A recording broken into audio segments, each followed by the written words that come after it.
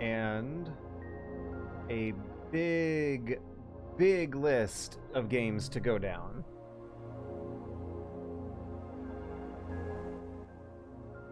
So Steam is currently hosting a kind of event that they're calling the Next Fest.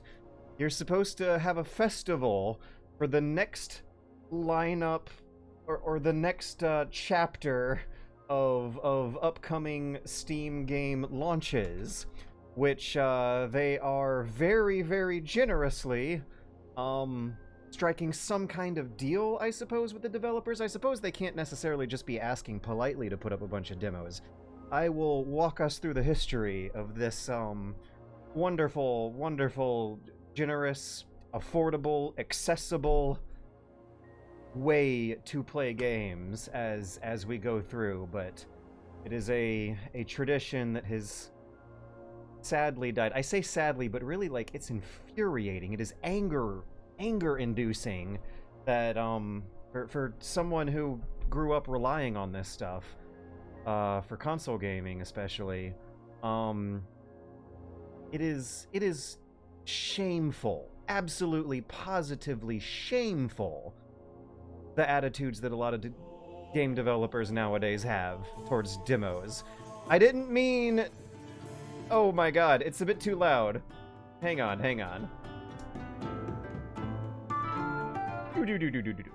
I didn't mean to start things off with a bit too much negativity, because it sounds like we have quite a friendly vibe to enjoy for Abbey here.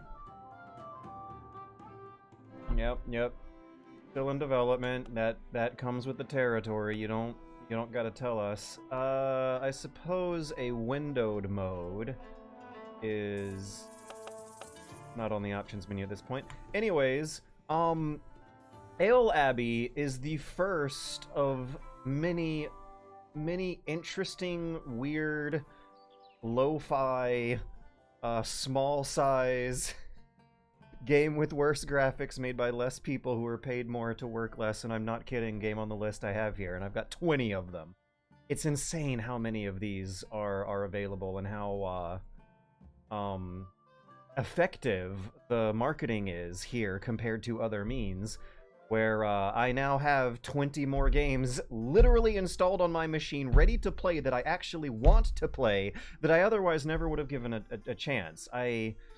How did we go so wrong, people? This is, I will say, bar none, the very best way to market games.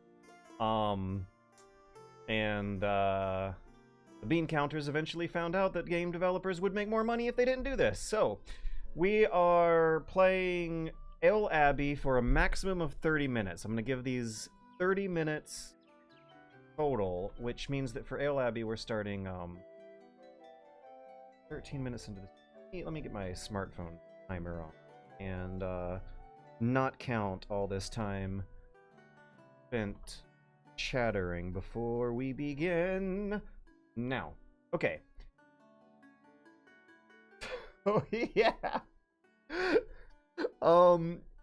In what other platform and what other time would there be a 16-bit looking pixel art game about brewing ale in a medieval monastery with a bunch of happy monks who, I will have your back in these first steps. It's easier than it sounds. In what other time or platform? You certainly could not make a game like this in around the turn of the millennium when demo discs were popular. But how effectively would word of mouth spread without some kind of hands-on sampling that customers can get with such a novel, interesting idea? The first of 20 novel, interesting ideas shall begin now. To inspect your monastery, move the camera on with WASD, or holding and dragging right. Use the mouse wheel to zoom in. Double-click a room to zoom in on it and center it. So that's the library. Oh, yeah, we got a speed meter. That means this is a simulation. Uh-oh, some news just came in from a bishop. Well, we finally made it. Never thought they need a bishop all the way up here. Oh, hello! I don't usually prefer fanfare, but it's always nice to have a welcoming committee. The monastery looks decent. Man, off you go. Now I have some serious pondering to do. Okay, so I guess the bishop is, like, a tutorial giver character. What about the happy monk we saw earlier? So he's going to give us 2 goals here. Build a recipes desk, create a light ale recipe, and get 100 florin. Recipes desk. You need to place a desk in the library. Okay, well I know what the library is. Before we get started on that, let's see what this is. Is this a doorway into the outside world? Oh, there's women. Does that mean that this is a double monastery, like in Pentiment, where the nuns get to live with the monks? Sneak around behind the scenes. Okay, so this is a brewery. Do we have anything else up here? No. Okay, so we'll double click on library. We got our nice little toolbar down here ready to go. Boundless known world. It's duty. I wonder how accurate, what year we're taking place in, and how, plus $5. How, wait, do we already have those? Oh no. Put it by the door. Create a light ale recipe. Use it to start the creation process. New recipe. Oh my god, look at how cute he is! He's so cute! Select the style for your ale. Select the ingredients. Decide the developer firm. Name the recipe. We get to name our beers. Wonderful.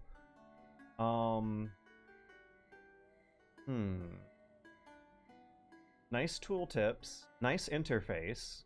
I feel like vital information is never going to be off the screen, which feels good. There's a toolbar on the top and bottom that are very out of the way of the forms in the middle. Range of the rest. Virtues. Flavor, color, strength, and foam? I don't know if how I feel about foam being considered a virtue here. Mandatory ingredients and any style-specific special style. Light. Is that the only one we get in the demo? Oh, we gotta unlock more as we sail to the... Okay. Healthier. Oh my gosh, I wonder how edutaining this could be. Could you, like, learn about the economics of medieval towns? What is this selling to the market business? Are we going to actually learn things about how our ancestors lived by interacting with the kinds of decisions they had to make? So we need malt and yeast and nothing else. Special quality virtues. That is hilarious that they have these qualities being called virtues. I guess, is that the only thing we do on this screen? Arrow on the lower right. We need at least 1 portion of each mandatory ingredient. Okay. These are our current supplies. Are we measuring male or malt in units or weights? What's the gradation? 1 out of 25. Adding up, subtracting modifies those virtues. Hey, people, someone in here who knows the history, how did yeast work in medieval times? That sounds really fascinating. How does yeast work in general? I don't see yeast when I go outside. I never hear about farmers raising yeast on the farm. Where does yeast come from? How is it cultivated and harvested? What does it look like? I mean, when we're baking yeast nowadays, we have these little yellow pellets. This looks like a white powder? Anywho. Finding balance. Oh, these are the virtues. Yeah, foam's at the end and taste is at the beginning. These in the middle, I forgot. Volume and something else? Ah, here we are. Flavor. Color. Okay. Light straw blonde to ruby bread. Wouldn't that be more by preference rather than a meter from 0 to 100 here? Strength. Foam. Third beer looks flat or is snugly covered by thick layer. But no, the foam, you don't want the foam. It's not gonna fill you up and get you drunk if you're drinking foam. Mandatory ingredient. I'm just wondering...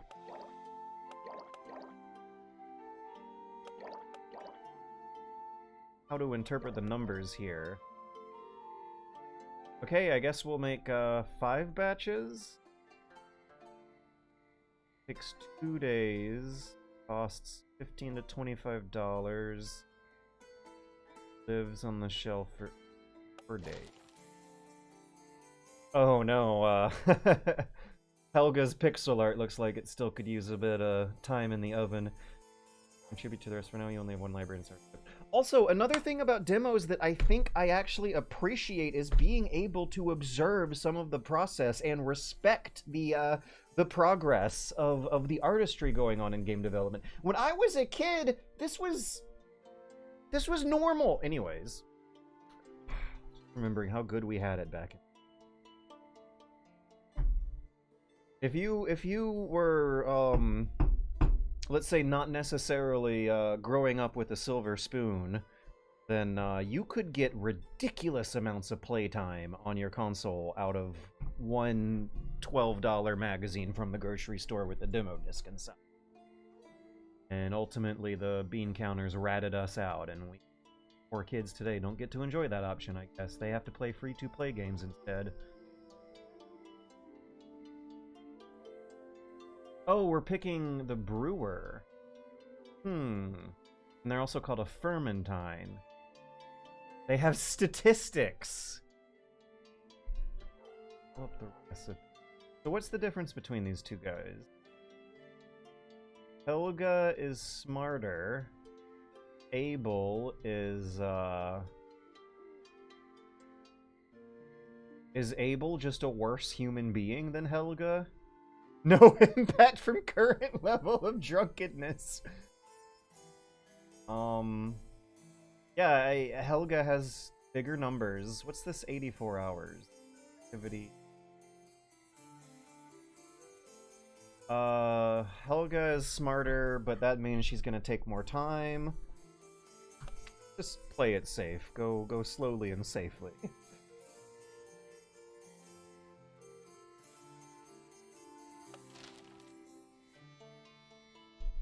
Oh, what are we gonna name it? Twitch chat, this is a perfect moment to interact with the audience here. Twitch vote brew. Fermentine will start producing a recipe. Recipes can later be used to brew ales of the brewery. Like the music? Your maltiness, please review your recipe properly. Start the development process. Okay, let's see what chat has to say here. Squaresoft. Come on. Name. We need name submissions. Come on. We got 21 minutes left to name our first beer, guys. Snap. Wait, no, it's chop. That's the onomatopoeia you say when you want people to hurry up. While I'm waiting, I suppose I can slightly move the text a bit out of the way of the gameplay here.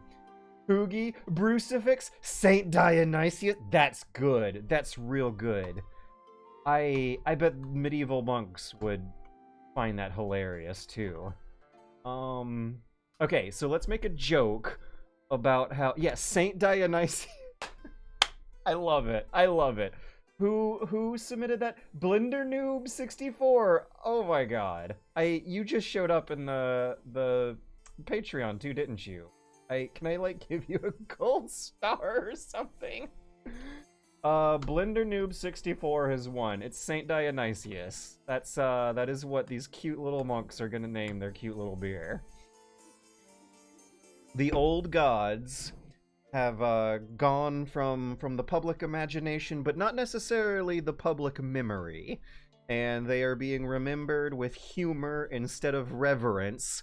Thus, I do find it somewhat believable to imagine, at least behind the closed doors of the monastery, at least, medieval monks getting drunk and joking about Dionysius while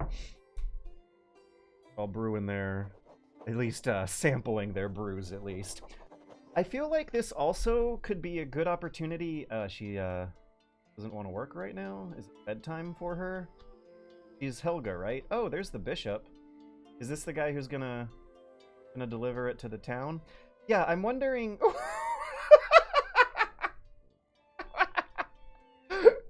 So it's a life sim. Helga, wake up.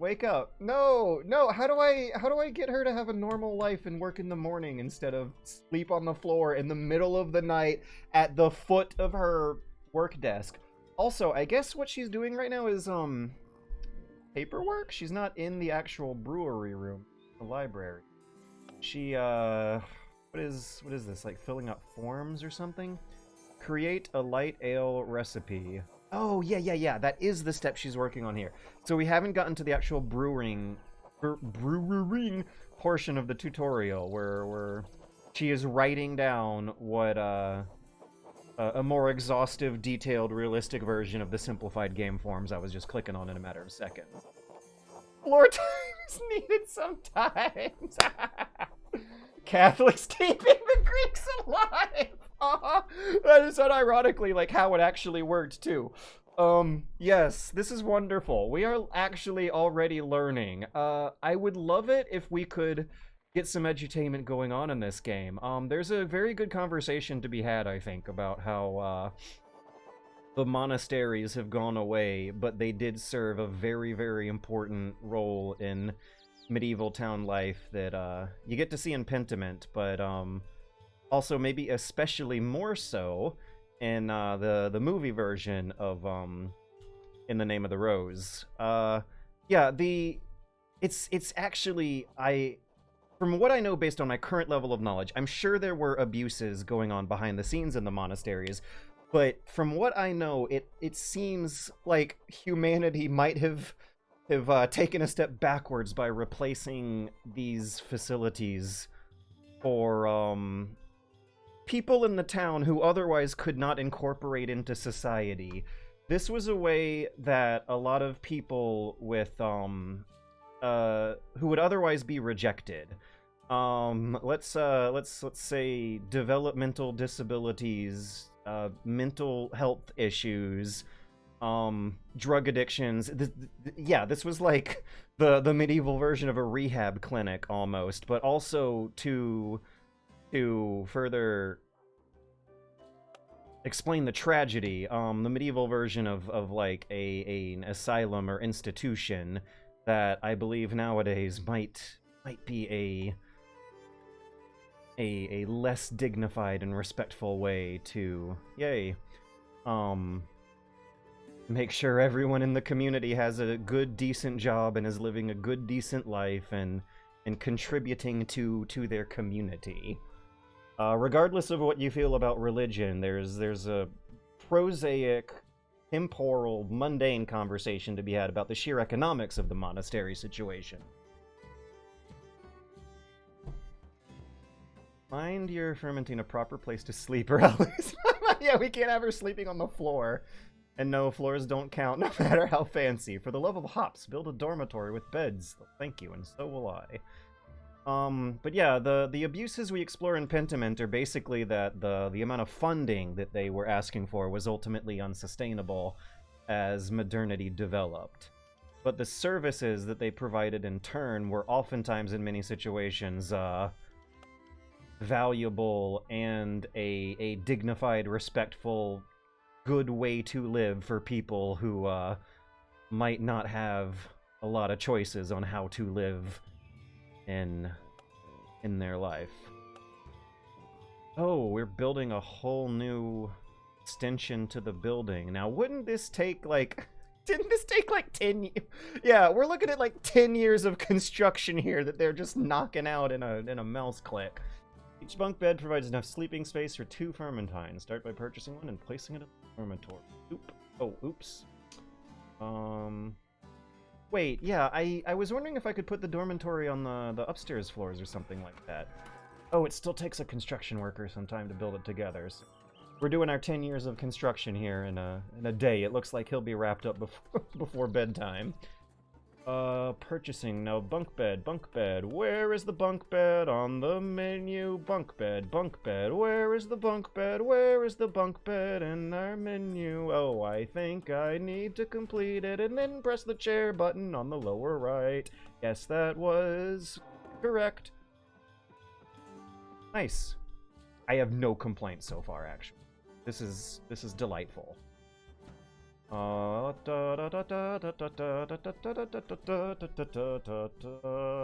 yeah, bro, our version of Ambrosia. Look at that. He's already joking about the pagan literature. Set up a brewery with a boiler and a fermenter. Instruct a brewer on how to wash their hands and leave them to it. Pick any recipe you like. I'm eager to see if everything I heard is true. Basic brewing stove, fermenter, and then we eventually end up with a light ache, a bit of faith.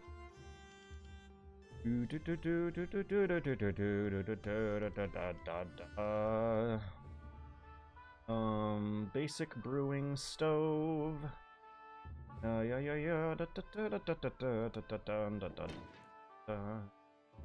Need a fermenter. Where is our money? Okay, we have 898. Hops bucket.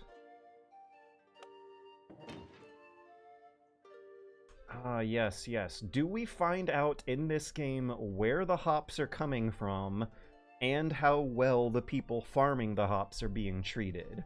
Can we, like, make an alternate history here where everything is peachy and clean and we're gonna indulge in some idealism of a utopic vision of what a medieval monastery village would look like? You have both click on either to start a brew. I guess let's click on the stove. New. Saint Diet. Oh, I misspelled Dionymius! I am fine with this. Infection probability is 13%.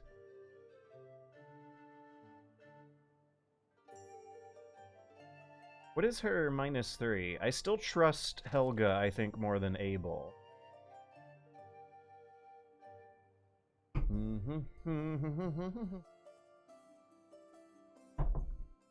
Shopping list. Does she gotta go back to town to buy this stuff? Because that takes a whole day. Quantity. Yeah, okay, I see.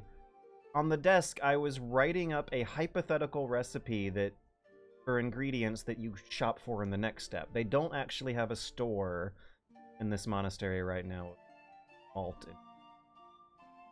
Automatically buy ingredients at their current prices. In the full game, once you build a storage room, you'll discount ingredients from them. Oh, maybe we got a guy delivering it to us, so we don't gotta spend the entire day going back to the market, back and forth. Oh man, I'm just now remembering that back in the day when you rode a horse to the market all day, you could set it on autopilot and get drunk and take a nap in the carriage while the horse, if had the route memorized, takes care of the driving for you. We've regressed, haven't we? Brew a light ale. No, what am I saying? No, we haven't. Modernity is great, and I should be grateful to Libby. Alright. Is she gonna sleep in the bed now, instead of the floor? Yeah, she looks tired. Oh, there's our buttons. She's just shaking her head at... Did she fall asleep behind the pillar? Oh, no. I think she might have teleported. This is wonderful. You have to keep track of their statistics. Like, being able to click on an individual person in a strategy game and get some kind of detailed view of how they're feeling is always feels like a treat. Yeah, can I, like, get able to do something here? Because he's idling. He probably does not like idling. What's the frowny face in development? Oh, that's probably means game development.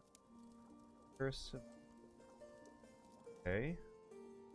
Yep. And instead of building the storage room, let's just let Olga do it in a sec. Take a peek at that. We should let horses drive our cars for us. Welcome, Enzo Chocobo. I believe I've had quite a few Belgian beers in my time. Beer is liquid bread. A little fancier than that. Have you read The Name of the Rose? I have not. And unfortunately, even when it comes to the movie, I've only skimmed the movie and seen clips. But, I think the movie is directly engaging with things that, that the game might have, the game, it's not, the game Pentiment might not have wanted to, risk touching, which is, some characters in the monastery were, in the movie at least, have, like, real severe defects going on. But, nevertheless, are living productive, dignified lives in making products that they sell to the community for everyone's enjoyment. Let's see, because they also got the books. Pentiment definitely gets into that. The scribal services of the monasteries were extremely important. You got beer, you got books, scholarship. There are many, many funny stories about very, rationalist secular scientist types not really being able to find a job doing rational secular science anywhere other than a monastery.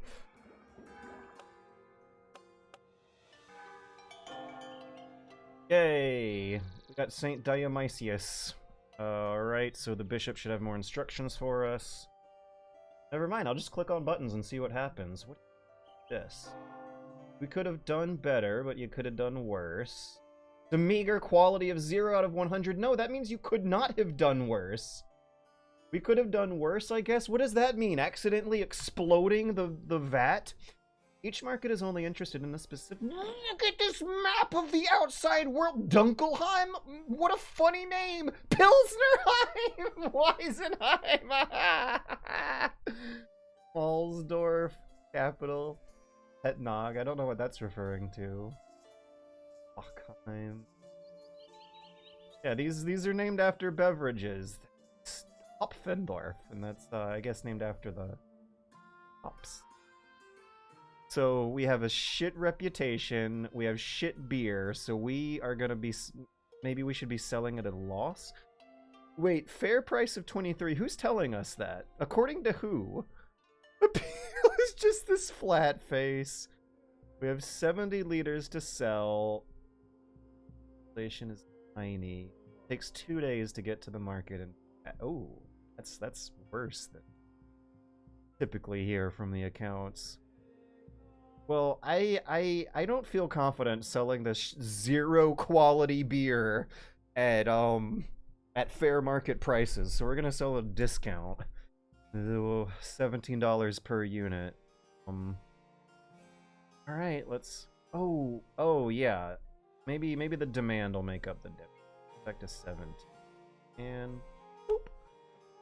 Once the cart brings your ales to market, they will start selling on a weekly basis. Okay, so every week, there's a driver here, a driver with a cart, and look at how adorable he looks. Driver with the cart's gonna make the 2-day journey, not any of my monks or nuns. Hail and Faith are great! Sure they could cook, but we need them.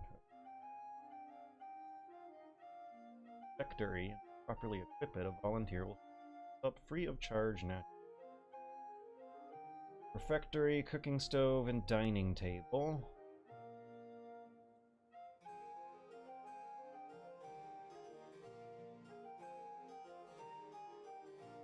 Oh, wow.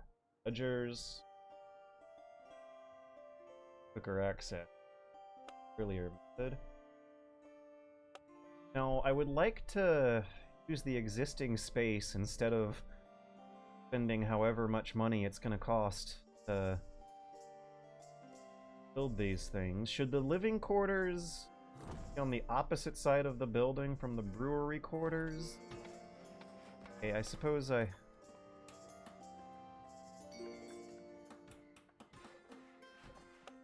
wonder if there's like simulated message delivery time too. I don't think so. I don't think I had to wait 2 days for that message to get here. I don't know, maybe a guy on a faster horse who's not dragging a cart behind delivered the message faster than the driver delivering the beer did. Oh, who's this guy? Oh, I can't inspect our construction man. Okay, cooking stove. No? Swedish design and timber. Table can seat 2, so make sure you table. Dun.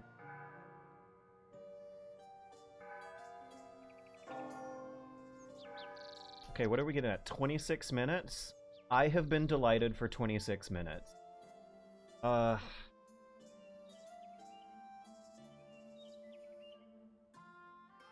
Inburn's prohibition is one of the documented. Isn't cider also alcoholic? In any case, what's the next step of our tutorial? Our latest directive. I don't know what cosmic revelations can be extracted from toying around with foreign ingredients. You'd be surprised, my friend!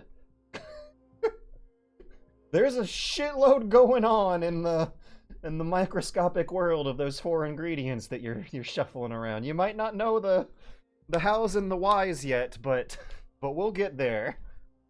New cosmic revelations can indeed be extracted from those things. But anyways, stranger things have happened, so we march forwards. Build a laboratorium, equip it, staff it, hope for the best. Assign a fermentine to an escritoire. Is an escritoire a scriptorium, as in pentiment? Because now we actually are getting into some other things than beer. The Dark Age is long gone. This room is no longer used to hide progress, but celebrate it. Yeah. Oh, the brewing techniques the future has in store for us. Yeah, we're actually getting into how some of the secular sciences developed in monastery environments here. Yes, yes!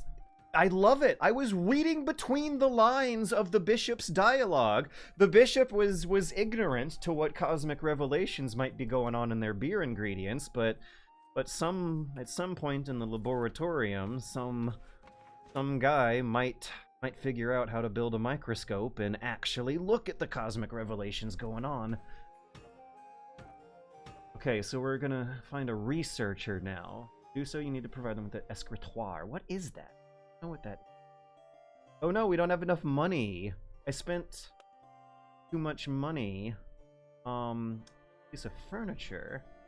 Oh, it's just a bureau, a desk. It sounds so fancy, right? Still, the most frugal way to do research in a monastery.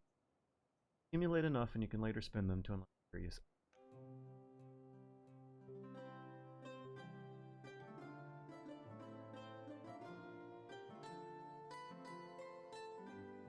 Okay, let's get Abel. Let's get Abel to do that.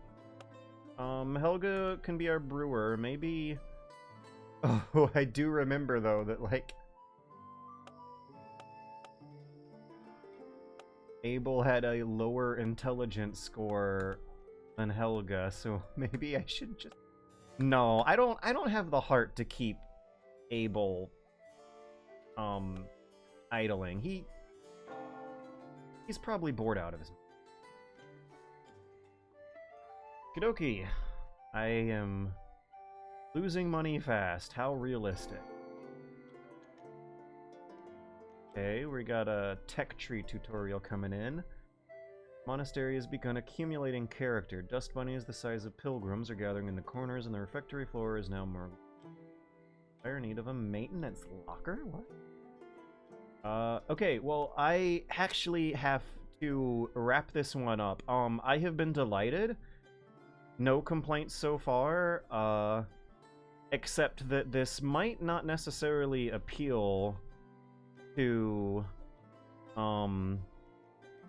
people who might be wanting something more complex out of the gate. It looks simple, which is a vibe. There's a market for that, an audience for that, and for myself, I totally get in and out of the mood to play simple little management games all the time.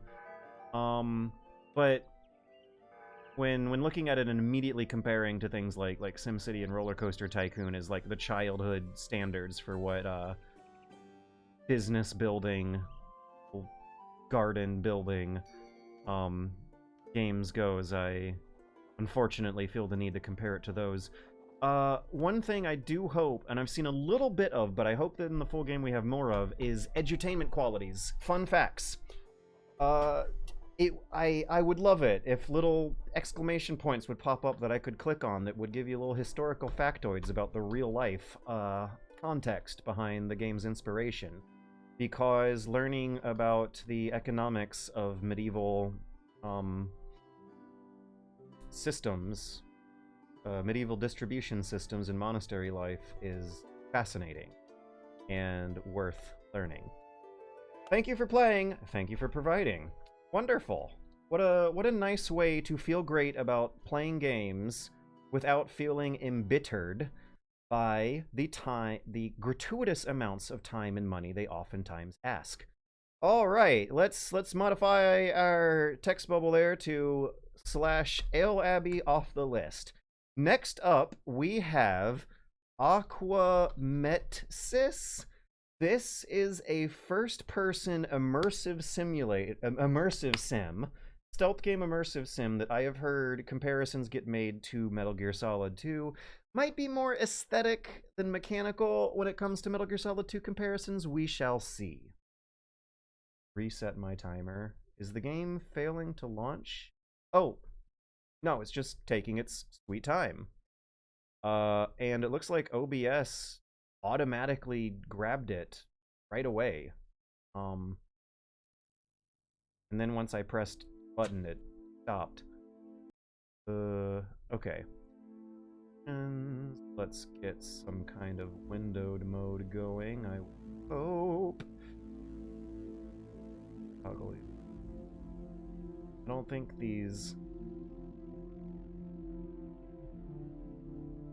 demo developers in early stages are particularly interested. Also, this is resolution scaling inside the game engine instead of changing the scale of the whole window and /or whatever technical terms I'm trying to think. Take a look at these controls. The space, crouch, controls, sprint, shift, sneak. Sneak is different from crouch. Okay. Dash. Use is different from grab. Okay.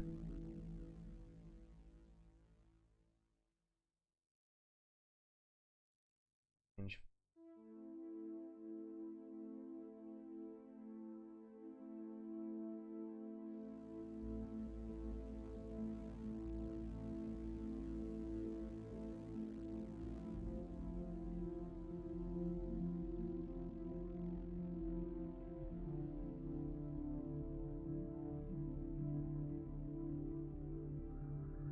Oh yeah.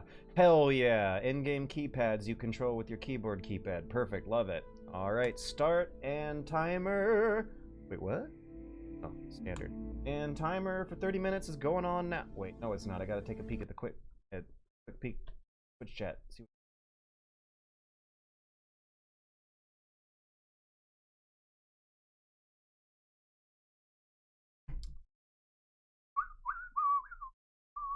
Oh no, we have religious debates going on. To be fair, I kind of invited that.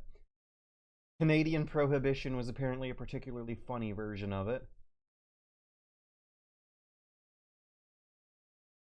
Remember back when religion and science were generally thought of as compatible? Good time. I have to wonder if that's coming back again. I in my secularism have since come around to reinterpret the religious matters as less ones of the supernatural and more ones of literary constructs, which I find a hell of a lot more.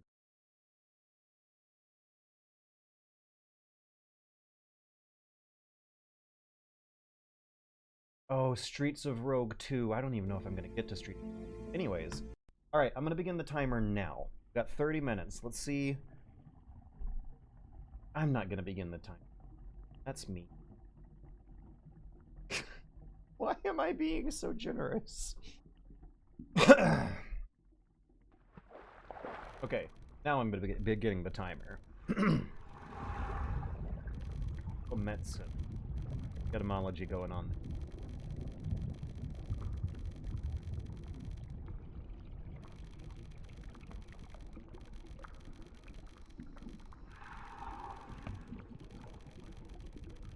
A Homer reference.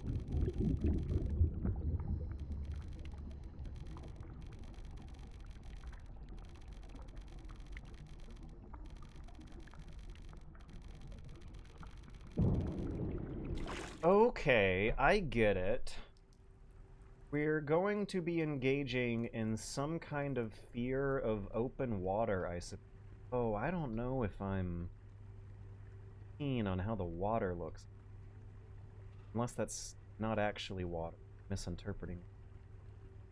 The ripples on the surface are like way too small and opaque. It looks like oily slime instead of water. Anyways, climb up a ladder. No, tutorial and some control. Got some frame rate hiccups. Playing this on a potato computer. We have wall runs, definitely cool. Something about hugging a wall? What was that? I missed that. Fun noises.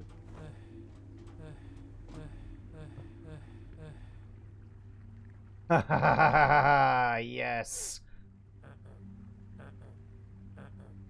I'm wondering if that audio is placeholder or not. Either way, I like it.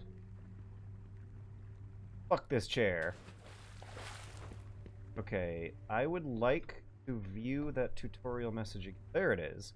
To execute a wall run, ensure that you are not hugging a wall. How do we hug walls? Shift is sprint, space. Well, let's worry about that. No!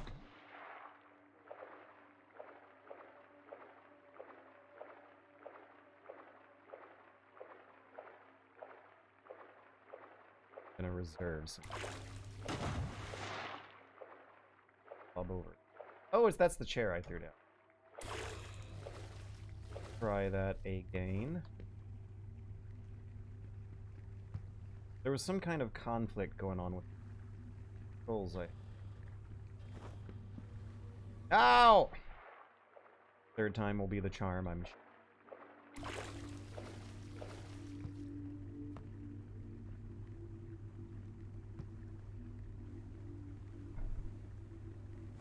It is... Jeez. It's at least a very good sign that you can pick stuff up and throw it around. That is the United Nations Association on Immersive Simulator qualifier for what counts as an immersive sim. If you can stack boxes to circumnavigate the developer's puzzle, it counts as an immersive sim. If you can't stack boxes, it counts as a toy. Okay, let me keep the cursor pointed at my destiny. Go! 4th time's the charm. Yeah, okay, take versus carry. Hold F to carry, hold.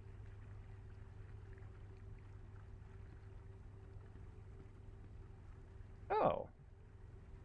Nice lighting effects. Boxes are... Yeah, they want us to immersive sim our way up the ladder here. Oh, did I just see a preview arc? Wonderful. Is it actually going to make it that whole way, though? Misleading preview. Oh.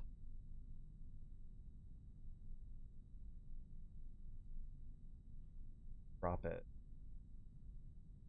F? Hold F? Hold. Okay, there's wall jumps. Press space. While wall running, hold space to make while on.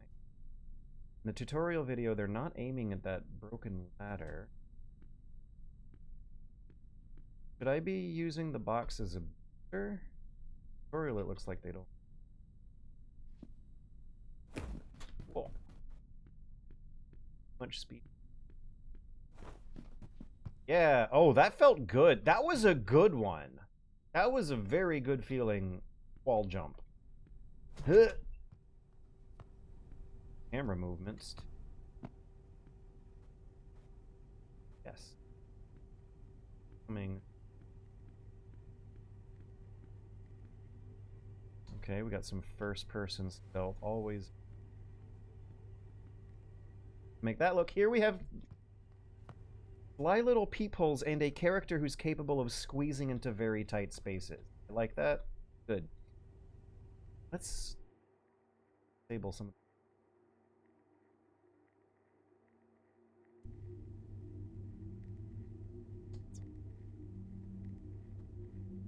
Is crouch. Alt toggles sneak mode. Oh! Oh! I should bind that to V. That's just like a deeper crouch. I see. Go V.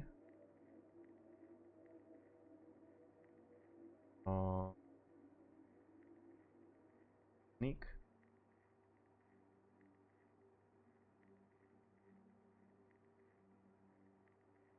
instant drop. Any case. Land while crouched, you won't make noise. Try to get past the guard. Okay. Suppose I'll put much distance. Hug the wall. At the block.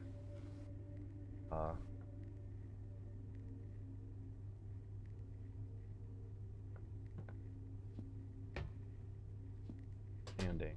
Not quite line of sight. I can look right at him. Should I be adjusting the brightness too? I'm wondering if there's shadows. Yeah, the tutorial video has some pretty deep shadows in this. Do we have a brightness slider?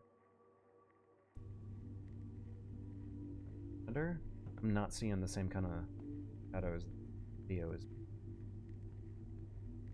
Use photon tracker to check it. X. Aha! Oh, this is our light gem, like in Thief. Thief style. We got Thief style stealth rules, but with wall running and wall jumping. Oh! And a dash. You will perform a dash jump if you jump before you. Tutorial video want us to do? Dash from. Oh. Oh, I put that on shift, I believe. That feels good. Okay, we have very good feeling movement inside a very Spartan visual design. Developers' interests and efforts were definitely focused on not the visual. Backstabbing. Knife is... Sneak with ult behind the guard.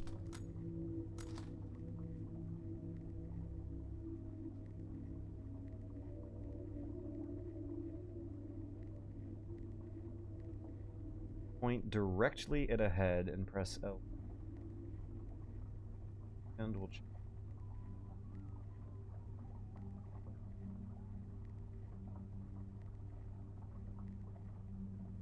Need to stand.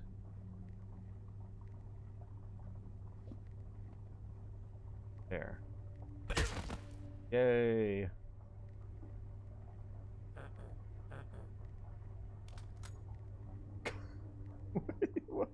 I am technically picking that up. Gotta rebind the control. Take. So...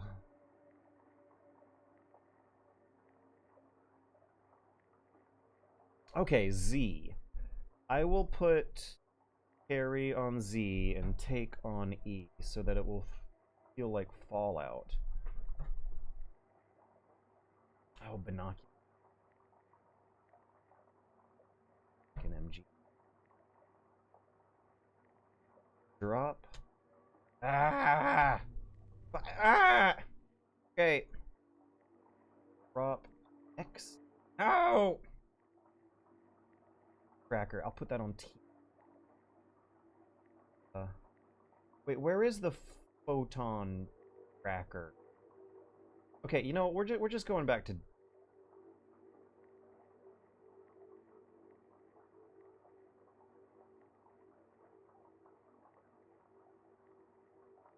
Oh no.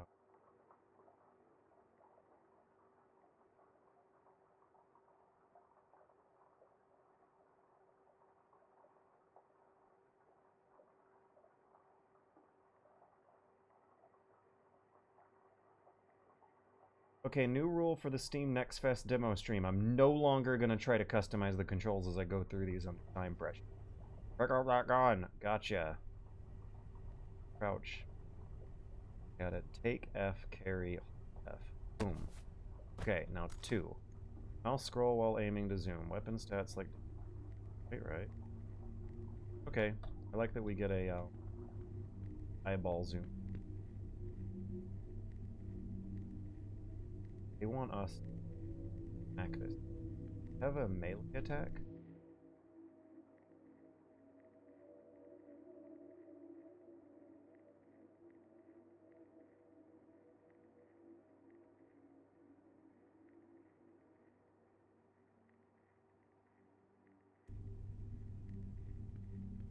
I throw something at the grate to break it so I don't gotta waste ammo? Oh my gosh, your character can bump into walls.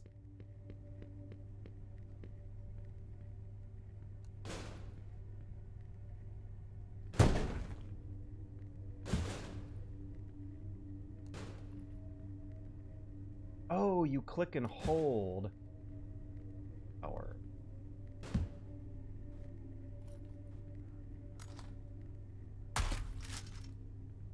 Fine.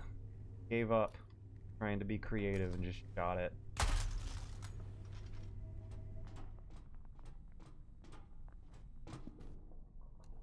Oh no! Whoops! Wrong button! I think I pressed V. I think my finger accidentally slept on V when I was pressing C to crouch. Oh boy. Did I just break the two?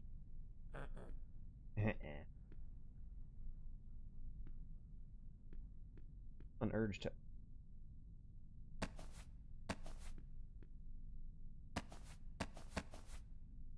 Cool.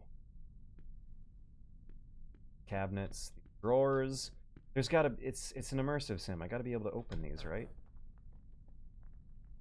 Interact button again.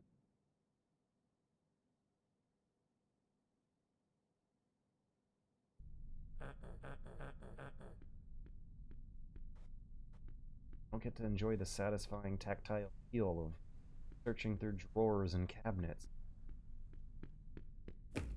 Look at that. That even looks like it's sized up right to be a hideable hiding spot, an Amnesia style. Anyways. Reload with R.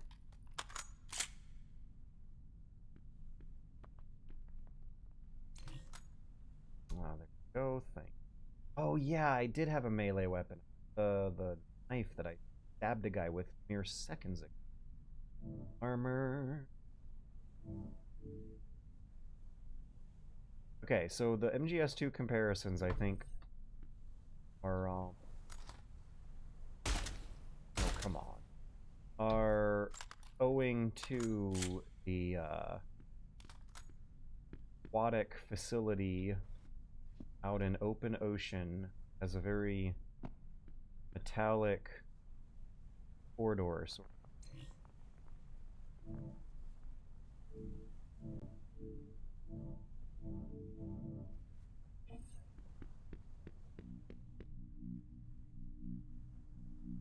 a respawn point.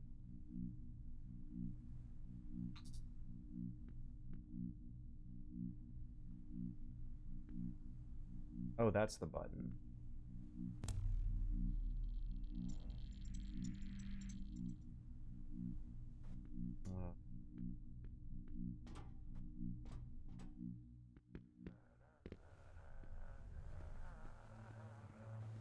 Here's something to my left. Weird noise. Let's activate sneaking. No! No!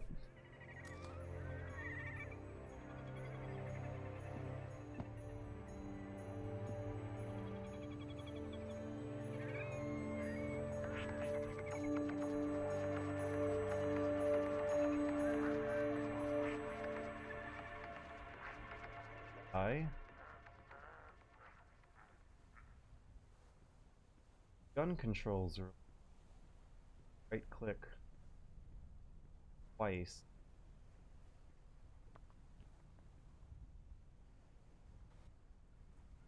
We got another guy.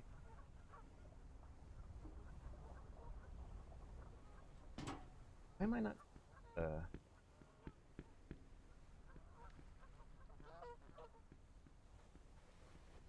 exactly?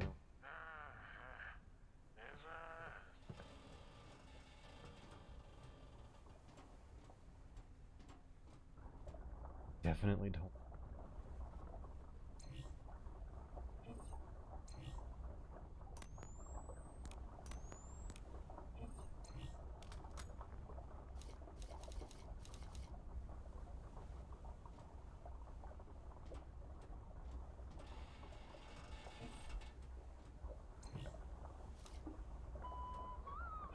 Like they have a pretty short vision range. Wondering how easy. That's the. Oh, I know what they want.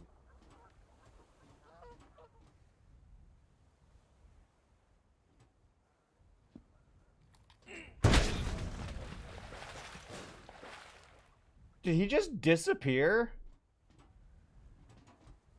I think I just vaporized that guy with propane. No propane was that hazardous. There nothing left? Oh, wait, we got something floating over there. Is that the corpse? Corpse.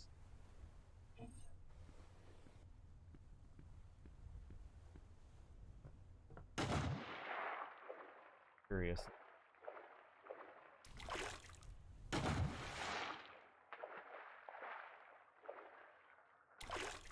Barrel fragment.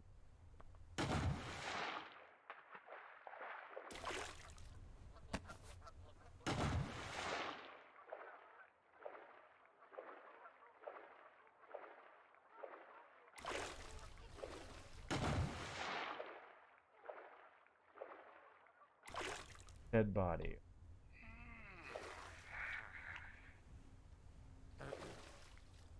Facial audio.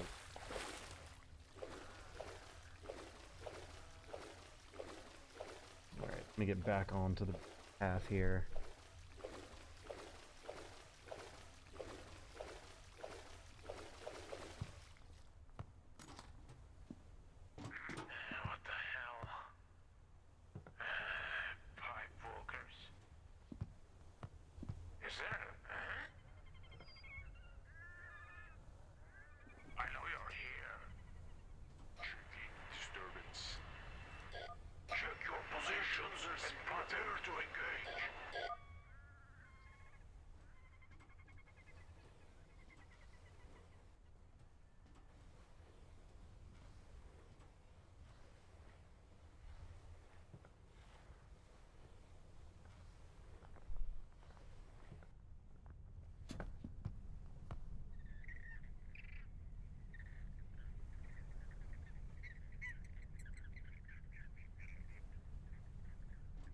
Do a lot. Controls for your movement.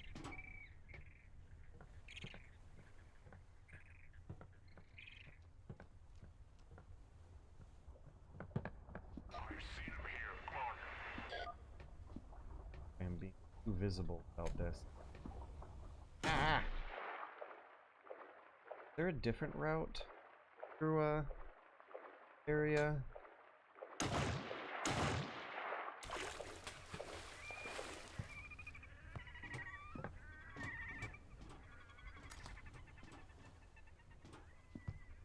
Be an obvious route I used to be controlling. You know what? I got a shotgun.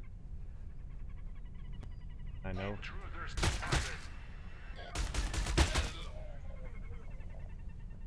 Was he trying to camp me? It looked like he, yeah, okay. So there, I don't know if I'm giving the AI too much credit, but the way that whole exchange played out, it looked like he partially spotted me climbing up. Ah!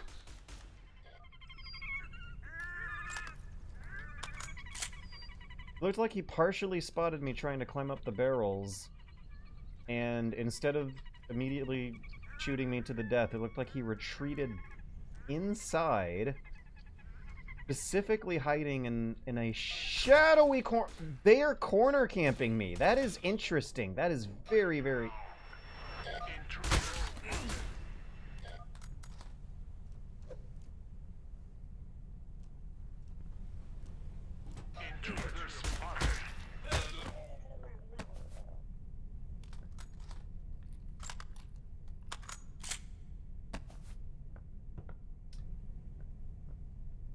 Putting corner camp me good enough, I guess.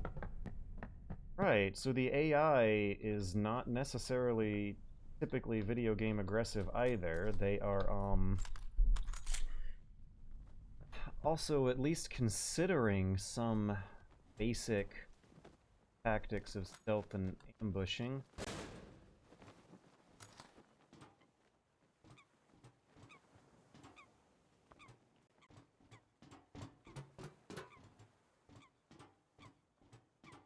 Okay, there's very complicated controls going on here.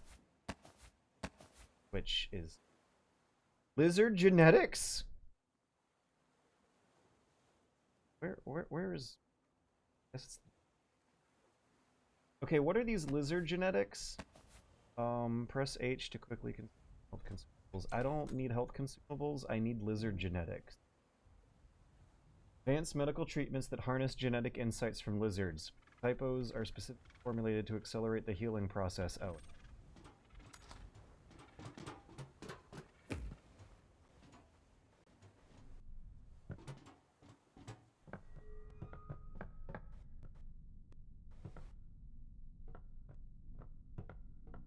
I'm afraid of corners now. Okay, there's gotta be some way to get the brightness.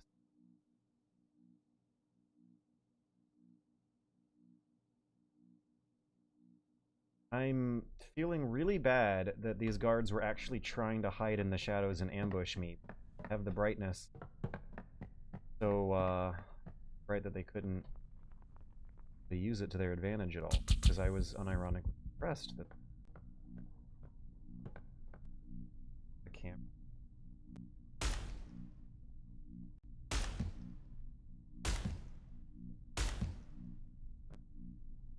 So...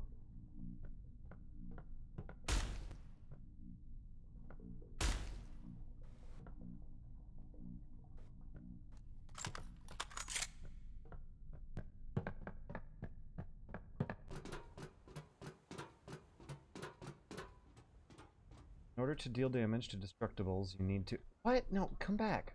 You need to surpass its damage threshold. The object will... Tutorial video guy is immense.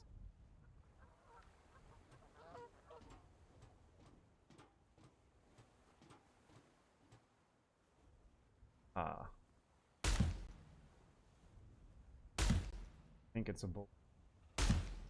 Oh, neat. It's projecting... the view, so I'd rather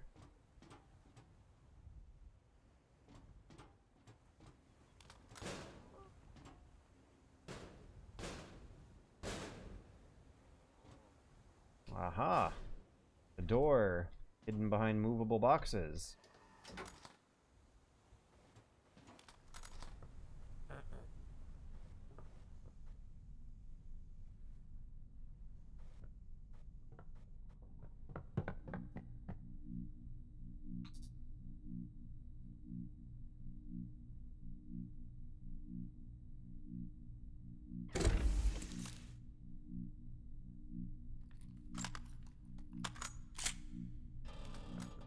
Shotgun. Maximum of 5 shots.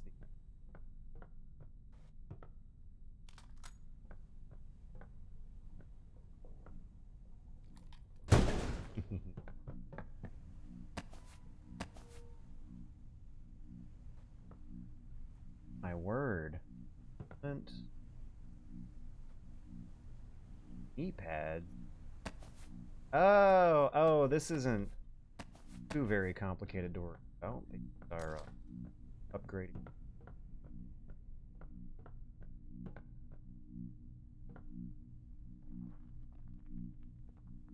It's a Deus Ex health system. That's awesome.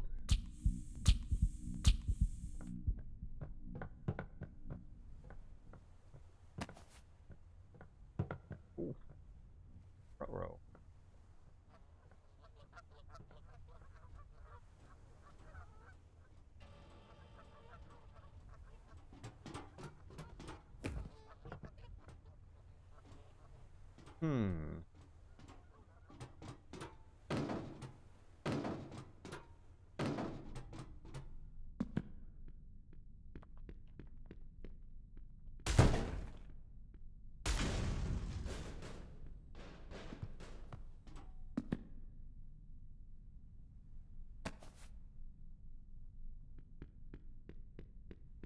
Oh, awesome. Thanks for covering cool indie games. Thanks for the $40, Trig the Discovery. I love it when you click and drag your upgrades on and off your weapons. I think I have some attachment fits into spots. I just picked up a click and drag that onto the SM. Yeah, yeah. Oh, and now they turned the crosshair off. That's good. That's good. Oh God, I get it now. I get it. It's starting to feel like Riddick, like one of the Riddick escape games, where you're dancing this laser pointer around into the smoke, spraying in the general direction of the laser pointer because you don't have a 2D crosshair stamped on your screen at all times helping you out. And Riddick was also a like first person stealth depending on how bad people want to argue about it, immersive sim type experience. So the inspirations here are wonderful. Deus Ex, Escape from Butcher Bay, and I've heard, I don't know how true the comparison's really gonna ring though, that Metal Gear Solid 2's in here somewhere. How do I? Oh, I bet I stack boxes. I bet I... Yes, yes, you do. Okay, it's janky. Might be, like, over ambitious, but, like, I'm thinking through different solutions of how to get through here. I'm looking around for different routes. You have extremely generous and complicated movement options. And if the movement options are too complicated for you, chances are there might be some similar alternate way through, like ha, wah.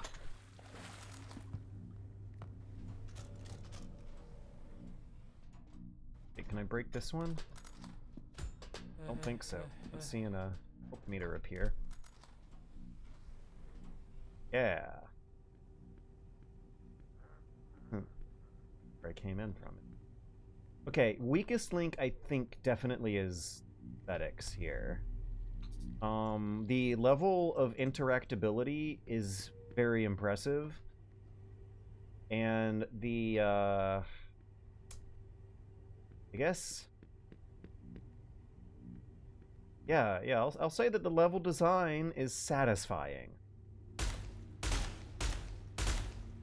Come on. Anyways.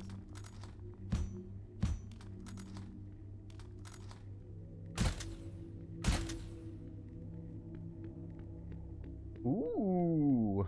Do I have a slide? Ah. Controls at the moment might be a little too complicated for the part that I'm at in the learning curve for this to really like look elegant. But look at that. I could be like wall running and wall jumping my way through here when I get a grasp on these controls. I kind of want to give this another shot later. It looks like 30 minutes. Might have only really been enough time for the tutorial here. Oh! Oh, this is, earlier. Nanofibril tissue. The Wiser Psi processor. What? Now I'm seeing System Shock rest? Oh my god. This is a weird, janky, It almost feels like a thrown together best of gameplay features of all your favorite millennial 90s gamers PC gaming hits. In the span of this 30 minutes, we have encountered like Unreal style wall jumping, Titanfall style wall running, Deus Ex style level design and the level of interactability, a System Shock style PSI magic power, psi power system that you gotta equip a special weapon for. Right? What in the world? Load psi wares into psi processor. Okay. There's lizard genetics. There's a sense of humor going on.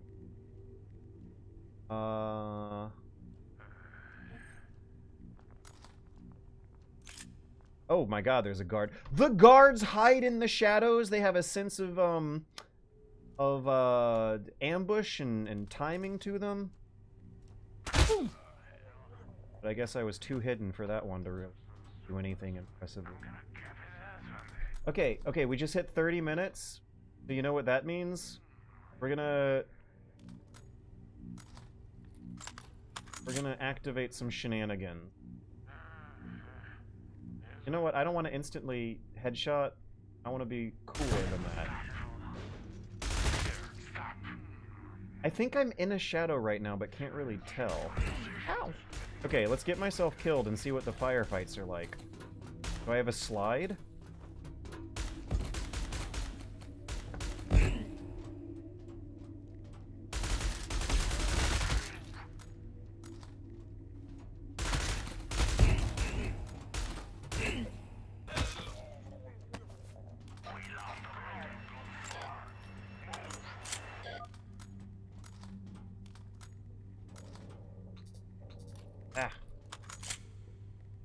They're also keeping some kind of formation, it looks like. Did you see how they went up together? AI is trying to be impressive. I can't say that their tactics are working, but they are visually intimidating. So maybe like Fear. There's some smoke and mirrors about, how is, this guy gonna go down? How's the shotgun again? Ah. I have to at his feet or something. I think I am hearing the crunch of a broken limb as I'm walking around. Oh my god, this is complicated. Yeah, I think my primary concern is making sure that such complicated systems are being utilized for a campaign and a story that can present them with some kind of aesthetic coherency, because what we've got is a very rudimentary immersive sim sandbox where all the greatest of hits of your immersive sim favorites over the decade are there, but something about the aesthetic, let's call it the build quality, seems a bit off. All right, let's I'm not necessarily unimpressed though. You definitely heard me get impressed every time I learned about every new gameplay mechanic coming up. Does Twitch chat have anything to say? Oh no, you keep damaging property. 23rd century Nerf shotgun. Yeah, the weapons also feel a little powerful, underpowered. I'm assuming that the voice acting, I'm generously assuming that voice acting was placeholder and not the final product, which is... Controller is going to be a nightmare. They weren't even thinking of... This was not a game made for people who were going to be thinking about controller games. Chips in your... The crunchy there, yeah, the damage system was impressive. The level of interactability with the environment and the enemies was impressive. The enemy AI was impressive, but the level design and the way it looks and the way it all was presented were a little jank. Okay, what in the world is this? Corpus Edax is next on the list. And when did I get recommended this? Or what screenshot of it intrigued me? An immersive first-person melee RPG. Okay, so not that much different than the last one.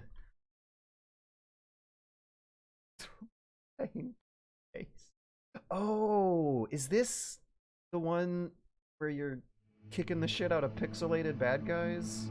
Oh, maybe not.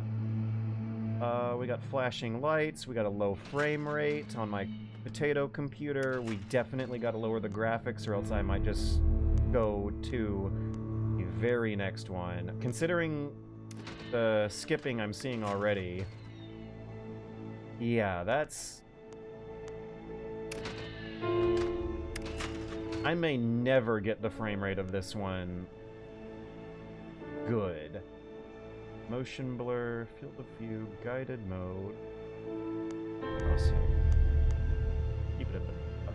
I might just want to keep all this for default right now. We learned last time that if I fiddle around with the controls and stuff, yeah, quick tutorial. Hopefully this time it's quick and not going to take the full 30 minutes. But we have another, this time it's self-proclaimed. We have another immersive sim, except this time the description of the game actually claims as much.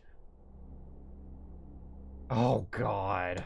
Fuck, more barren-ass level map editor aesthetics. Okay. Left shift to run, press space to jump, hold fire, so if I tap it, if I hold it, yeah. My guy's arms are looking pretty silly. Stealth skill. Crouch with speed. Athletic skill. Hold crouch. Oh, we do have a slide in this one. Can confirm. Janky ass slide. You have your Corpus tab to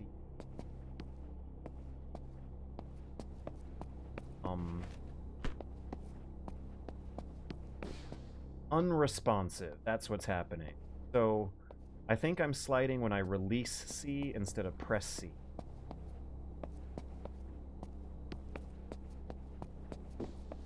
No, I can hold C down and he'll still slide. There's a certain amount of delay to the slide that I'm just gonna have to get. Corpus. Yes, I have a Corpus. I have legs. We can see our own legs, confirm. Is that another rule for being an immersive sim? Because I don't know if we could see our own legs in the previous game. Interact with objects with E.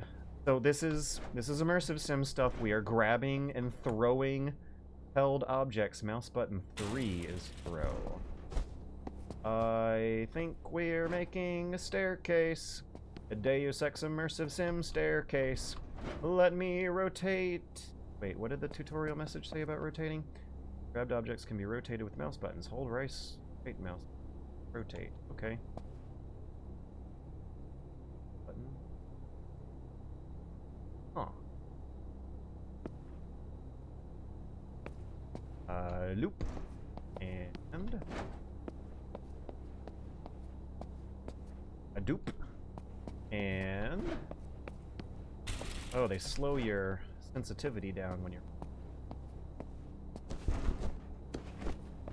Oh gosh, there's potential for motion sickness. Okay, how are we gonna get over the barbed wire? We're just gonna climb over it. Ah, yeah, I guess the tutorial wants us to take some damage for tutorial purposes. We're just gonna wail on these dummies now. This is how they're doing the combat tutorial. Okay, we have combat tutorial gimps in this janky, quickly slopped together prototype map editor immersive sim.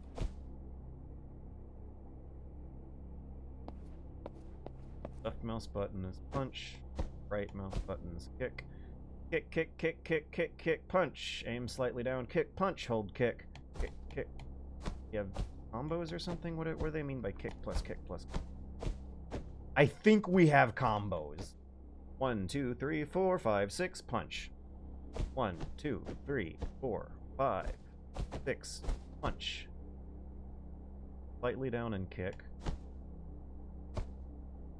Huh. Get different kicks depending on whether or not you're high or low. Punch. Kick. Punch. Kick. Oh! Okay! So there's a complicated... There are combos. 1, 3. Wow. Oh my god, I can roundhouse. 1, 2, 3. I can also knee people in the nuts. Punch. Bam. Ah. Distances. Whoa! That's, a lot of blood for punches.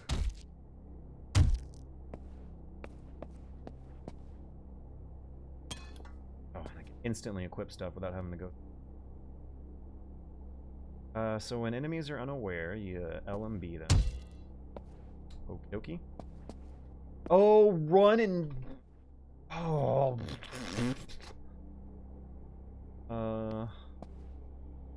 So blunts are non-lethal. Thank you for clarifying. Left mouse button with a sharp weapon is lethal. Hold left mouse button.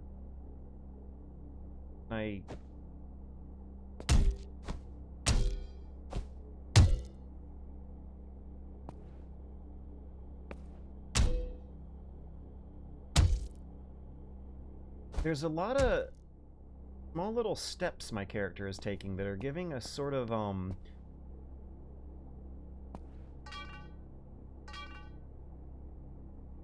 imprecise or manic or floaty feel to these.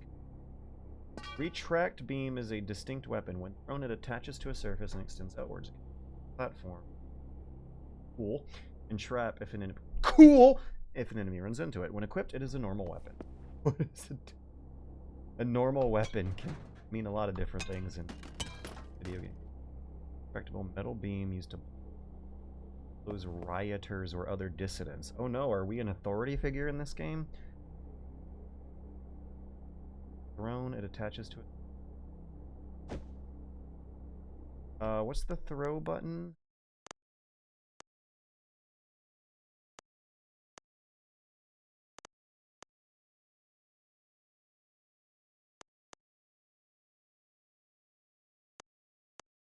Controls.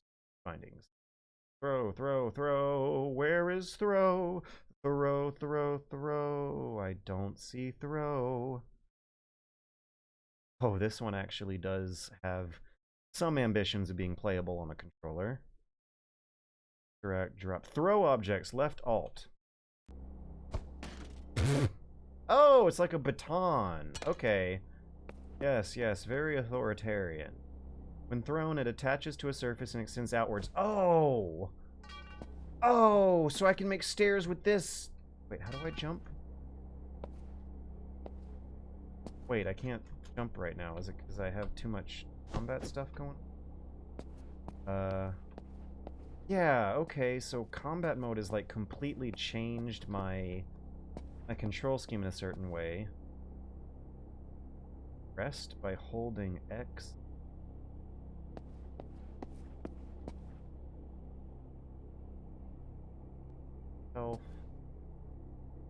Weapon. I don't know how I'm feeling about this one. Oops, I accidentally pressed the windowed button instead of left alt. Left alt is quite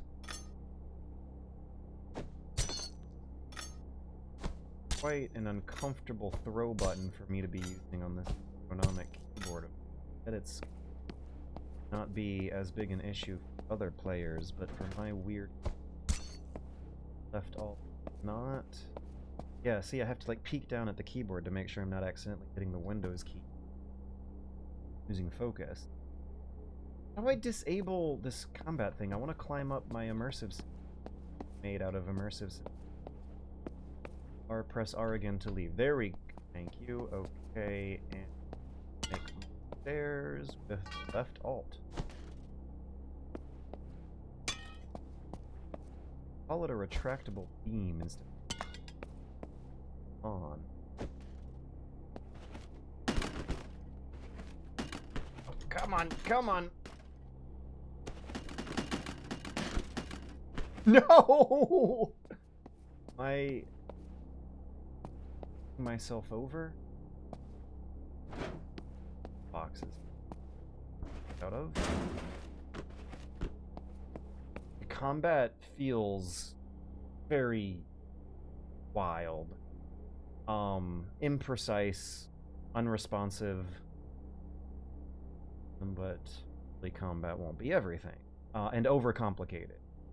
But I don't know, maybe in the actual campaign beyond the tutorial level there's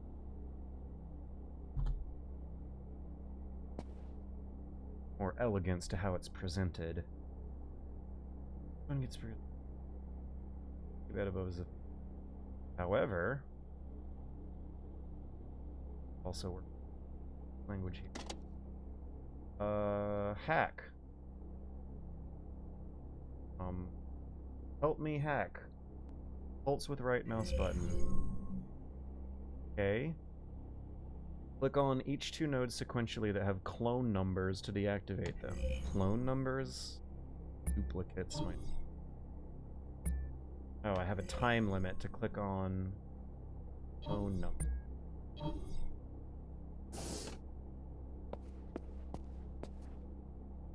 We're about to hit 10 minutes.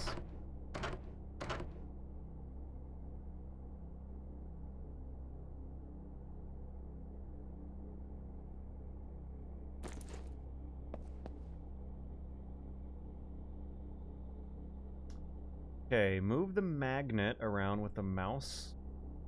The magnet gets closer to a pin, the green sidebars will fill up depending on distance. Once you pass the threshold distance, press and hold L and B. Magnet. Pick up some more. I'm realizing that these immersive sims are going to be really too complicated to preview well in 30 minutes. Alternatively, yeah, alternatively you can just bash down the doors. Great. You pass the threshold distance, you press and hold L and B to let the magnet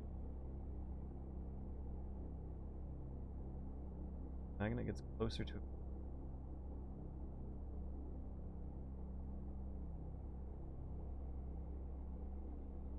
I just don't see a magnet. Something about the language of these tutorial prompts not conveying what the writer is. English is 100% localized. Go on market, I guess. Who am I kidding? It doesn't matter about it. Corresponding. Quite understanding. Chat, we got anything? What if they give you free currency? No one knows how to help me with the lockpicking minigame in Corpus Edax here. Alternatively, your combat skill is at 50, meaning I am unhinged, which lets you hold kick to kick the door out of its hinges. They are still making some...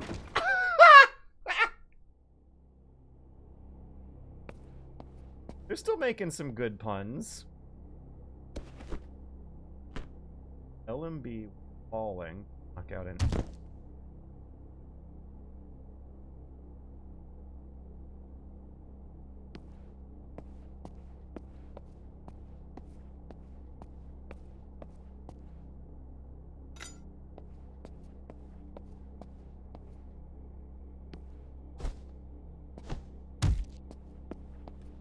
Don't know how he spotted me.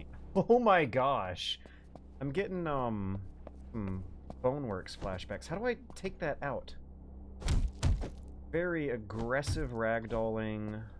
A lot of...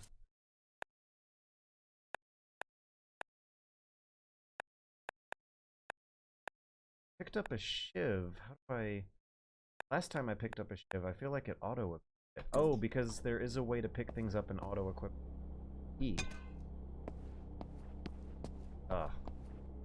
Okay, well, hopefully the tutorial will be over in a hot jiff. And we'll get to play... about 20 minutes of the actual real game.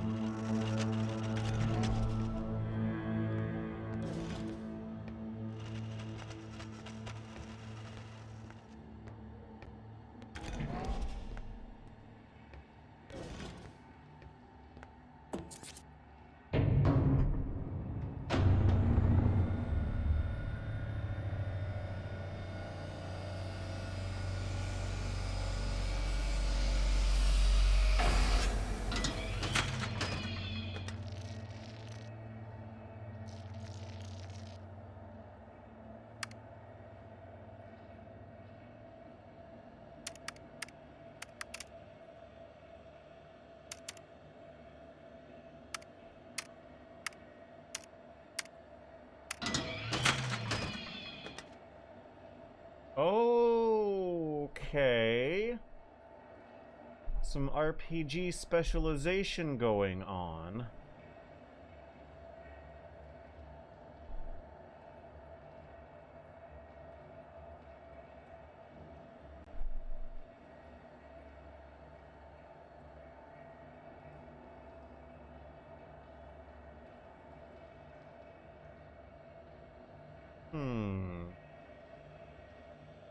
So I guess on the left we have, like... what's the categorization going on here? It seems like there's more psychological or social skills on the left, and then bodily skills on the right, but then you have something like strength here on the left, which kind of breaks the paradigm.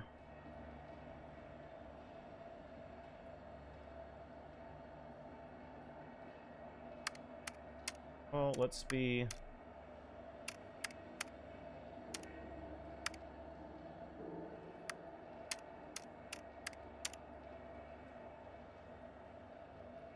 Let's be rather generic and basic for the quick tutorial demo purposes. I've always liked talking my way out of situations in RPGs and immersive sims whenever they give you that option, so lockpicking and stealth and allure are gonna make me a sneaky, stealthy, charming, talkative rogue type person. Jimbo. Wait, 78? I thought I was 99. Come on, guy.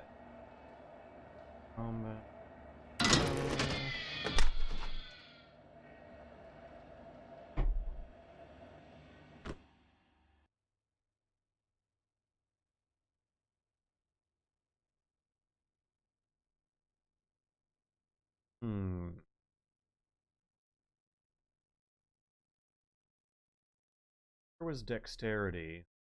So I suppose it might just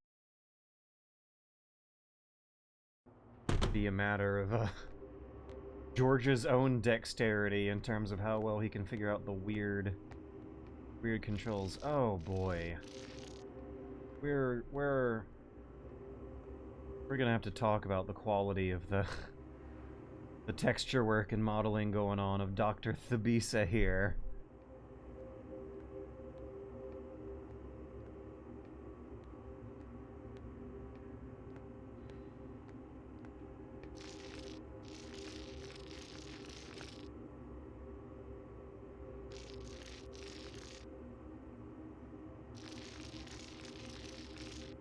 I really don't know how I feel about this one. Might just be a bit too undercooked to be showing off to the public right now.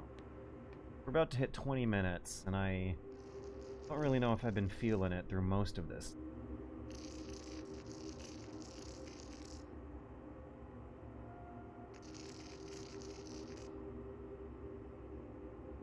Okay, we're Halo's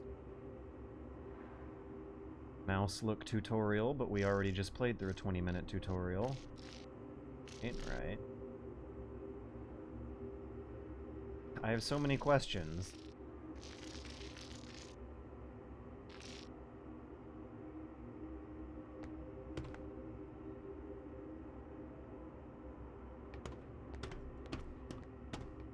And the like level design and texture work are just way below where I think I want playing with time in my life.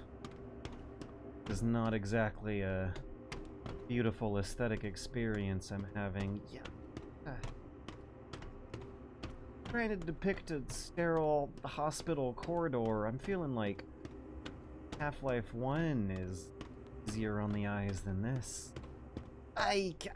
Okay, I apologize. I apologize to the developers of Corpus Edax. I'm not... it was not sparking joy. It was not sparking elation for the Wonderbox 6000, which we will get to now. Elation for the Wonderbox 6000 is, according to the store page, going to be a first-person claymation adventure game about going into the city to try and find a game from your youth that no one else remembers. Let me look up the Corpus Edax store page and see what intrigued me into checking that one out. Oh, that's a damn good trailer. Okay, there might be something going on in Corpus Edax. If you have a better computer than me and more time to dedicate to learning a very, very complicated control scheme. Yeah, I guess you play Corpus Edax for the melee combat system. Let's see what we play Elation for the Wonderbox 6000 for.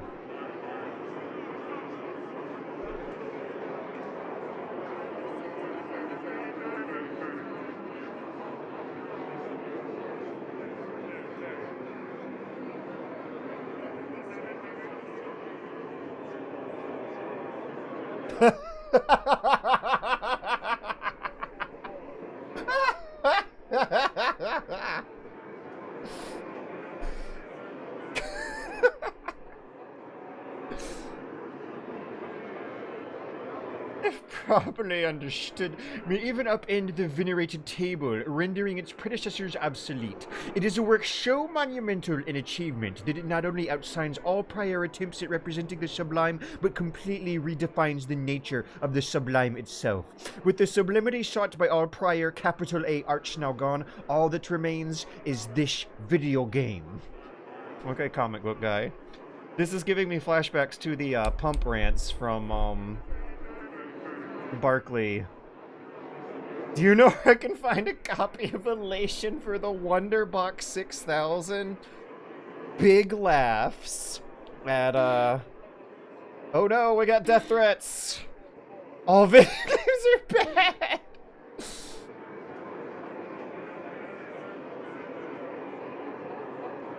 Hard welded to the chassis. Consumerism.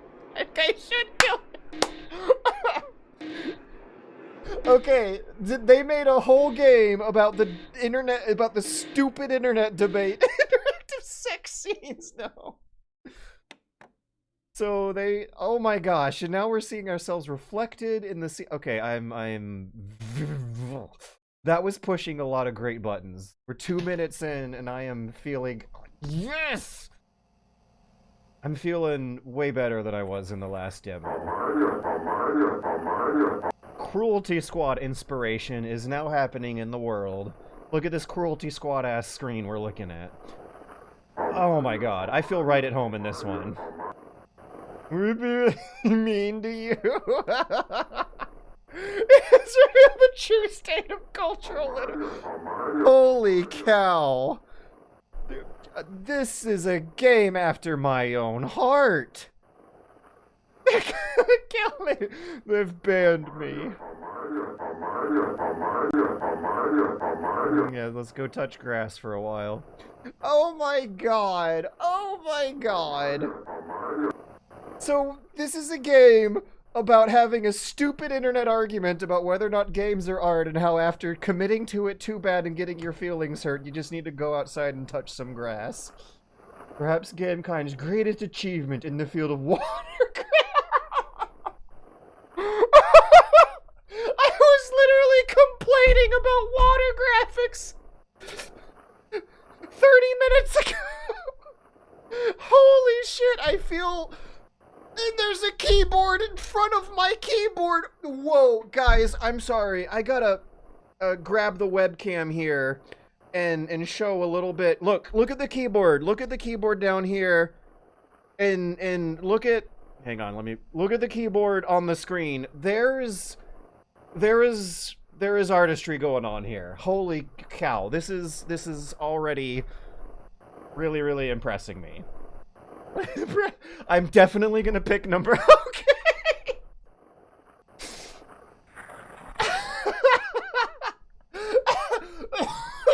When you talk to people in this game, your vision gets all goopy and a little talking keyboard shows.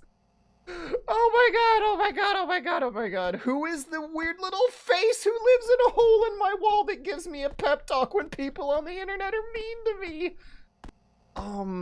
Is this actually made by the Cruelty Squad? No, the Cruelty Squad guy is working on something else. The Cruelty Squad vibes here are hitting a lot of good notes that I remember from...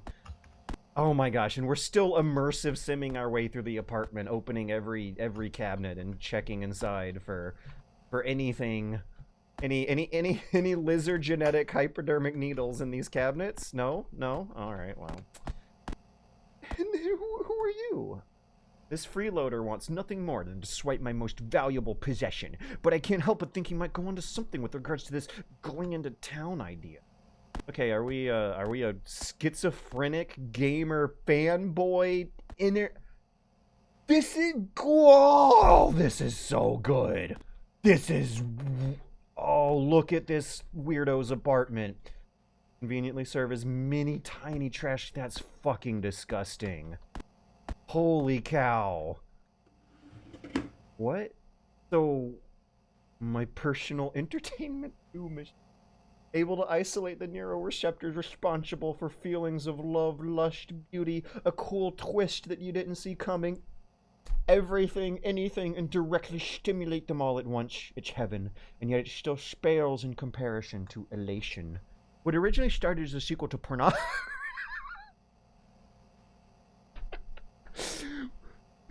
has replaced all entertainment. Predictably, you put slop in front of a pig and he will eat it up. Luckily for the productivity of society as a whole, most are unable to afford their own machine. However, my inheritance...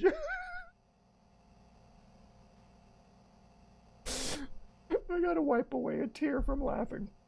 My inheritance has afforded me certain pleasures. Regardless, it's busted, which is probably all for the best anyway. I do have trouble resisting its temptations, and the fact that time has allowed me to spend more time on the forums, spreading the good word of Elation. Here it is, my most prized possession. My humble figurine, the crown jewel of my inheritance. A real collector's collectible. I haven't checked in a minute, but my estimation is it's worth millions, and I cannot let it. Oh god, our vision gets all goopy for the inventory, too. My collection of t-shirts, both graphic and violent, truly the pinnacle of fashion. Oh, that's just more tiny trash cans. So, we gotta go outside and get some air, touch some grass, and maybe go to a retro video game store to find the, what was it? Video Box 6000. What was this weirdo's favorite game? I've grown fond of this mold as it grows. At one point I had dreamed of one day raising a child of my own. Someone to show it. Yeah! Holy cow! Oh my god, they are making fun of so many types of gamers so fast. They've made fun of the "our games are art" debate. They've made fun of schizophrenia. They've made fun of depression nests, hoarders who are using snack containers as trash cans. They have made fun of porn addicts. And now they are making fun of gamers who are having children for the sole purpose of trying to get their kids into their favorite games from when they were kids. Someone to show elation to. They've settled for this, which brings its own rewards. God, fantastic art. I'm wondering if anyone would care about the gameplay of this game, but the writing and visual aesthetics and the implications of the metaphors, my brain is thinking extremely interesting and good thoughts about this.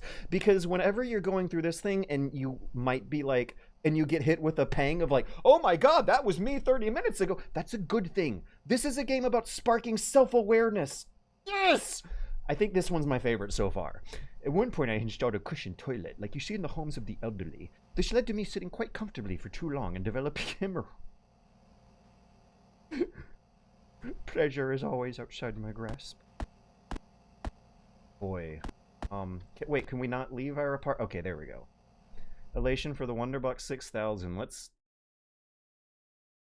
Oh. Oh, we live in this part of town. Bad. Now I feel kind of bad for me. Good footstep noises, too, by the way. Is it a trailer? Yeah, trailer. That's a cute. Cute. Can I interact with the grass?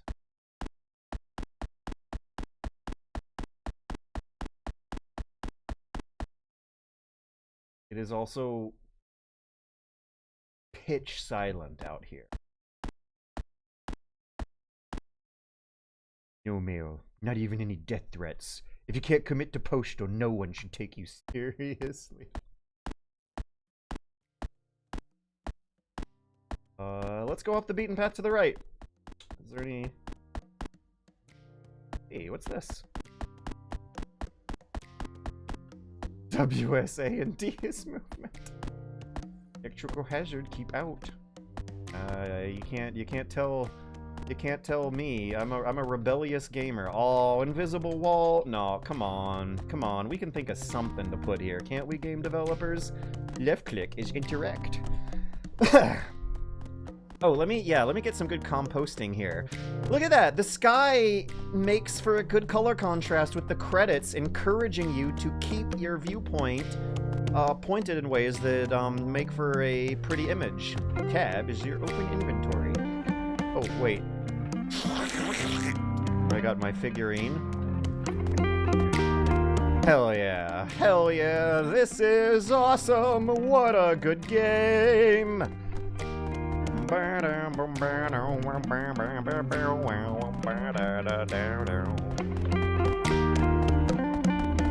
look at how good that simple, effective image looks. Oh, is that us? Oh, we're claymated. Like in Jutaro.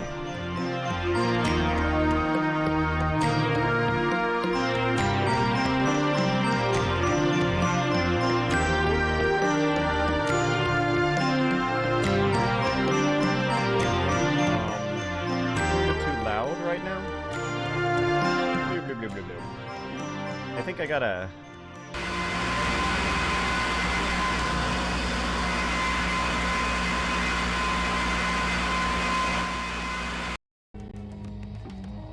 Thank you for playing. Elation for the Wonderbox 6000 is coming soon. Quit and take me to the Steam page so I can wishlist. Music by Elvis Depressed. And Crisp, who you're hearing now.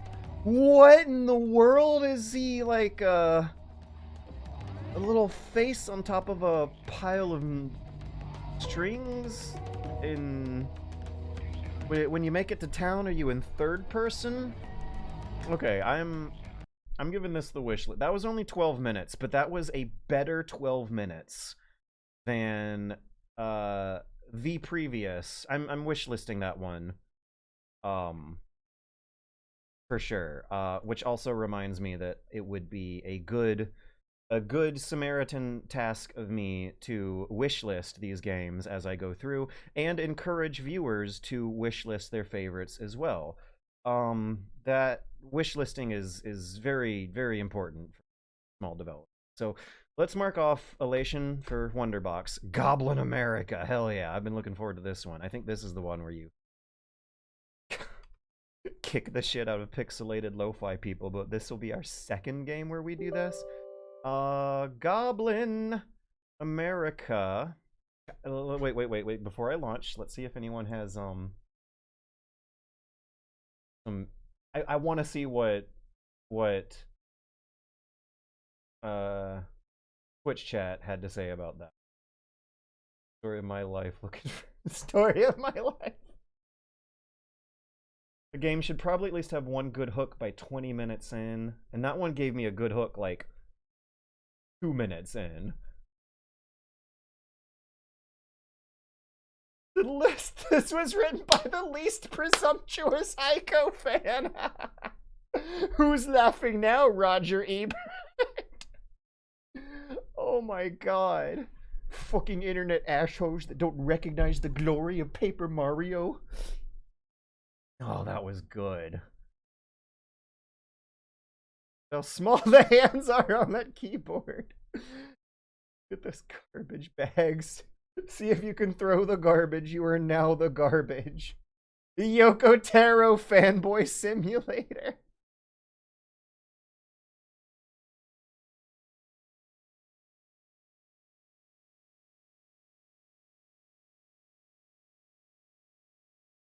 Man, that was good. That was damn good stuff. All right, let's see what Goblin America has for us next. Reset the timer. We might have lost time a bit with the overly complicated immersive sim Aquametsis, but gained time with the extremely compact tight, compressed narrative storytelling of Elation for the Wonderbox 6000. So maybe we'll be able to get further down my list than I thought. I don't know if we're gonna be able to hit Metaphor tonight, but we're gonna try. 1, 2, 3. No, actually, we might. Metaphor might just be the last one. Add Metropolis in case I make it that far. Is Goblin America still launching or what? Oh, it's installing some Microsoft VD restaurant business. Metropolis, 1998. Metroid. Look at that. My muscle memory accidentally typed a Met. Go. So while we're installing Microsoft PC runtimes redistribute, how is everyone feeling tonight? What's been the favorite so far? 40, I just asked, has George played Deus Ex 1 on this channel? Yes, not only did I play Deus Ex 1 on this channel, I played it with sunglasses on for the whole game that were actually the 3D glasses for the ancient, outdated, like, early 20-teens NVIDIA 3D vision mode there, which is apparently compatible with Deus Ex 1 from 1999. Oh, wait, Goblin America is a 50 gigabyte demo? Did I accidentally download the whole game just with a soft lock that locks you out of some later areas? Oh, it's 5 gigabytes. Okay, that's not 50. Streets of Rogue 2 is gonna be awesome, but the demo really sucks. Can't win. Uh-oh, Goblin America is crashing. Let's see if I can capture the crash window. What do we got here, Goblin America? Should I try again? We're very sorry. Our goal is to prevent crashes. Oh no, is this Unreal Engine 5? I don't know if my computer can handle Unreal Engine 5. Let alone a lo-fi pixel-looking game. Unreal, that's... Let me try again. Start. Maybe it'll work the second time. After waiting through all that installation business. Nope, we got another. All right, well, Goblin America is unfortunate. Sad. We're gonna have to move on to Hark the Ghoul, which I believe is yet another lo-fi first-person combat game about kicking the shit out of pixelated looking bad guys. Oh, Metaphor is 50 gigabytes. Okay. Have you considered playing Ground Zeroes? No. Oh yeah, I was playing with GMDX. I think I actually switched between Deus Ex Rebirth to GMDX. Anywho, we have got a new game up and running. Wait, where's... There we go.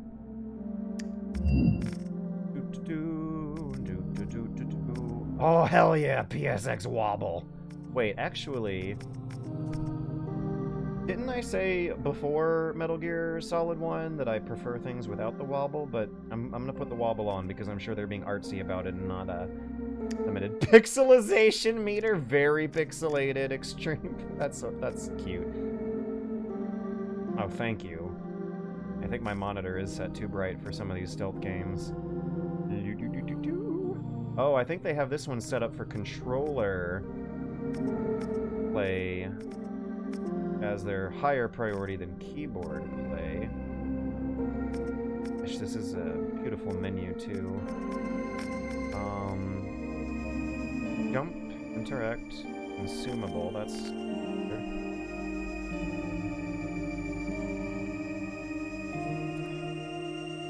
Okay, this looks safe to fudge around with. There's not a lot of buttons that might make conflicts here. Ranged and melee. Magic. Yeah. Or, well, yeah.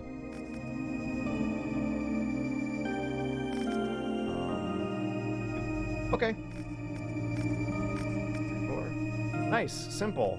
That's a nice control scheme for a quick 30-minute demo. The overcomplicated immersive sims might be better than I'm giving them a credit for, but for quickly learning a overcomplicated game in 30 minutes, I just don't know if it works. Oh, timer. Gotta set the timer going. I like the look. I like the look of this stuff. George.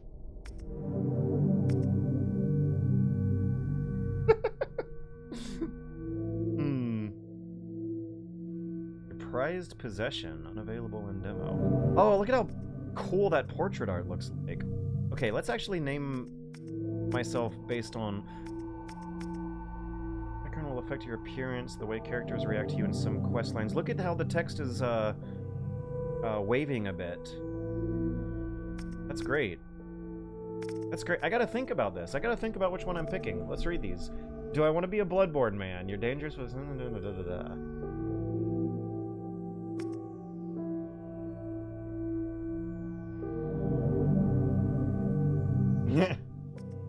Good humor here.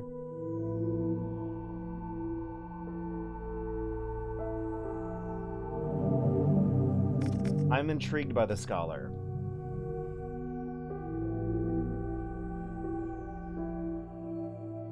Oh. You shot yourself when your protective glasses broke, preferring to die with your mind intact. That's damn good foreshadowing. I've been very intrigued by 2 of these character descriptions so far.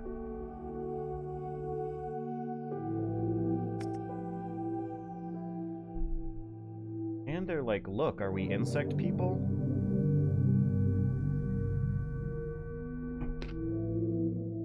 That one sounds really interesting too.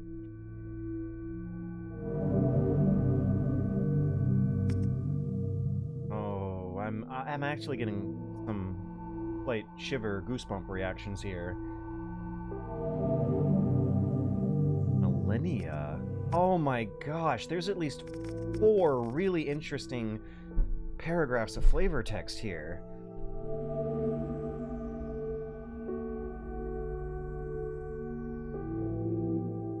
The Dark Souls depraved guy at the bottom of the list.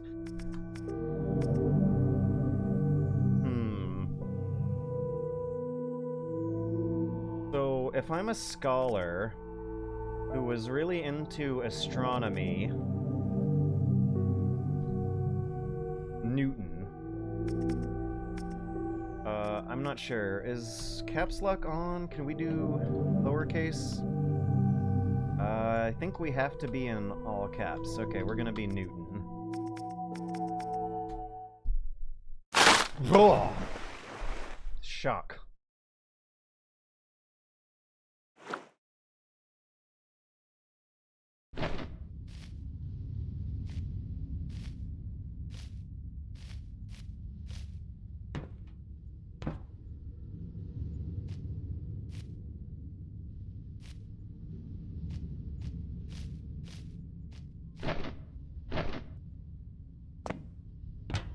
I'm not seeing that wobble.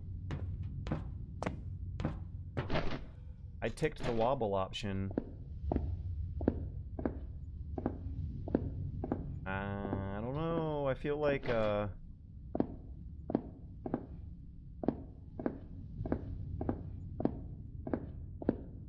either the implementation for the demo version might not be fully there yet, or this might be significantly more subtle than the real PSX wobble on a real PSX was.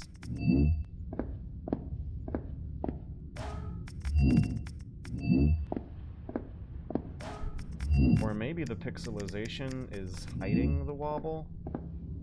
Okay, now what about the dithering? I can't turn the dithering off, but I can get a clearer image. Is that what I really want, though? Let's keep it at default for now. Let's see what they throw at us later to determine what vibes we like. That looks really cool. We have 1 humanity. Nectar. We got 100 health, 100 stamina, and 1 humanity. I wish that that text looked a little more consistent with the pixelization of the rest of the graphics. It looked fine in the menus, but now that I'm seeing harsh pixelization in front of my face contrasting with clean, clear, smooth text, it looks a little discordant.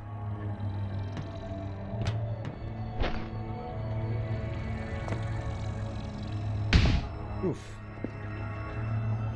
Does not take a lot of distance for fruits.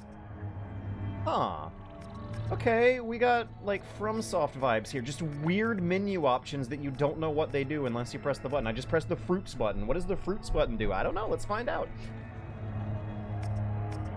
Can I buy any fruits for one humanity? No. Oh, that's a save point, too. And those really loud footstep noises, creepy horror music, is bringing back memories of a King's Field type experience. Are these trees interactable? No. Are these trees environmental storytelling? Maybe. Bunny hopping feels good. Oh gosh. Horror. There's horror. I'm feeling horrified.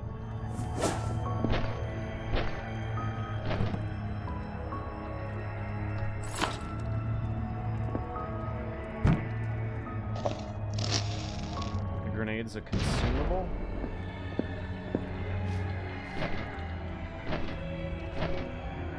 I either have 3 or I can hold a maximum of 3.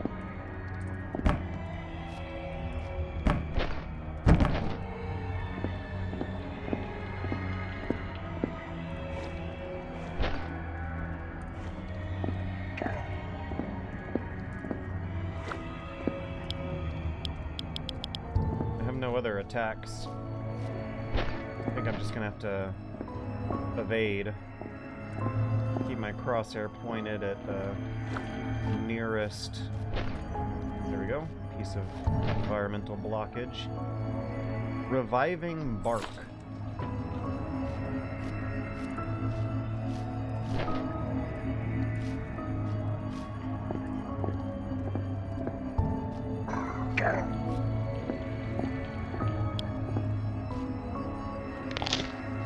Yeah, take that. Okay, that was a healing item, not a weapon. What did I expect? It's called Reviving Bark. Enemies can be avoided and do not have to be killed.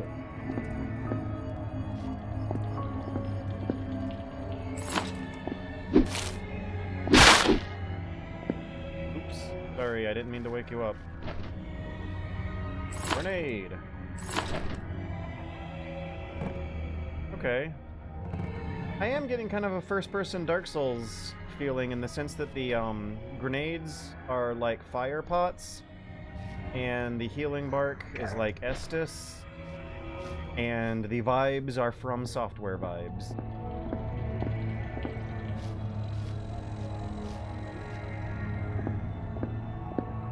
Cool. I don't necessarily know if I'm in love, but some other people who are more into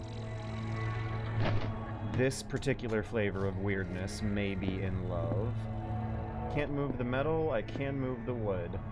The simplicity of the game design, though, is very elegant. As weird as it is immediately comprehensible, which brings up questions about how weird it truly can be. Hey, there's things inside. Money!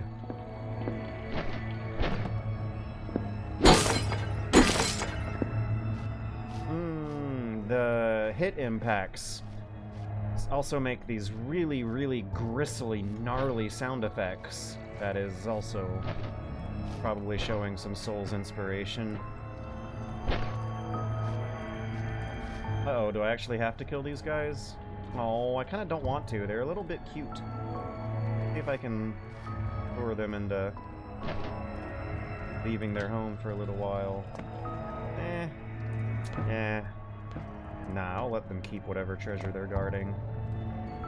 I think the exit to this area was something I stumbled in earlier, and I'm just looking at extras for now.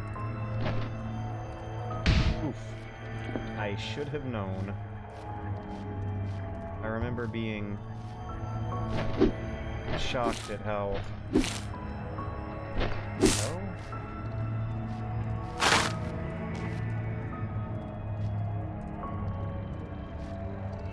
I remember being shocked at how harsh the fall damage was. That bell. Okay, I'm assuming that that's a healing item. Hey! Oh my god, look at that! I just bashed open a wall and unlocked a shortcut to the bonfire. We are first-person Dark Soulsing this, can confirm. Alright, what else did I miss out here? Let's actually go the other way, that might be shorter. Oh, and I bet the tutorial area is filled with enemies who are just absolutely not a threat at all because they're more designed to teach you the controls than they are to actually fight back.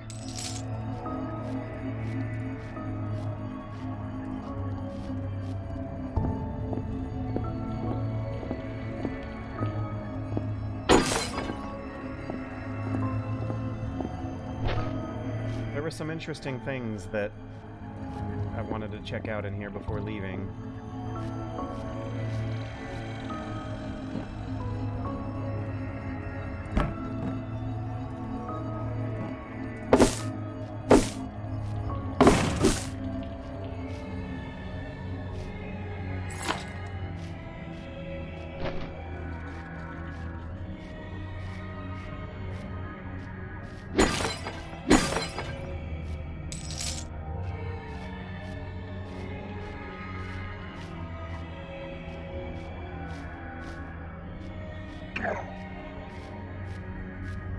Oh no, do I finally have to fight?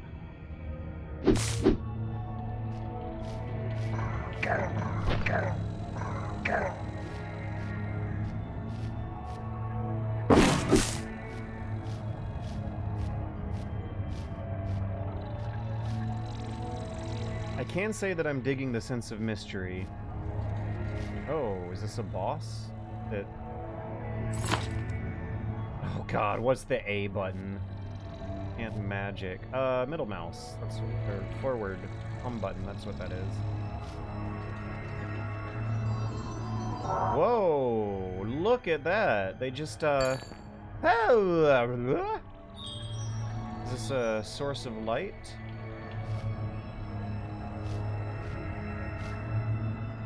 Very cool effects with that, magic overlay thing that displayed. Why am I doing this? Why am I going down here? I don't know. It feels really intuitive and natural, but I can't explain to my own self why I just took the route I just did.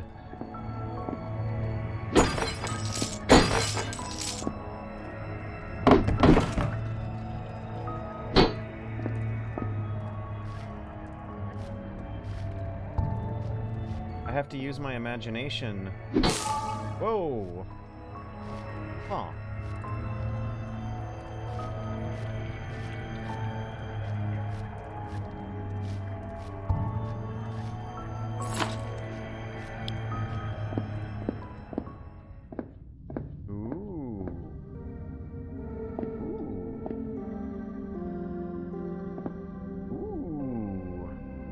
The door.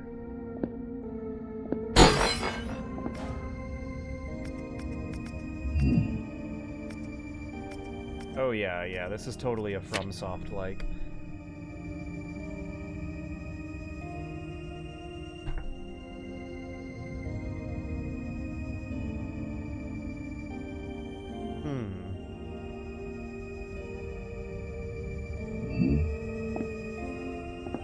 Lepidor was an evil video game scientist making cocoon enemies out of the blood of some ancient god or something.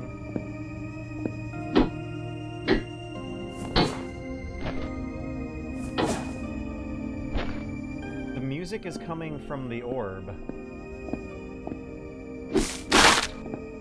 What? Oh.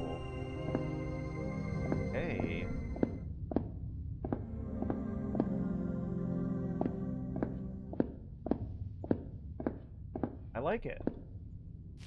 I really like it. It works.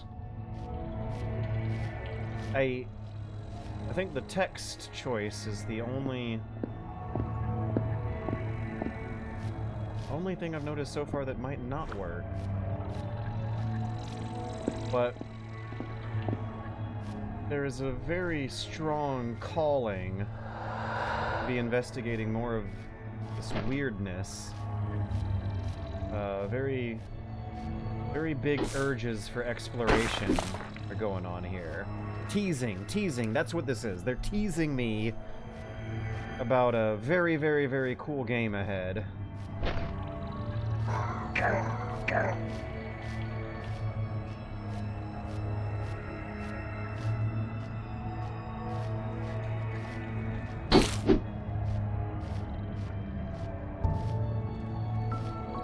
Well, I think I saw some kind of boss health meter around here earlier.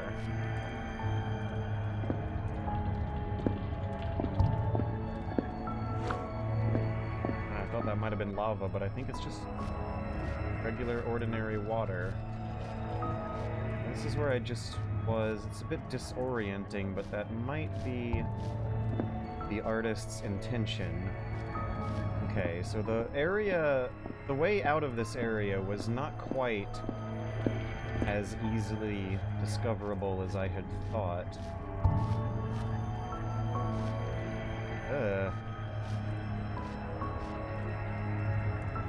Okay, try this one. The amber mines are blocked.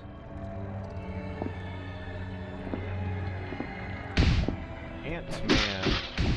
Failed ghoul.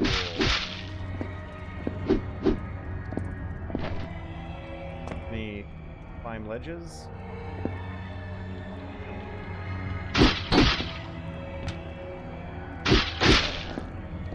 Easy. That was a hell of a hit I took, though.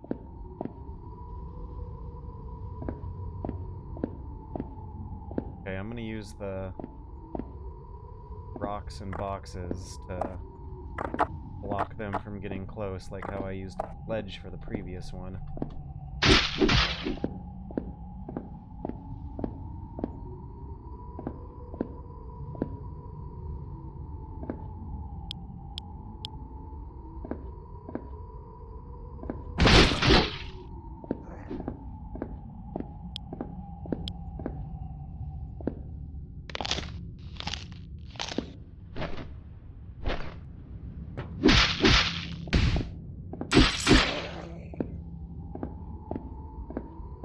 Nice, animation to fizzle the body out of existence. That was a good one. This is very immersive. It feels like I'm doing a disservice to talk out loud while playing this. I don't know if I can handle two of these guys. The melee system is maybe not affording me the agility and distances I would... Yeah, I don't know if I should be committing to that fight. So much slower than I am that I could just run past them. Should I? Yeah, let's just run past. Oh no! Okay, I'm still outrunning them by a very generous margin.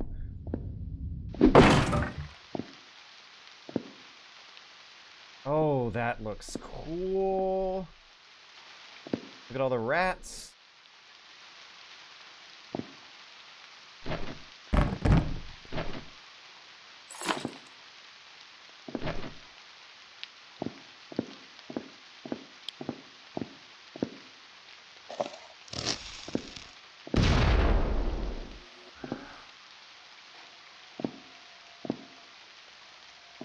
Oh, no, I kind of love this, actually.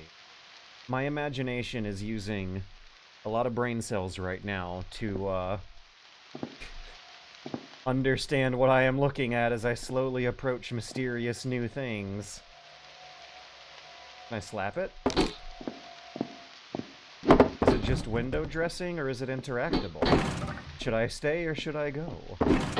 Should I go back to the bonfire and heal and spend my points? Is the horse gonna attack me, or the wall's gonna attack me? Am I going the right way? I don't know. My interior monologue is thinking so many interesting questions while playing this that, like I mentioned earlier, it feels like a disservice to be talking out loud through something so immersive and atmospheric. Yeah, we got 10 minutes left. I am gonna get a little quieter for the last 10 minutes of this demo. What a cool demo so far. Gotta build stairs. Unless... Gotta vault or climb or something? Level design here is kinda... too linear to my... a bit too corridory, I'll put it that way. A hallway for a city. But, I have a feeling that might just be for tutorial purposes once again.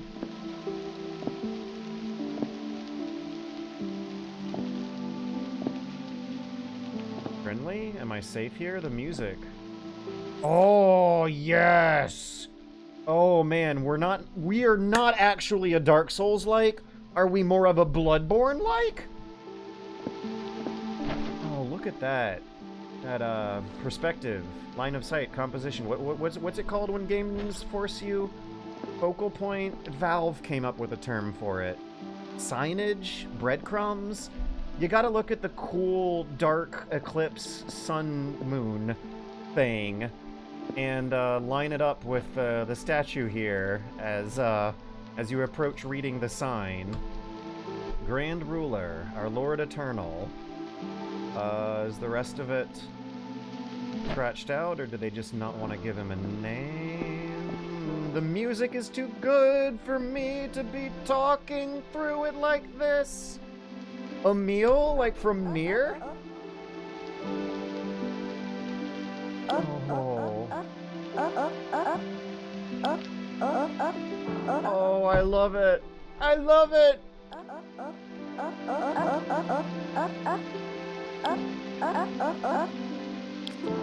Oh gosh, he's like a what are the little impy guys in Star Wars who wear Jawas? Yeah, he's like a Jawa from Star Wars. He has this cute little leg animation. He looks threatening from a distance, but the closer and closer you get to him, you see a cute little friend instead of a bad guy, and it turns out he's the merchant. Oh, and you got a whip and a old-timey pistol and the grenades. It's a steampunk setting, not a medieval horror setting. It's steampunk horror. Gunpowder pouch, rusty whip. Bounty hunters? And the font choice. The font choice is very Bloodborne.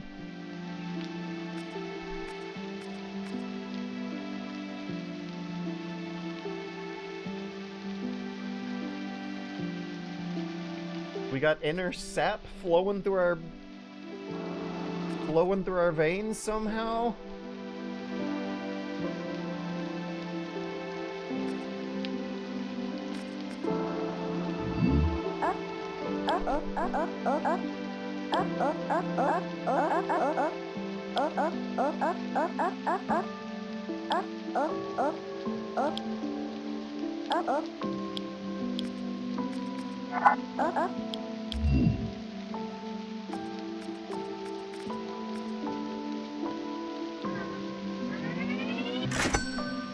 You gotta hold the button to make sure that you want it. Vials. Intoxicated Krald's thirst demands to be quenched. Sure, the liquid should restore some. Okay. I am hoping, though, that the story isn't going to be aping too much of Bloodborne, though, and going for its own unique thing, because we just learned that we're, fighting ghouls in Drug Addict City that, seems to have persisted itself and ruined itself from openly marketing and tolerating some addictive drug analog, which I guess in this case is the amber, and Bloodborne's case is the various flavors of blood that they enjoyed. I don't know if I want to be going this way yet. I have not saved at one of the bonfire thingies in a while. The music is nice. There it is. There's my... What should I be calling these things? Oh. Hello. Lepidor. Oh, I read your diary. Let me read it again, actually, before I talk to you face to face. They put it in the key item menu! That's not a key, that's a diary, but I know why it's in that key menu. The sapling. We're learning... Yeah, Emil was talking about saplings for some reason. I have something in my pockets. This, sap vial. Intoxicated crowds. Even though impure, this liquid should restore some of your inner sap. Saplings.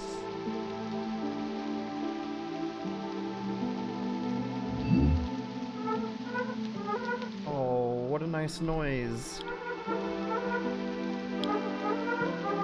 You're a moth person? Oh no, this is also gonna appeal to fans of, Hollow Knight too, because you're seeing, like, cute insect people, but from the first-person perspective, a little closer and more intimate than you could get to those characters. I wasn't necessarily feeling it myself, but I sure do know that the younger gamers out there love their Hollow Knight, and I feel like this is going to be appealing to... Yeah, this is pandering to a lot of super popular games, and doing it very, very well.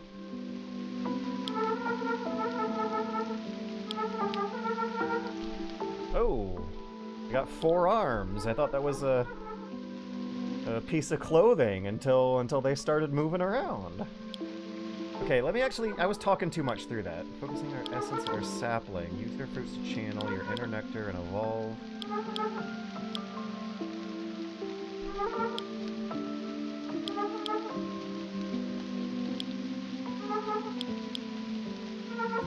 And I like the pixelated fizzling in and out of the screen effect.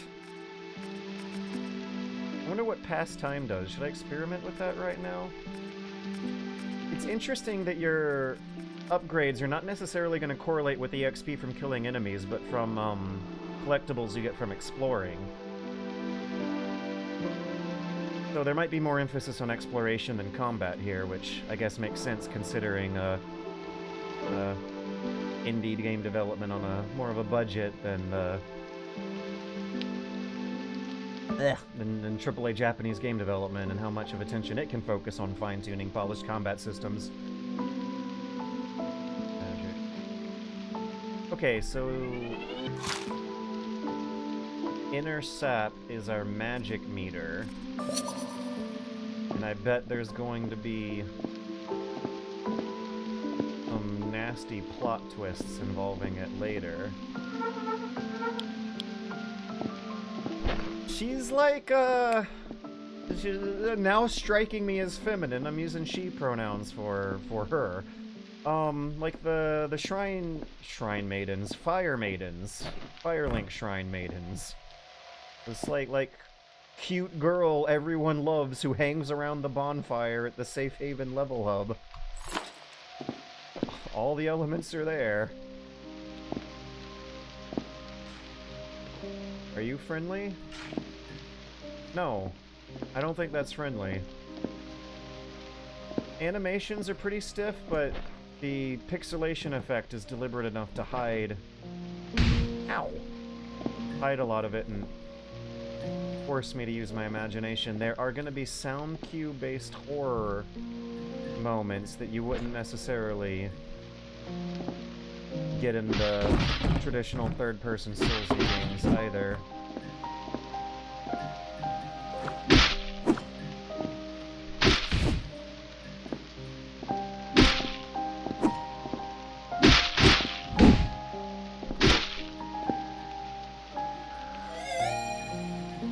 Oh. So you do get some kind of EXP from killing bad guys. Unless that guy seemed a little tough and dealt a lot of damage. Was he like some special kind of bad guy?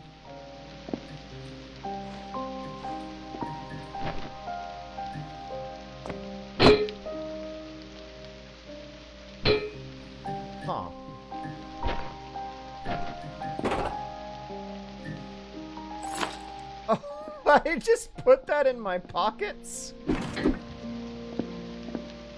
Oh. It's a shame. It is a shame. I apologize, but we're hitting 30 minutes.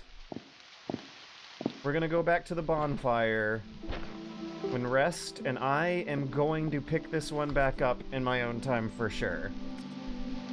I am thinking of picking back up the first immersive sim game I played, Aquametsis, on my free time later, but I know I will be picking this one up in my free time later.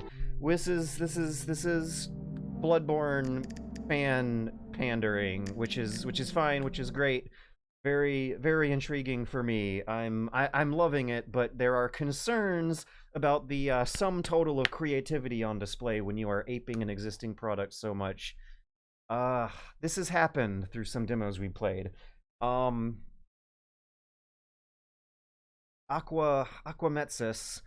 seems to have kind of a borderline incomplete sense of aesthetics of its own, but was a pastiche of existing immersive sim elements. Maybe Abbey is the one that felt nah. Elation for the Wonderbox. Yeah, Elation for the Wonderbox 6000 I think might have been, even though it was a first-person FPS walking simulator type game, there was such an emphasis on stealth and a bit of inventory management apparently going on. Stealth, no, text. It was like simultaneous borderline text adventure and first-person walking simulator. I don't know if that genre has been mined quite so extensively to the depths that From Software stuff has done, that I'm feeling this cognitive dissonance, questioning between like seeing a very well executed play on FromSoft Bloodborne stuff that knew what it was doing, knew the appeal, knew how to pander for sure, but still felt kind of pandering. Wondering if Keep Driving. Yeah, this has been a darling. I've heard a lot of good words about Keep Driving. We'll be doing Keep Driving next. I'm gonna run off real quick to do an absolutely necessary bathroom break at the moment. But this is really fun. 30 minutes. Quick little snippets of getting a wonderful, I think I gotta use the window capture for this. Quick little snippets of what's going on with weird indie games these days that you can check out for free, and both in terms of money and time. I'm gonna run to the bathroom.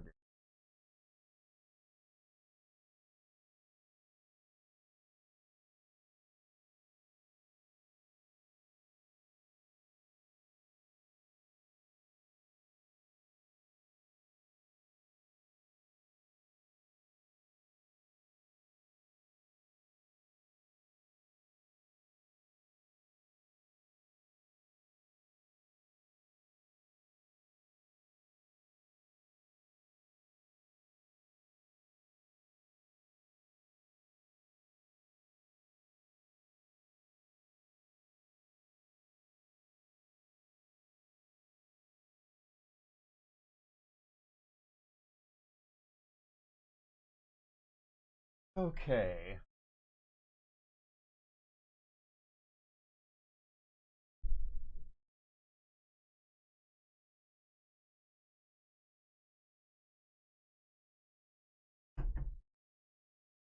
Stealing Z Smith is saying that stealing a bunch of good ideas from a bunch of good games can work, but you have to integrate those ideas together in a cohesive whole. I was feeling cohesion. I absolutely positively don't want to give the impression that Hark the Ghoul was bad in any capacity whatsoever. So much as I'm just kind of worrying about how, so far, the most impressive game I've played so far feels pretty original, but the second most impressive one felt pretty derivative. If the most impressive stuff we're going to go through is going to be derivative, then there is a little, something kind of discouraging to glean from that. But let me add some more items. if we end up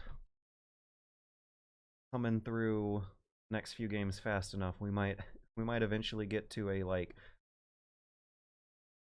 raise a princess game that's mushroom themed. Right now we got to do keep driving.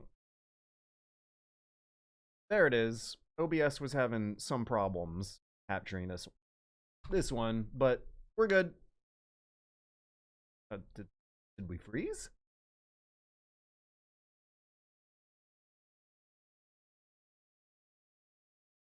Oh, we might just be loading.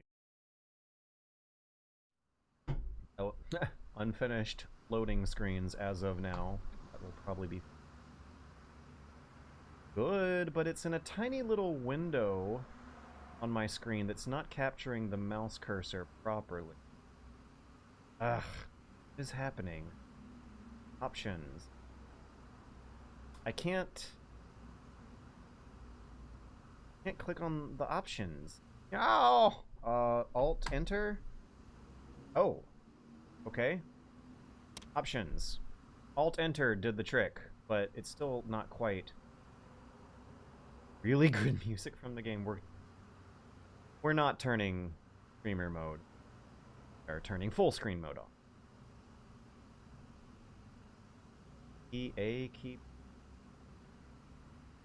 That could mean.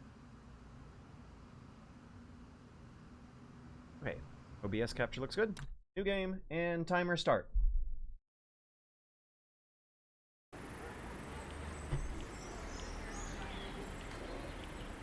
Oh, if we're looking for originality, I think we might find it with this one for sure.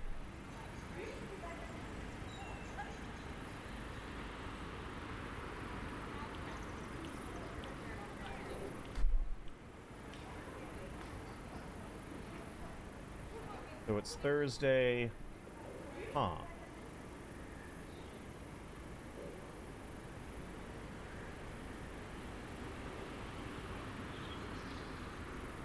So there's a friend who is a 4 day drive away. Isn't that the whole entire continent? Takes like 12 hours to drive from Atlanta to New York, and so 4 days. Like we're going coast to coast here. Be a boy or a girl? What's your name? Relationship with your what? A good relationship with your parents will help you in a pit. Is this difficulty? Is that a difficulty slider? Your relationship with your parents determines how hard or easy your life is. Oh my god. What's your occupation? We only get 3 choices.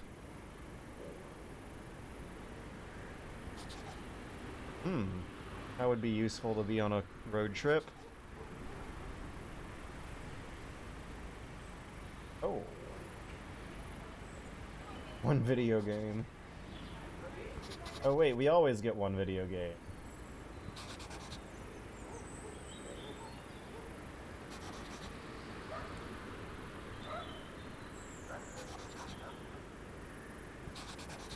Guess the tools sound most useful.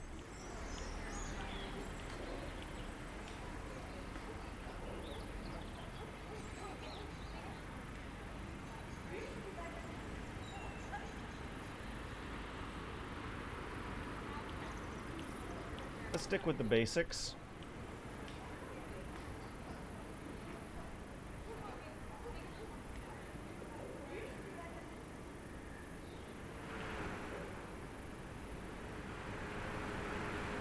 This is the 90s. We're in the 90s, I can tell by the cars in the green. Okay, so that's an overhead view. I can tell by the old school seatbelts.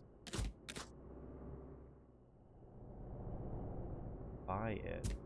And home, oh god, I probably should not have exited that menu. We're restarting. I accidentally clicked through that too fast. We're just gonna enter the same values and click back to where I accidentally clicked.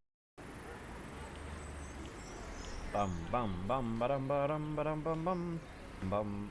Come on, let's go.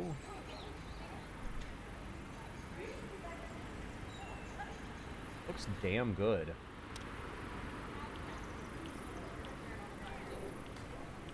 Boop. Boop. And boop. That's it, right? Very, very simple. Okay, so we click to enter.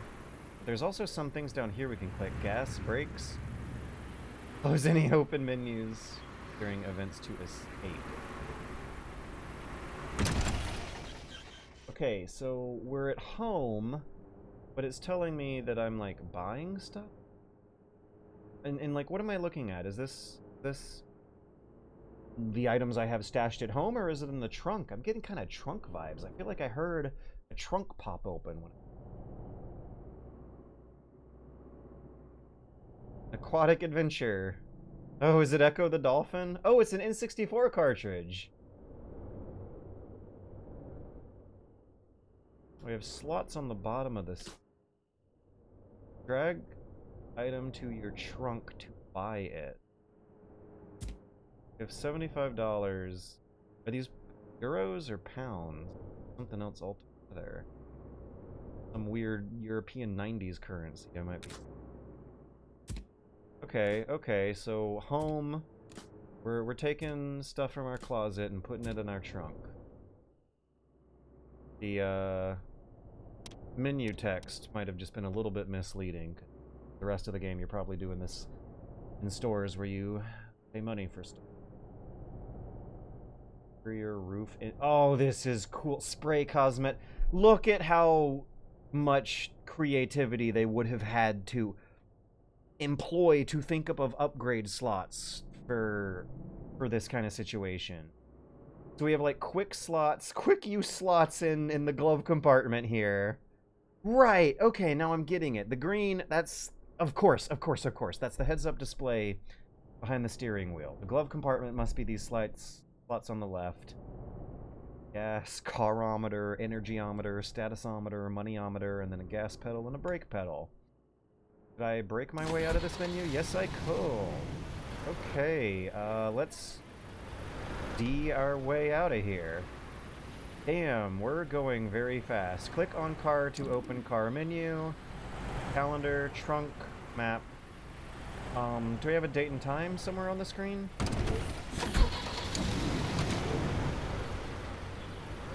Guess I gotta open the calendar to do that, but we gotta get to our destination on Sunday, and if we are gonna be driving all day for like 3 going on 4 days... Oh no, this is not an American thing. So wait a second, how much of Europe do you cover? Hey, look at the 3D effect of the pins on the map. Do you really gotta drive like for 4 whole days to get from Dusserberry to Pooh Town? Okay, friend's home. Down here. Boneville. Scorby. Are we at Scorby or Dusseray? Oops. Langsby. I'm assuming we're at Dusserary. Despite the 90s vibe, there might be using some modern visual language with the button you press to center your map on yourself here. This also does not look like what I remember 90s road maps looking like. Corby. Huh. Okay, well, let's just go in the one direction we can go for now. Never mind, let's press the leave button. What are we... I gotta click on something on the map, I guess. Immediately, it's like 5 gas and 12 hours.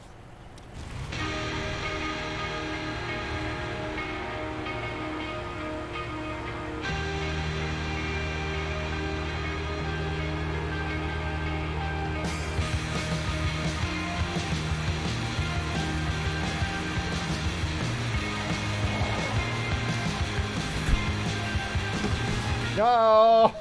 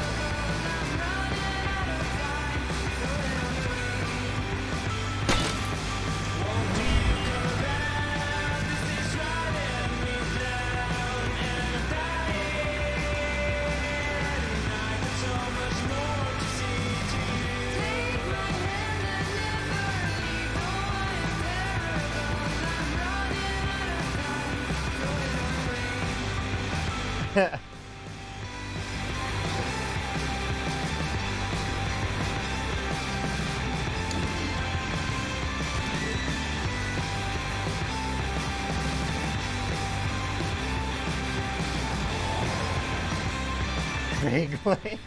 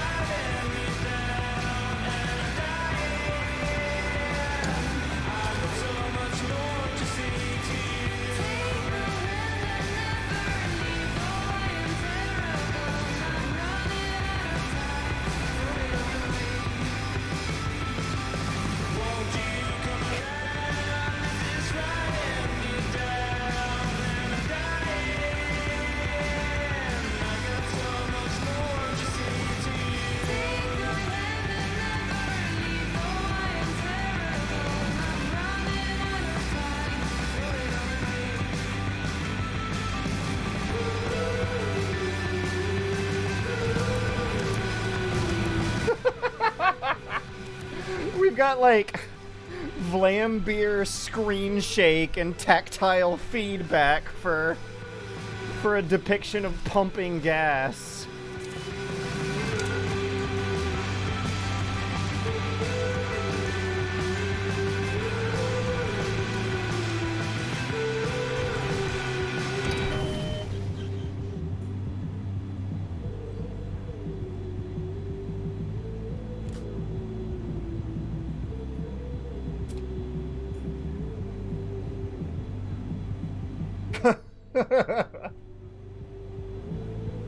Oh god, is there gonna be a depiction of drunk driving in this one? Oh, I just noticed that they muffle the music when you're inside the convenience store. What a Slim Jim. Slim Jim?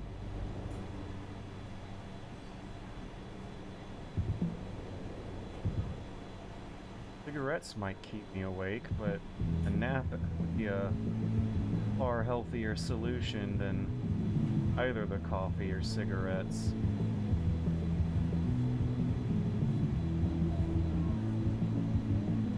Steering wheel sleep. Makes you immune to the cold status element.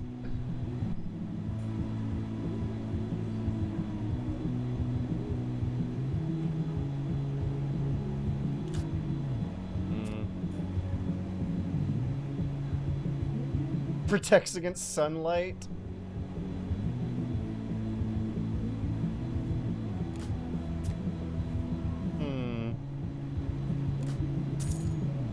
Oh, oops. Wait, no, that might have been a good thing. I was having second thoughts about thinking of using the cigarettes to stay awake. How do we take a nap?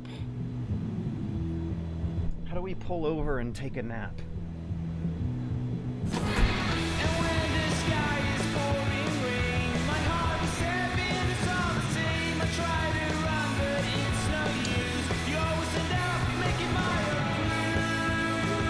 Ah, rest.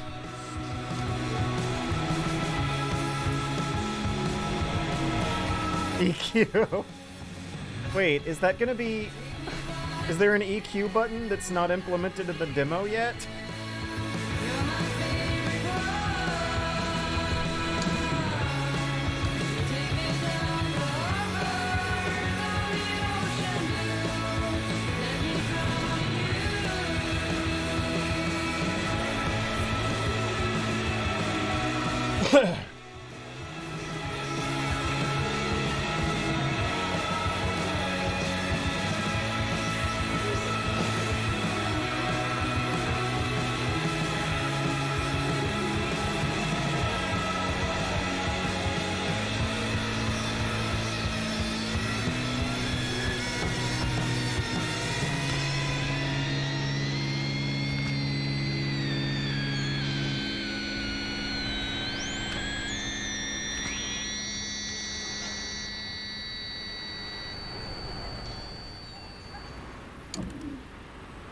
Okay, let's... Oh, look at that CD sleeve.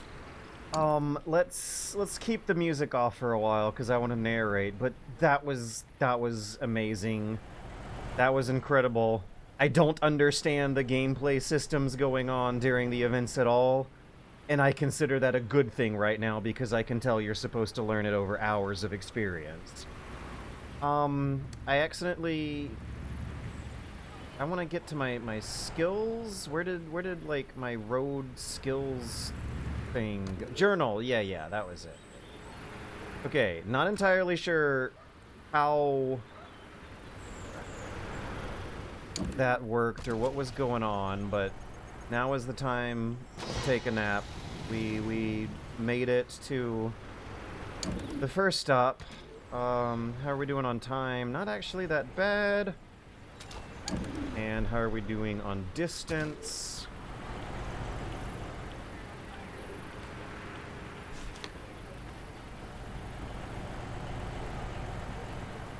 Also, how should I be reading this? Was I accidentally going in the wrong way for a little while back there? Shop, gas station, work? Work? What kind of a society are we living in where you can just drive to a place of employment and get work? Are we now experiencing utopian idealism about the 90s economy through this game? Also, I don't know if you noticed, it was smiling extremely wide for, maybe the past 12, 15 minutes. This is beautiful. This is gorgeous. I cannot resist the temptation to go without music. Never mind, night falls. Oh, wait. Should I have taken my nap now?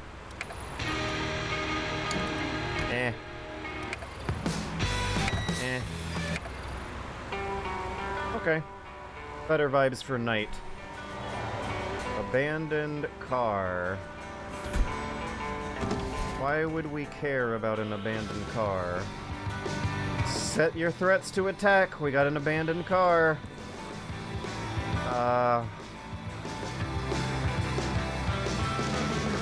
Swift skill you gain what? Okay. Oh. But why do we care about an abandoned car on the road? Yeah, I do not understand what is going on. Oh, they're chipping away at my carometer?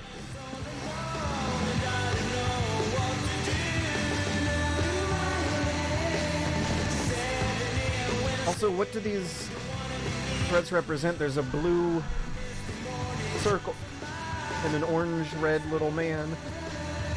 Which one should I be clicking?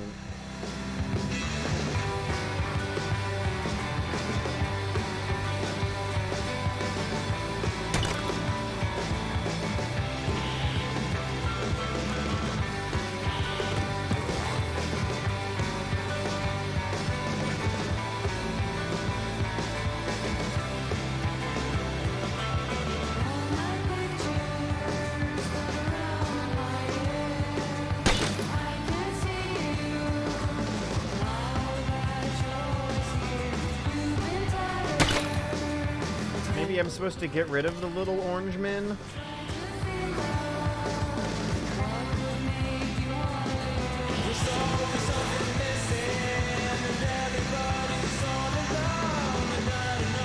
Oh, okay. Sometimes there's X's, sometimes there's not. I should have been paying attention to that.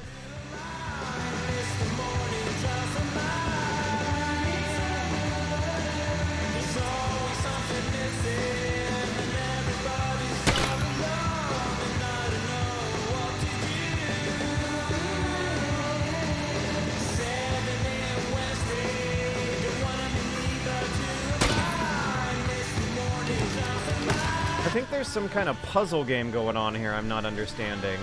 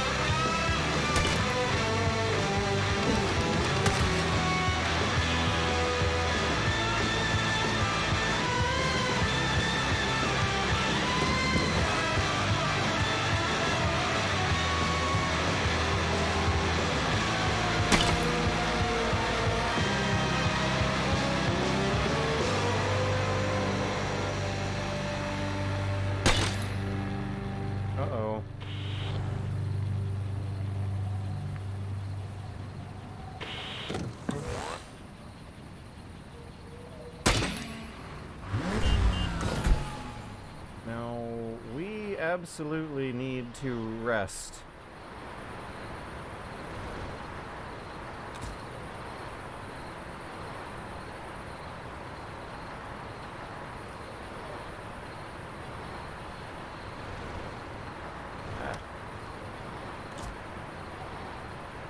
Oh. Oh, he was looting the abandoned car for parts. Sweet. When we get to a garage, we can use it, but right now, we really need to take a nap. Energy fail. All tow truck, walk. Oh, what is this little Nokia? 60% chance of success. If you fail, loses the game.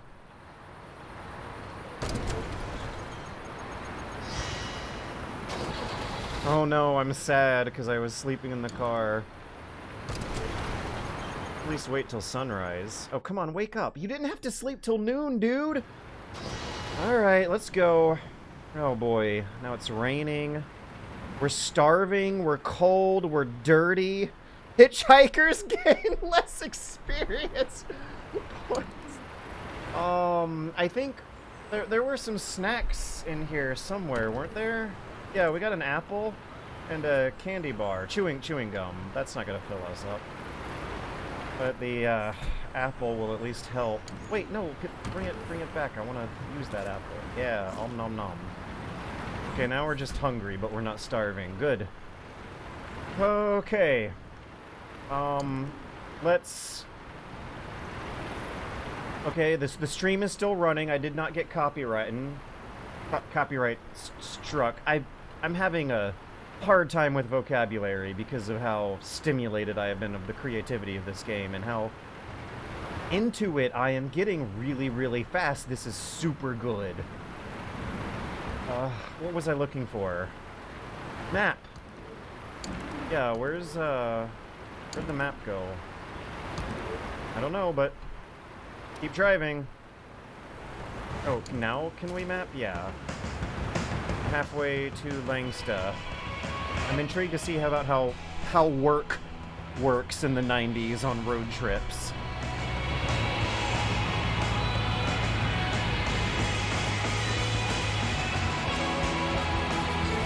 Keep things interesting. Oh, hello.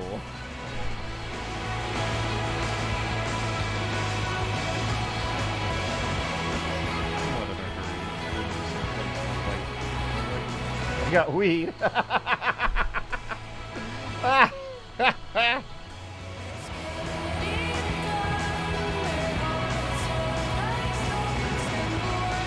Oh, do they help you out with car combat?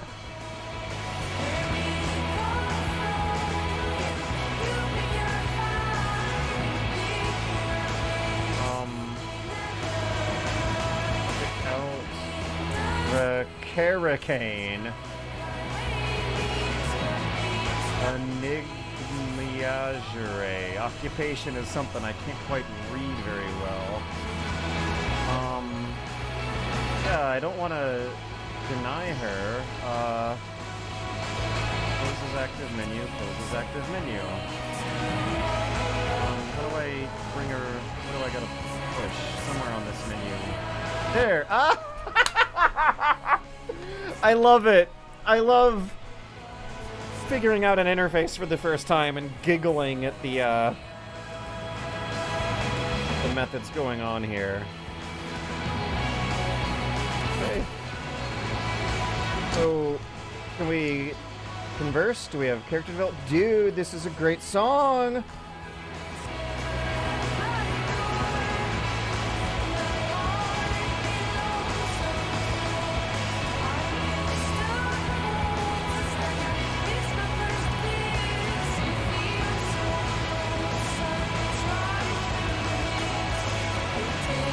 And then we have gamified internal monologues like Disco Elysium. What am I? Yet it plays nothing like Disco Elysium. There's inspiration, plus the creativity and innovation, and just off the wall stretching that would have had to been done to think up of how to make these systems work. Wait, am I actually at my destination right now?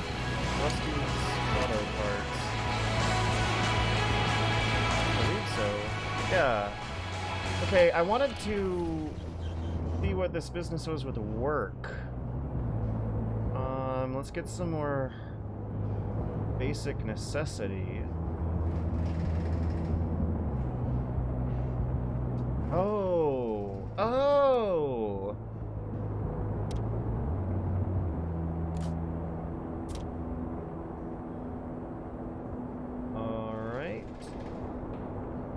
That undershield. Something I would like to... Is utility front. Increases max durability by 2. Okay, utility front.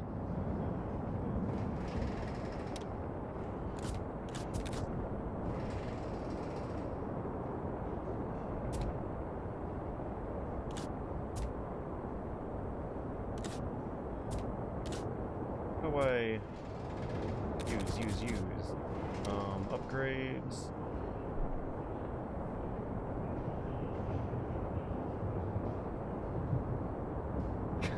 Wait, there's Marxist praxis later in the game? Flames! Yes! No, we're doing flames. It's only $6.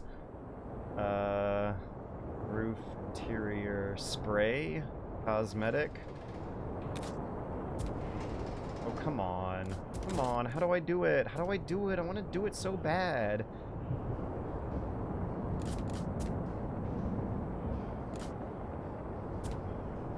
Is my car not compatible with flame decals or something? What do I gotta click on? How does the interface work? Oh, okay, well I just bought it, but I want to install it. Do I press something different? Wait, maybe this is not a garage. Maybe an auto parts store is not the same thing as a garage. Links to...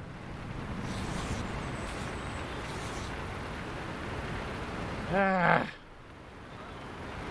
Garage, work, gas station...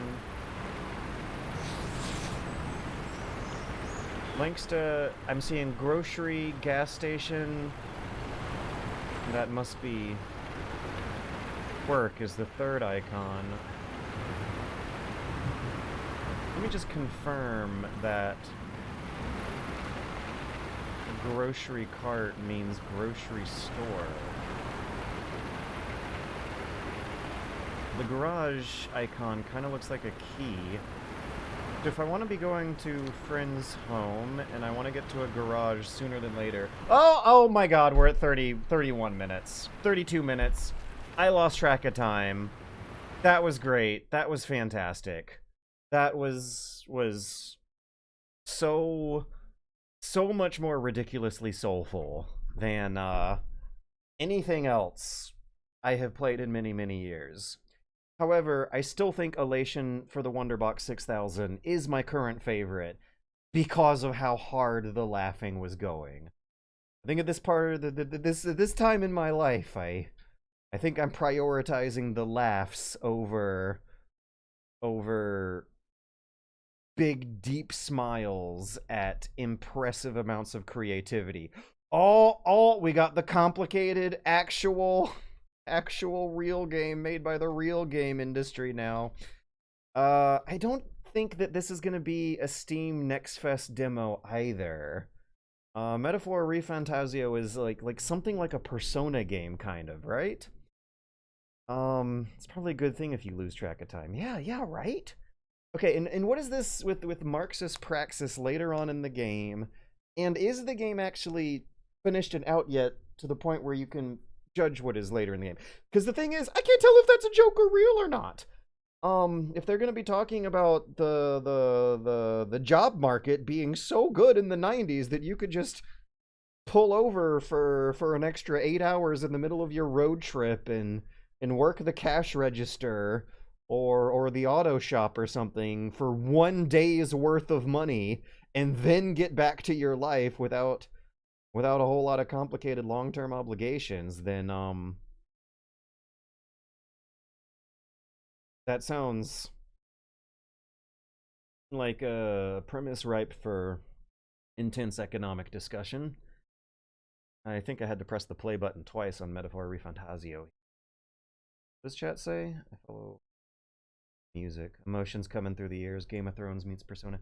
All the music. Emotions coming through the ears. The other thing going on is that there was also very, very imaginative audio feedback. The engines revving and the trunks popping were like helping me or hurting me interpret a very new menu system that took learning and thinking and imagination to use from both me and the game itself. I don't know if Metaphor ReFantazio is wanting to launch on my old potato computer. Oh boy. It's not launching. It's not launching. Let me check the task manager. What's going on in the task manager? We might have to skip the biggest, most overproduced, weird artsy game on the list here with the free demo available. Play. Okay, now are we showing up in the task manager at all? The game's just not launching. I'm getting no error messages, no feedback. It's completely unknown whether or not it's even really trying. I don't think it's showing up in the task manager either. This computer is using a 970 GTX 970 or whatever it's called, and the processor is like from 2011. It's an i7 870 2011. So I'm not necessarily surprised that some of these games I've been trying to play with relatively low demanding graphics that theoretically could work on this hardware, but are probably incompatible with it for stupider reasons. Yeah, Metaphor is not launching. It's just not launching. Let me try running as administrator. That music stuck in my head too. Soul. The last game was called Keep Driving, and it was good. New second favorite. I think that's taken my second favorite spot from the Goblin Bloodborne Souls adventure, King's Field type game. All right, so far my rankings have Elation for Wonderbox 6000 at the top of the list. That's George humor. There was like seriously the game after my own heart. I have felt like I have thought many of the thoughts that game was saying out loud, but silently, poetically, with different words that might not have congealed them as well as that game did. Okay, we have an error message. Do you want to allow this app to make changes to your device? Yes? I'm running the executable as an administrator and hoping that I get better results trying to run it from the Steam launcher. And still, not happening. Nothing's coming up. It is... Oh yeah, Death Road to Canada. I have played that, and I suppose that would be the closest point of reference. Oregon Trail 2. Yeah, like, when it was in my hands in front of my face, my brain was thinking like, wow, this is totally new. I've never played anything like that. But I suppose outside the game, on deeper introspection, you can find some more closer analogs to use as their reference. But that is such a much more weirder and different interpretation of the passive road trip adventure game experience that it was not hitting me while playing. That one gets points for innovation. We're skipping Metaphor because it's not launching on my old computer and going to a nostalgic retro throwback. We're trying to prioritize innovation and creativity, right? But every now and then when I see a cute pixel art throwback, I can't help myself sometimes. So next up on the list is Metropolis 98. A city builder in the style of SimCity, because there's not a lot of competition going on over the genre. City Skylines 2 released in a super duper crappy state, and there's nothing anyone could do about it. Which is funny because SimCity 4, no, not SimCity 4, SimCity 2013, I don't think they gave it a number. SimCity 2013 released in a pretty crappy state and nothing anyone could do about it. The cycle continues. This one looks like Roller Coaster Tycoon to the screenshot quick glances. Let's see how it feels in our fingers for 30 minutes. No option menu, huh? Oh well. Oh, FTL vibes were there too. Presentation can really transform what is mechanically a turn-based strategy game. I wasn't even fully understanding the turn-based strategy system either. I was just clicking on things and figuring out as I go along, learning as I go, that whatever was going on in those road threat events where you were managing your threats felt weird and new and not unlike the Oregon Trails or FTLs or Death Road to Canada's. F1 will get us our control. USAD is move pan, scroll is zoom. Scroll button moves and pans and gets rid of the menu apparently. Rotate cameras on 3 and 4, and it is completely 2D sprite based, so that is not a smooth rotation. Harsh 90-degree jumps. Click icon, open and close. Q, close. Right click, cancel. F, floor height. X changes wall height. P is potato mode. I might need to activate that. G changes camera. Okay. G. Oh, nice. That might actually be helpful. And what is this potato mode? P. I don't... any big differences. P. Maybe potato mode is not implemented yet.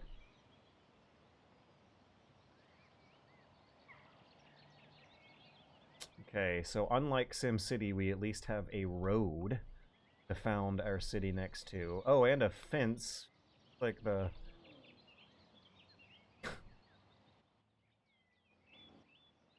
Maybe potato mode determines how here when zooming out, because the fence just...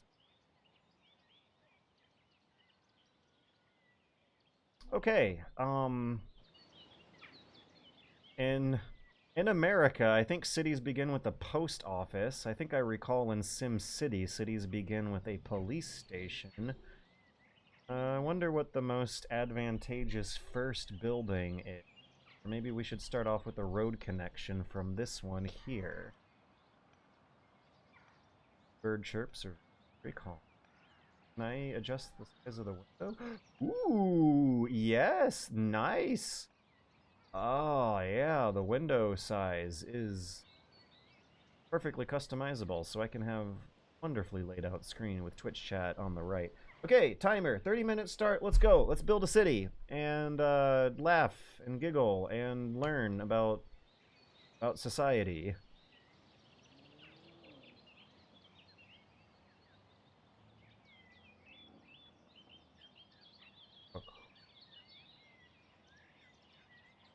Two-way, one-way. Okay, one-way.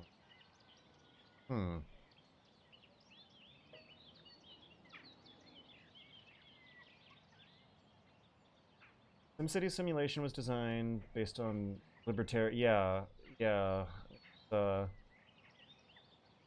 question, actually. The economic and social philosophies behind city skylines, are they fundamentally different from SimCity? Can your residents just choose where they want to live fairly easily without a lot of tough decisions for them to be making in their own little lives? What other aspects of libertarianism are evident in SimCity? Oh, yeah, I remember the results of your tax changes being, like, immediate. The market reacted immediately. There wasn't a lot of long-term bottlenecking or market cornering going on when you were adjusting your tax rates. Hey, let's stones, buildings, place a completed building. I think that's where we start. Click a room to replace objects within. Wait a second, I think I do remember. Do post offices even exist in SimCity? I don't think I remember post offices. I don't think I remember needing to care about post offices. I definitely remember subways being a big deal. They do... Despite the libertarianism going on, I remember a big emphasis on making sure you had good public transportation in your city. Beds? Furniture? Oh my gosh! That's way more zoomed in than the typical cute Burger Queen. Okay, so we can customize houses? That's definitely different. On a room to replace objects. Furniture. Okay, so we got a furniture menu, a completed building menu, a zoning menu, where I guess the agency going on in our simulated people themselves will be determining what buildings show up. The most optimal play in SimCity is building a totalitarian nightmare police state. I do remember there being big emphasis on police state, and the fact that I recall from childhood, like, strategically advantageously speaking, it was usually a pretty good starter building to begin with the police station and work your design from there, rather than a post office or a subway station. Right, yeah, okay. If there was, like, a city builder based on whatever social philosophies are going on in China right now, wouldn't the city begin with the subway station first? This is fascinating. What is the most advantageous first building to plant down in a city builder, and what does that say about the philosophy it was made in? Anyways, the completed buildings we have here are homes, grocery, clothing, pets, stores, shoes, cafe, but government infrastructure, I'm assuming, like these subway stations, post offices, police stations, something like that. That's usually where you start. Fire. Police, hospital, school, library. Um, let's aim for utopic and see how. I don't know how I'm feeling about this one. The interface looks super unfinished. Oh, I get it. Medium density, high density. Okay, let's. I remember SimCity 4 requiring more strategy and being slower paced. In SimCity 4, you wanted to start with a farming town, right? I like that idea. I am exhausted of living in a condo tower that's been turned into an Airbnb hotel in the middle of downtown. Let's have quiet, picturesque, rural Americana, a little post office town on the map that's just farmhouses, maybe a gas station at the intersection, and start from there. Grocery, yeah, hospital, cool, library, city park. There is no post office on the list. Office. General office. Police, fire. Alright, maybe I should give up and start with police. No, let's wait for crime for be reactive. Give the people a chance to behave themselves first. Pets? Shoes? Library, school. Okay, let's actually start with the school. I like the idea. No, there needs to be people before you can have a school. I remember some little towns I was biking through on my road trip. There would be like little small trailer park towns with population of 400, and if the age demographic of the town leaned older, the schools were like 30 minutes away. Gas station. Gas station. That makes sense in an American rural environment. The city might begin with the gas station. Gas station, gas station, gas station. Let us begin our city with a gas station. Which one is cheapest? Do we even have money? I don't see money on the list. Oh my gosh. I don't know how serious of an attempt this game may be at. Okay, I don't know if there's money. Let's just go with the smallest. Error. Driveway must easy people. How do I get to see the roof? I don't think I need to see what's inside here.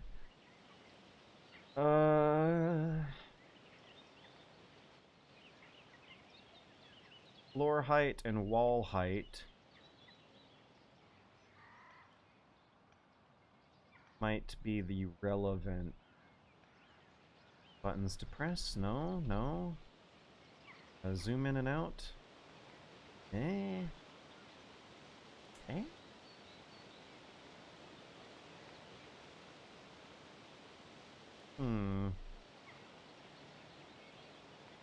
Potato mode doesn't seem to be doing anything. See, the zones are toggleable off. I guess the gas station would count as commercial. Oh, hey, welcome, Dr. Sparklegasm. Funny bumping into you in the the Metal Gear Solid modding Discord. I'm wondering if it's possible to replace the audio file. I think it is possible. I'm wondering if I actually have the energy and motivation and free time in me to change the audio files of Metal Gear Solid 3's cutscenes to, like, replace all voice acting with George or something. I am actually unironically looking into Metal Gear Solid modding. It definitely seems easy enough to replace camo text. That's gonna be fun. I want to see the roof. I want it to look like a gas station, not a weird...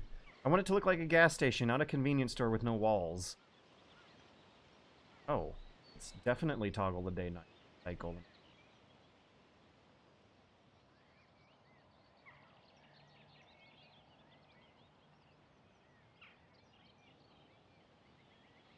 Yeah, fond memories of Roller Coaster Tycoon, SimCity, City Skylines, Dwarf Fortress. You can definitely tell the, like, one-man, do-it-yourself, ambitious builder aesthetics. the programmer art and GUI is strong on this one, but I want to get the roofs back. Highest floor shown. Oh, maybe we need to get this all the way down to 0.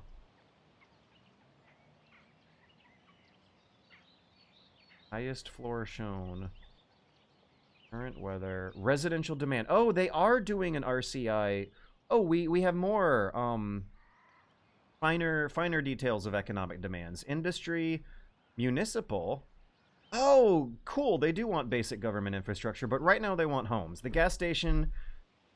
whoever's running the gas station wants to move closer to work. So let's give them a trailer or something. Start our town on these humble origin. Height of walls. Show, there we go. Show roofs. It's the button on the lower toolbar. Perfect. Boop, boop, boop. Doot, doot, doot, doot.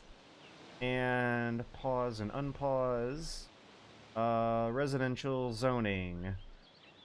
Wait, can I actually just put the house down myself and not, depend on the zoning AI? Because that's an interesting spin.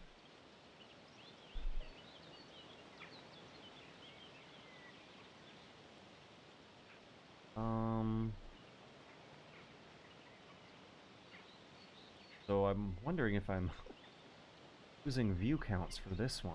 I don't know if this one's quite stimulating. No, it is, now that I'm figuring out the end. Not the greatest. On a zone to create a place a blueprint on the map. Yeah, let's do something you can't do in SimCity, which is manually place low density, medium density, high density. I don't know, high density is in the demos.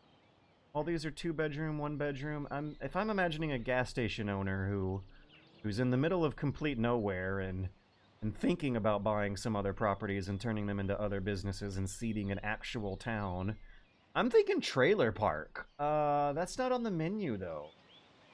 So let's give them something a little... The most humble thing on here is 1 bedroom, but I don't know if I feel like that's sustainable long term. Property is on the market. Okay, so does that mean it's currently occupied? Or population 4. We got a Mike Smith and a Julie Smith in there. 2 open jobs. 1 employee. 8 to 5. Interesting. Interesting. They're simulating some kind of daily out. Okay, okay. The interface has been rough, but there are some interesting ideas going on here. There's still demand for more residential between them, so... Hey, look at that. You get to see the cars actually pull into the houses. What do they do for parking? Do we gotta... Void schedule, current activity. Nishi Sport. Hey, look at that! I have not played a lot of City Skylines, but you do not see that happen in a SimCity. Parking spaces 6. We gotta care about parking. I think I remember parking garages in SimCity. Despite the libertarian leaning, SimCity did not want a lot of parking garages in their urban space, and it's a big problem Atlanta has. Place a completed building, place zones, and create a building from scratch. They want more residential. Where is the money though? It's hard for me to feel a real sense of believability if I have unlimited money here. If I have unlimited money here, maybe I shouldn't be... Maybe I'm thinking of it in the wrong way.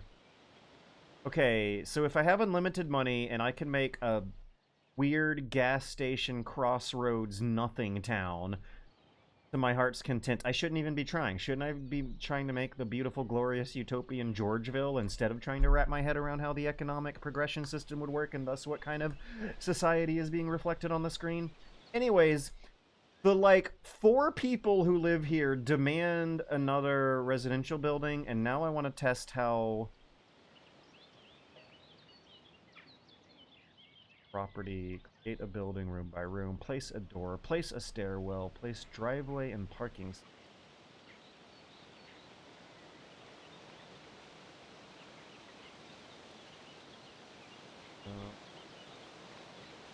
Driveway outside the zone. I want to place a zone.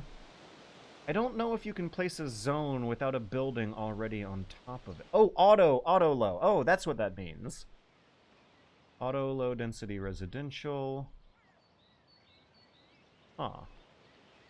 There's no auto low for commercial. Okay. Well, let's see if that square fills up with a house in a minute or two like it would in a SimCity.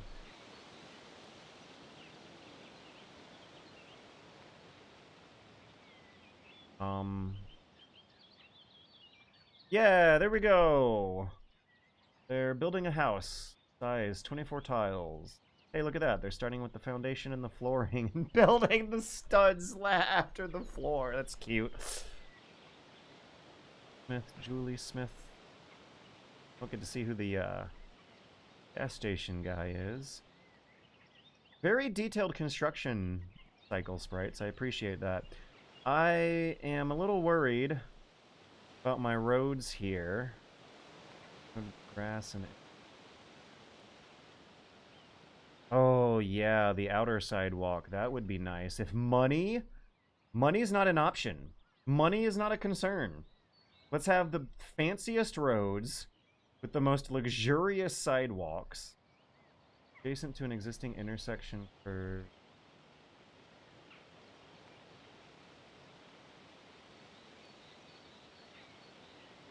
Hello.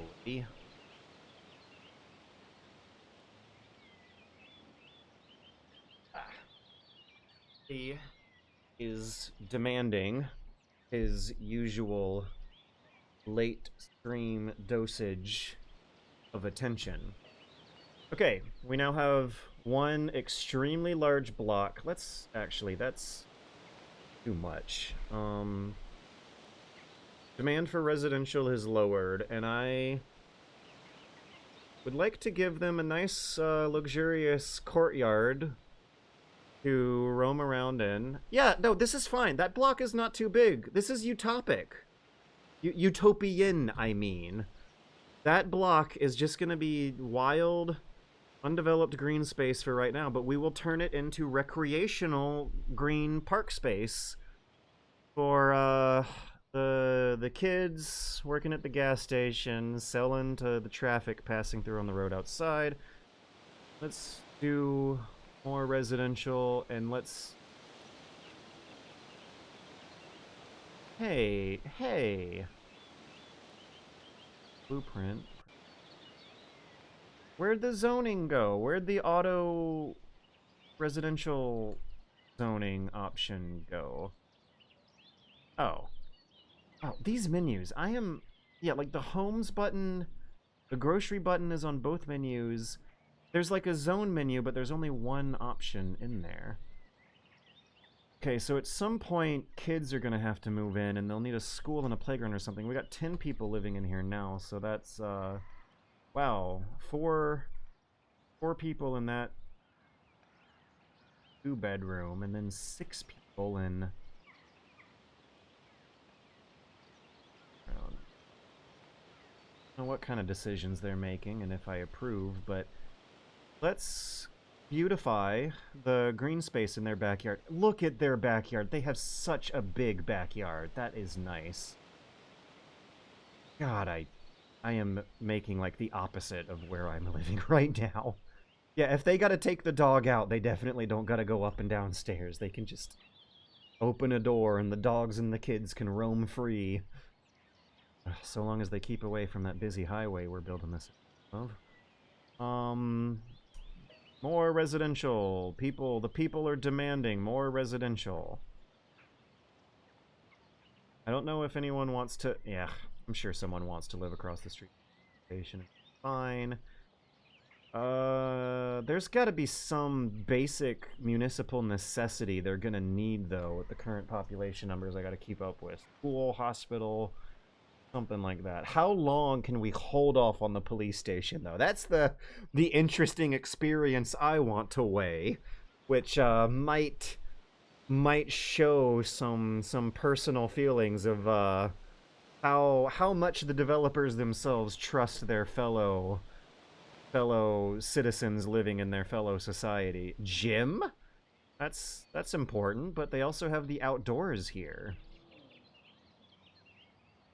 I don't know if I feel good about continuing to build in this area if there is not a school. And I don't think I want the school to be directly across the street from house.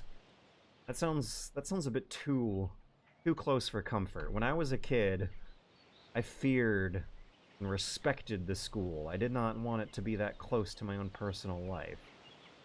So we have a gas station with some nearby houses right next door. That's a little weird, but not necessarily impossible. The school, I guess, government zone, that's what they're calling the municipal buildings. Wait, high school? Oh no, they're gonna have different kinds of schools. Oh, look at the breezy. That was the breezy effect. It's a good effect. That is a good breeze pixel art effect.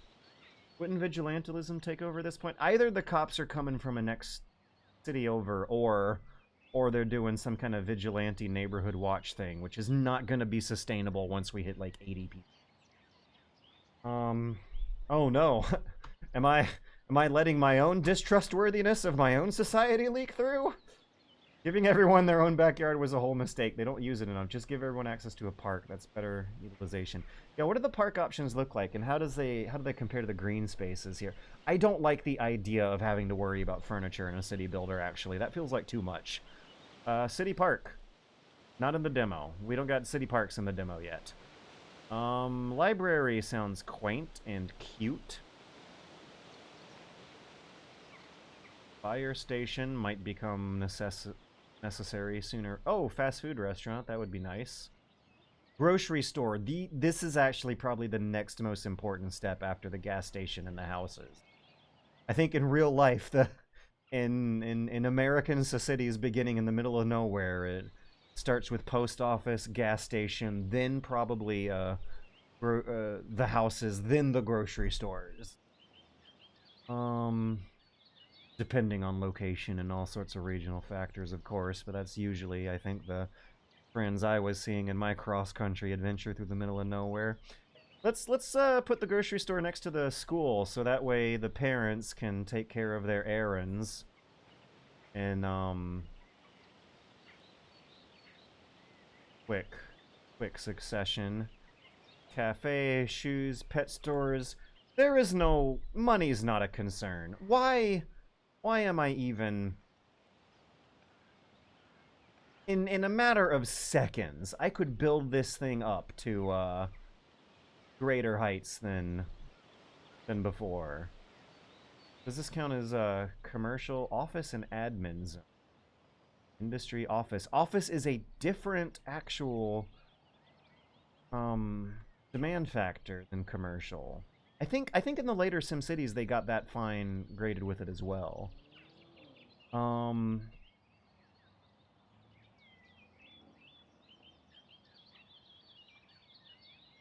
After demo showcase. Metropolis. Being able to walk to the grocery store. How un-American. Oh, yeah, can we implement some kind of utopian transit system? I don't like how there's... Here, actually, can we delete this and make a walking path or something? I don't like this residential zone here. The block is too wide. There needs to be some kind of inner pedestrian pathway. Too much road, too much road. Arc click, cancel. Wait, what am I doing? Click on the little bulldozer and then the thing. Get rid of the zone. Ah! How do I remove zoning?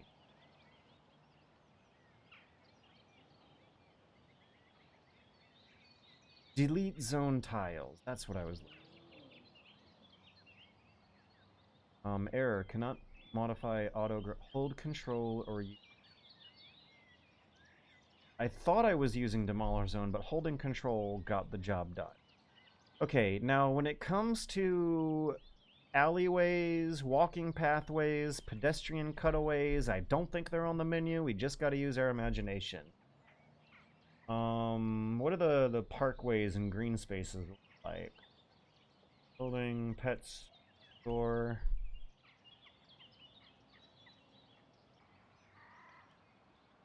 Oh my gosh, am I... What? For sure.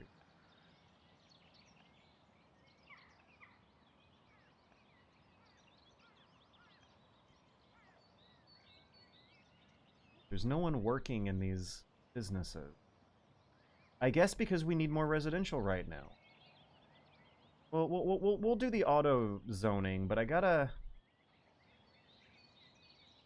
mark some way. One lane, one way.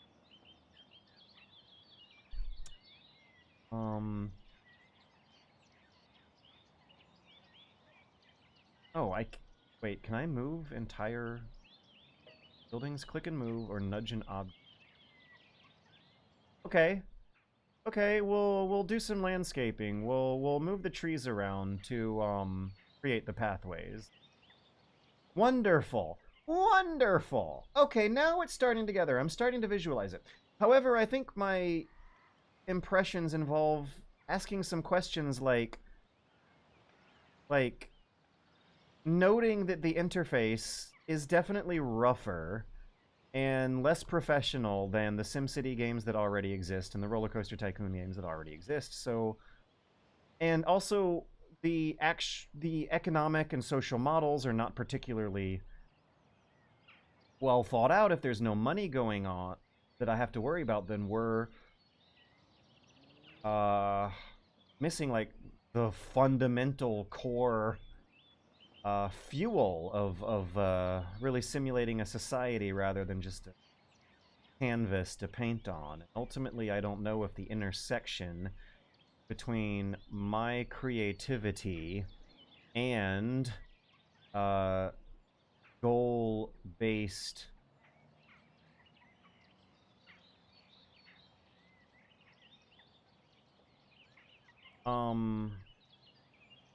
I don't know if this would really hold my interest for too very long. Like the original SimCity games would. So, like, having these fully grown oak trees lining the path of a walking pathway, not necessarily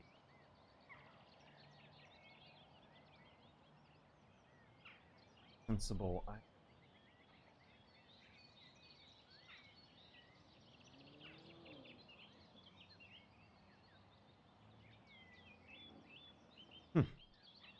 I'm remembering how many little towns I crossed through in my bicycle adventure that were actual towns on the map. They had a dot, but when you were bicycling through and biked through the dot on the map, there would just be a shitty, barely staffed, rarely utilized post office. Probably just a house for P.O. boxes that was not even actively staffed at an intersection, and yet it still counted as a town. I think in the good old USA, all you need is an empty building.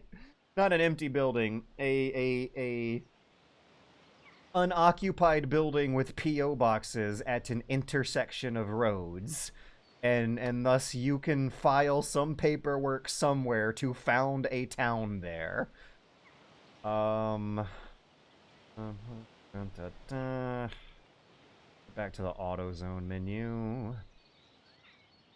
I want a pathway here, but I also want a tiny house. Okay, cool, we can have a pathway. And I'm gonna be gaining nothing mechanically from having this walking pathway here. It just makes me feel good about giving the people a pedestrian pathway through the middle of the city block. I think I'm also gonna have to... Ugh. What should I be doing with the space here? I was thinking of adding a road there, but it's not going to connect to the previous two, so maybe I should aim for beautification of green space instead. I don't really think that that's much of a priority on the menu here. SimCity did give you a lot of options for natural landscaping, and you could make some very beautiful geographic features for your people to enjoy in giant empty green spaces like this, but I'm not necessarily seeing quite the same, unless this is... Oh yeah, doghouse. We could have this area... Oh, there we go! Oh no, I've been talking shit about the lack of pedestrian pathway options, and it was just in a different menu. Not place driveway. Driveway out. Walking. Oh, the fences might be.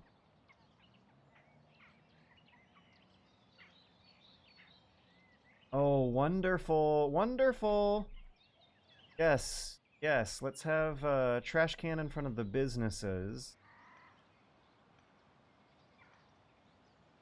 Look at that. I don't mind thinking about public trash cans. I don't like thinking about furniture, but I don't think I want to be thinking... I do want to be thinking about trash cans, drop boxes, street lights when doing my city building. We're coming together. It's happening. It's happening. We are almost a real town, and it actually looks kind of like something that makes a little more sense now.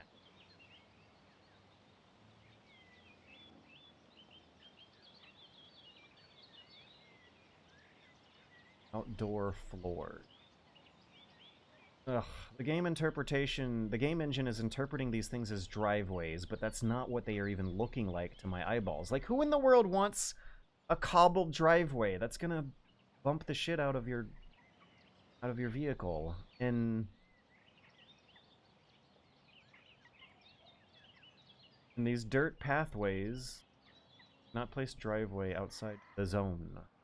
Zone. Decoration. Yeah, I don't want to bother with any of these interior items.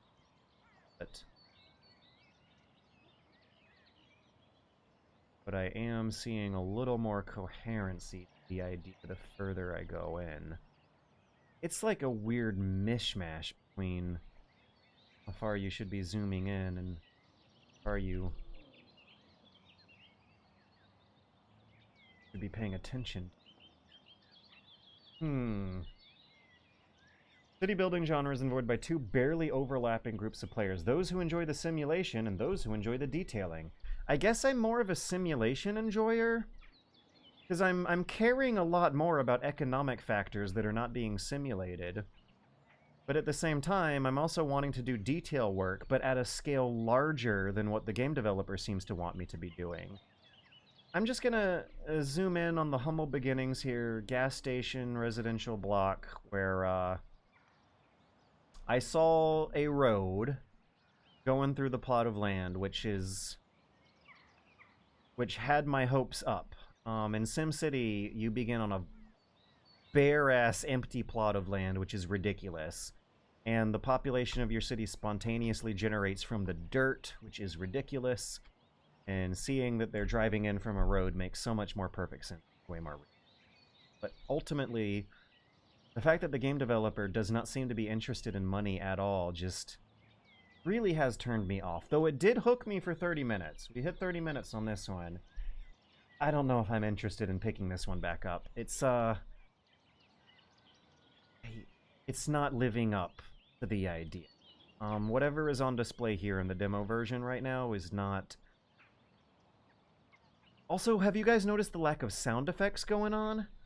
When you plop these buildings down, you usually hear cranking engines, construction equipment, hammering. You hear men working.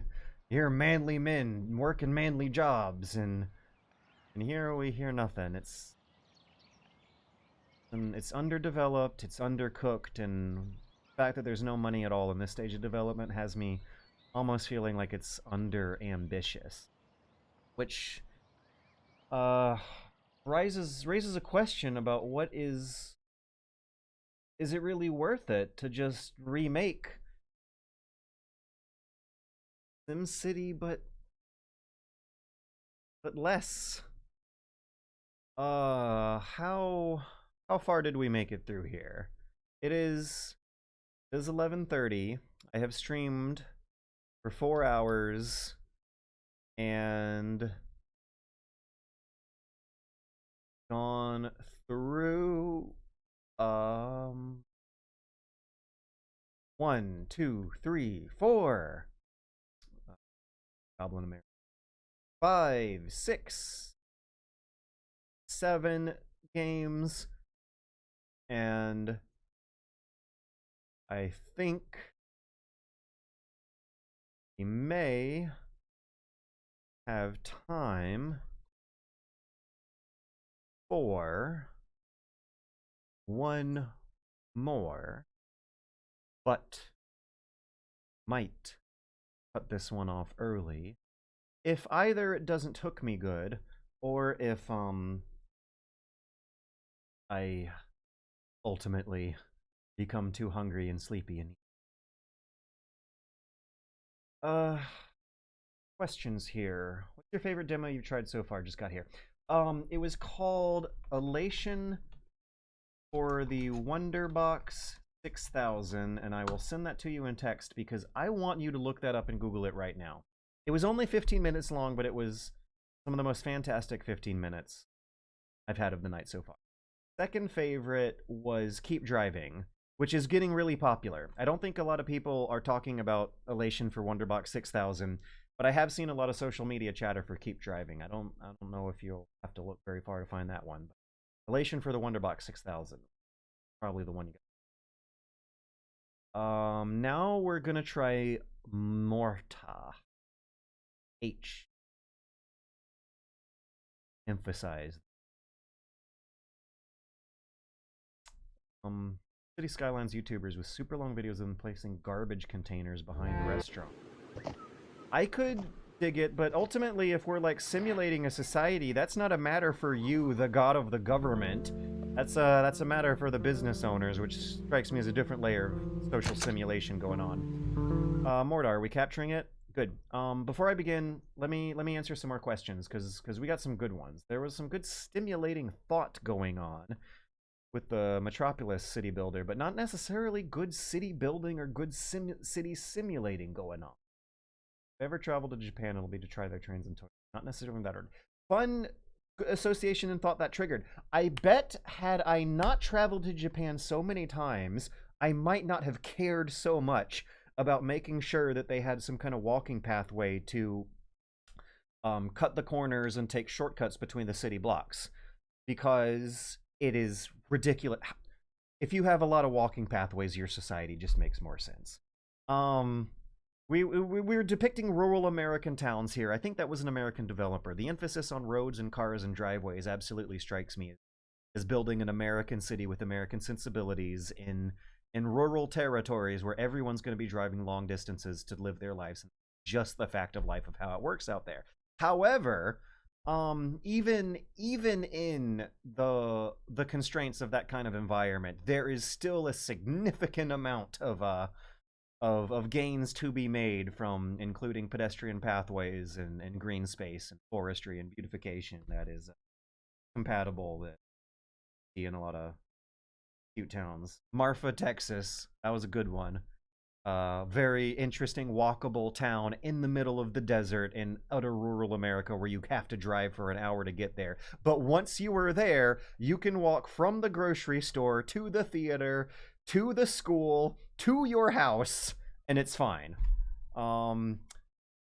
There are some American towns that are able to balance a car life and a walkable home once you're at home that I think I was trying to capture with trying to project with my city design there, and I bet I would not have thought so much about the matters of pedestrian accessibility had I not visited Japan so many times. This reminds me of SimTown, the smaller scale SimCity game. There's also SimCity Societies, which I liked very much. That's a weird one. Metropolis 98, I think, was out of this. It is really sad what happened to the city builder genre, because in terms of genuinely entertaining while also being genuinely edutaining games that could maybe the Zoomers are so fucked up because they didn't have a good SimCity game to grow up on. When you're a kid and playing SimCity, it absolutely broadens your perspective of who you are and what you are and where you are in a way that Maybe it should be considered necessary at this point. Maybe as a vital part of living in society, you should grow up simulating society to some degree to be able to understand your place in it. So, the hobbyist project, yeah, cinephile. I don't know if that game developer making that was really interested in making a super successful commercial hit. He might have just really liked SimCity as a kid. They might have just really liked SimCity as a kid and wanted to take a stab at making their own, but not necessarily so impassioned to the point where they want to replace it and succeed it and exceed it. City decay is definitely a thing. What was a once populated area slowly dies from entropy. You got to pay attention to that in real, fully developed city builders for sure.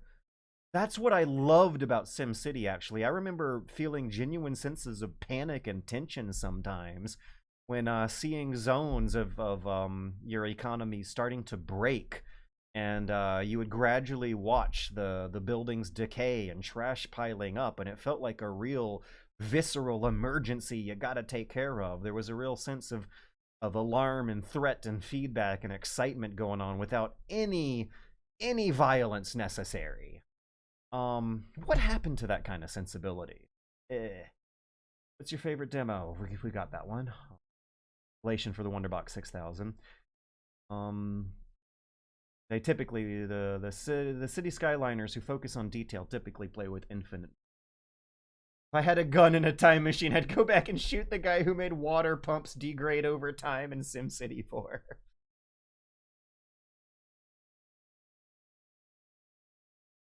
There are a lot of Americans complaining about US cities and romanticizing walkable European cities, but I've been hanging out with a lot of Asians recently, and I've noticed they do not walk ever.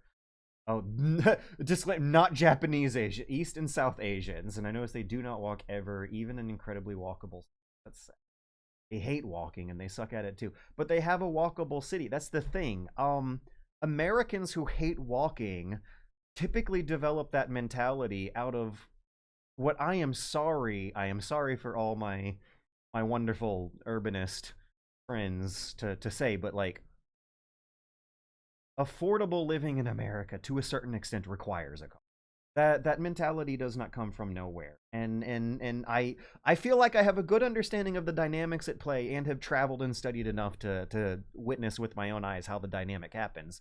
But the stereotype typically that I believe rings true is that a lot of Americans, most Americans, will hate walking and never want to do it, and that is because in their own home, in the life they live, it is impossible. When I was growing up, for 10 years, I lived in a suburban house, and I tried walking to the grocery store, and I only did it once. It took 2 hours.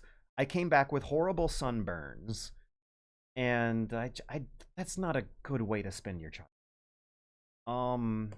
It's not. It's not the nostalgic kind of America that the boomers were romanticizing, but unfortunately for so many generations who are growing up now, that's the house they're going to be born in, and the situation they're going to have to deal with. And getting it to a better place is going to take generations again. We're probably not going to live to see it happen. But, vote. Get involved with your community. Maybe the future generations who we will not live to see, but hopefully feel some deep human connection with, will get to have better childhoods where they can walk back and forth from the grocery store without it taking 2 hours long and giving them horrible sunburns in the process. The suburban neighborhood in question I'm talking about had no... It had nice fancy houses, because that's what the parents cared about the most. There were nice sidewalks on smoothly paved roads, but no tree coverage. And so in Georgia, when it gets really, really hot in the summer, that ultimately meant that no one ended up using the sidewalks that these developers were spending so much money on, except for kids. The place was designed a lot for childhood play, but since the kids can't really, like, walk to businesses or schools or the woods, it also weirdly limits the ultimate human amount of activities you can do during your childhood in that environment too. It was nice playing on those nice fancy sidewalks and streets and cul-de-sacs as a kid, but I remember when I was like 15 and finally decided to walk to the grocery store all on my own, there was this sinking feeling that never left me until I moved away and walked to the city, and life did not make sense out there from that age onward. Yeah, that's the point. Okay, teenagerhood sucks. It absolutely sucks in those places. That's the part of childhood that is incompatible with that kind of suburban American city design. They hate walking because they should, to be frank. Yeah, Americans who hate walking because they don't really have much of a choice. And I'm probably one of the only people in Atlanta who makes it without a car. It's not in my situation either. I've talked so much about how I'm running out of money, and they just jacked the price up of my condo building $330 fucking a month, and I might have to move out to the suburbs and start living out of a car myself because I might not have a choice myself, even though I'm a huge advocate for this thing and have my name on the public record on many, many newspaper articles from 15 years ago advocating for more bikeable, walkable cities. Oh, God, it's a fucking wreck. A bike was as important as a car. Even my childhood bike when I was a kid could not make those distances. Could not make 2 hours walking is about 4 to 5 miles. Even the bicycle as a child is not able to make that kind of a distance under that kind of a sun, heat and humidity and sunlight sort of adventure, and then enjoy life doing it. Something I only did once. Never felt the temptation to do it again, and at the time it felt like a waste of time.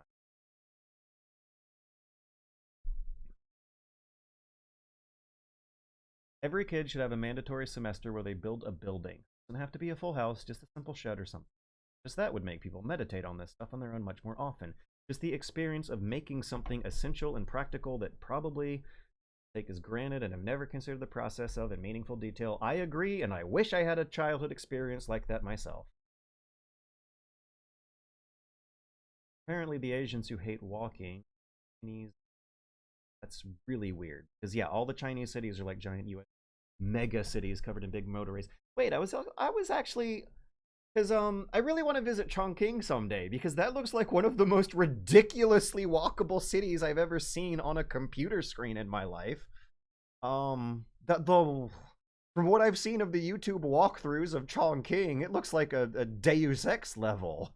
I don't understand how they how the trucks make deliveries to the grocery stores.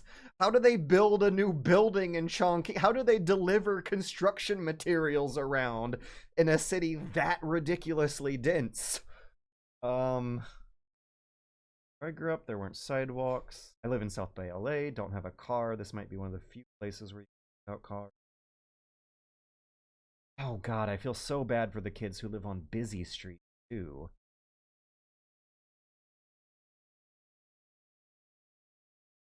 I grew up surrounded by farms, and the road in front of the house has a very high-speed sidewalk. Nearest shop, which was a gas station. Okay. Well, at least you had cars. At least you weren't cramped. You got to run around and play with animals. I feel like there's a little bit more wholesome humanity to that situation. Suburbs. I think people mostly do what's fastest, and it's extremely hard to beat cars unless you rip the band-aid off and stop building roads you can drive on. It's not actually hard to beat cars, just offer viable alternative. God, you guys have no... Speaking as from the perspective of someone who has actually gotten involved with the local politics and tried to change it. Simplified statements like that about how it's not actually hard to beat cars drive me up a fucking wall. Speaking as someone who has tried to beat cars in Atlanta, no, it is hard as fuck. You do not, with all due respect, Z Smith, you've been a great stream regular, conversational partner, but this one in particular, I'm giving this comment of yours a grimace face, because it is very hard at all to beat cars and offer viable alternatives and get people to use them within the same lifetime of generation where their formative years were going to be spent during their teens and 20s living the car life. I've fucking tried. And I'm going to keep trying. I have had way more complicated, detailed arguments with people way more powerful than anyone here about this, and I can confirm it is what you just said here, Z Smith. This is wrong. That is wrong. Ugh.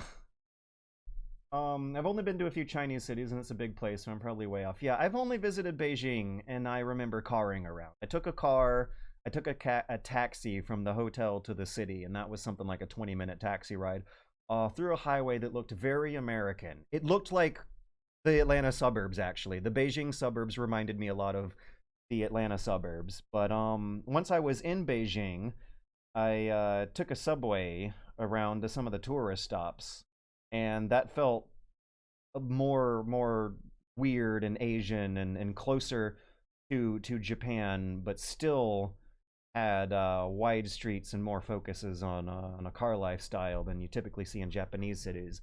I have not seen any other Chinese cities, but I know that like China is huge. All the different cities run the gamut of the spectrum, and Chongqing is actually something I'm really interested in vacationing to Chongqing because I hate living in this condo tower cyberpunk situation, but boy oh boy is it fun to vacation in a high rise tower city condo cyberpunk kind of city.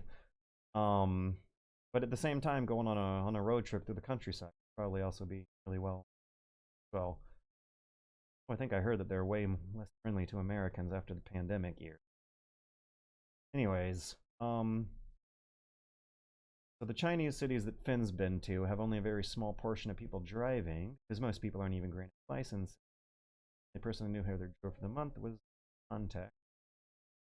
Everyone else walked, biked, and took the train, like most normal people across the whole planet do. We're finally expanding light rail in Seattle, and it's encouraging to see it so packed. One of the most depressing things about the walkability regarding urban development in Atlanta is the Beltline Trail. Was a very, very exciting, ambitious greenbelt inner perimeter walking pathway that they really call a multi-use pathway. I was really looking forward to riding my bike through that thing and having more affordable transportation solutions for lower income people. However, what ended up happening is that it gentrified the area and became overcrowded extremely quick. It did not become a bike path because it is overcrowded with pedestrians. It did not become a affordable alternative transportation arterial thoroughway for lower income residents because the property values shot way up and they got gentrified out. Might be happening to me right now in the building you are seeing behind me. We speak in real time. It's fucking maddening. How once you do have how even when you go through the incredibly difficult fight of getting these incredibly overpriced because of city corruption that you should factor in when saying something about how easy it would be to completely reform society. No, society is corrupt, and trying to fix it requires tackling corruption, and that bumps difficulty up way beyond the state. I don't know what the final cost of the Beltline project was, but it was something like $700 million. They really only fixed like a quarter of it along the way through. Just putting down new lines of paint on the road, I have seen dip into the hundreds of thousands. A new bike lane on the road will be millions. The costs are not easy. Working with the people involved in their mentalities is not easy. And then working with the actual residents afterwards when you're done is not easy. None of that is easy. It is a multi-generational long struggle that we should not slack off on for making American cities more walkable and friendly. Like they were in the 40s, actually. It took 60 years for it to go away. It's probably going to take 60 years for it to get an inkling on the way back, because destroying things is always easier than building.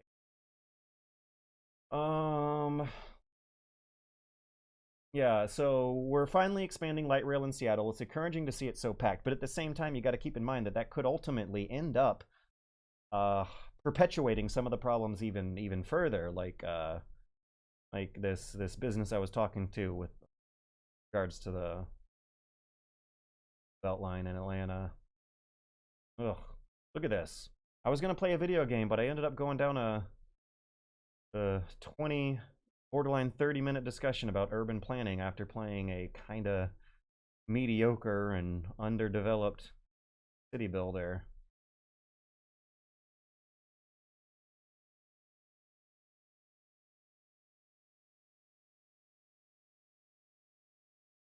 Here we have NIMBY protest to stop constructing a bike path because it might ruin.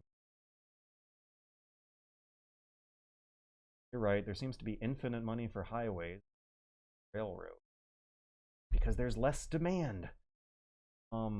Railroads, and by railroads, I know you mean subways, you mean light rail, because there is money for freight rail. That's still going strong in Atlanta. Took ages to drive to the Great Wall. When I said it's easy, I meant the solution already exists and is known. Problem is already solved, not that it's actually easy to implement the solution. I'm getting hung up on the semantics of how the implementation is the problem. Yeah, the solution already exists and is known. I don't know if I regard that as a solution unless your vision of the solution also includes changing millions upon millions of hearts and minds and solving actual white-collar criminal corruption that's embedded itself down to the core of your city official procedural processes. And yeah, I would say those are like two ridiculously high mountains of roadblocks that make it maddening when I hear people talk about how it would be. The solution should include those factors. And I don't know if I would agree quite so much in terms of saying that solution already exists and is known, because that solution would include getting us out of our current rut we're in this decade. And we're not out of that yet. We're in a very unprecedented decade. It's new. New problems. Oh boy.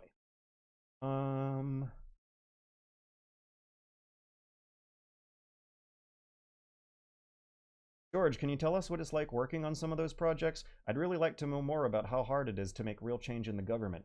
Okay, so I am speaking from the perspective of someone who is working at a local newspaper who was showing up to cover meetings at transportation entities.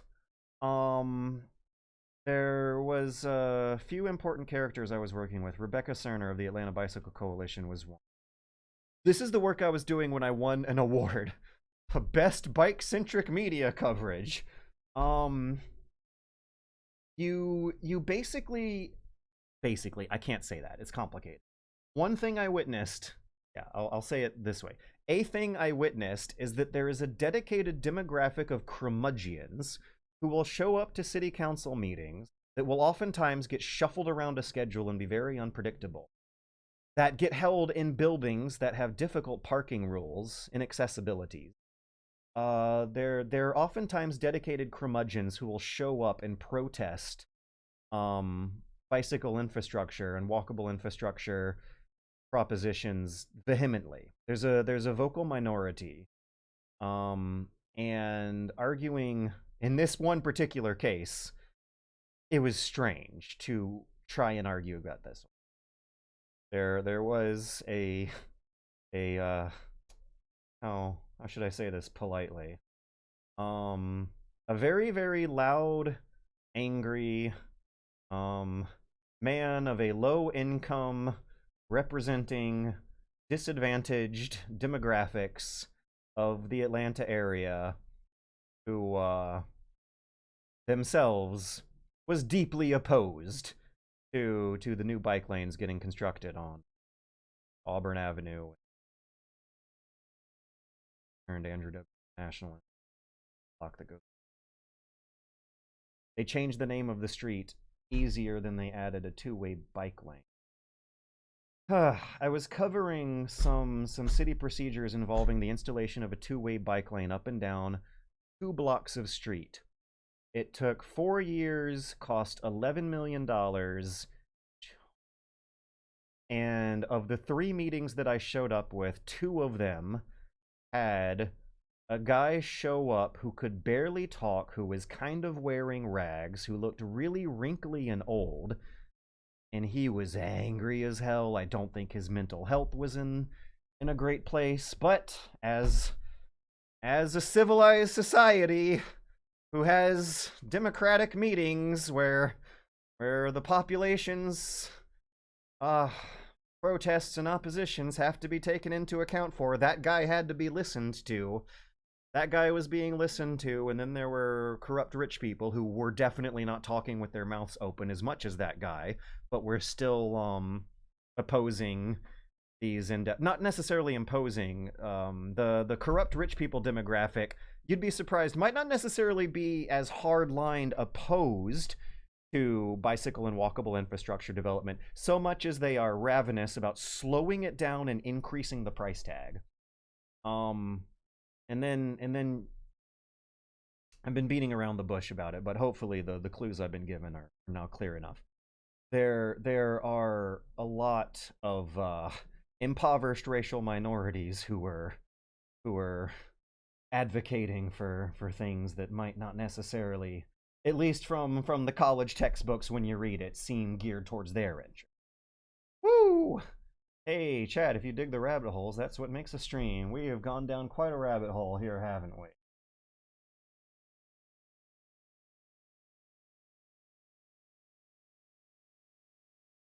How many years until the corruption overwhelms us?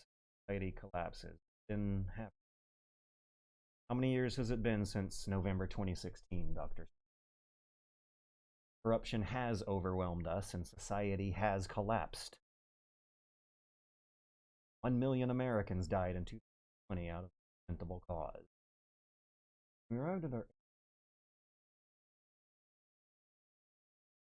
God, I hate the word unprecedented.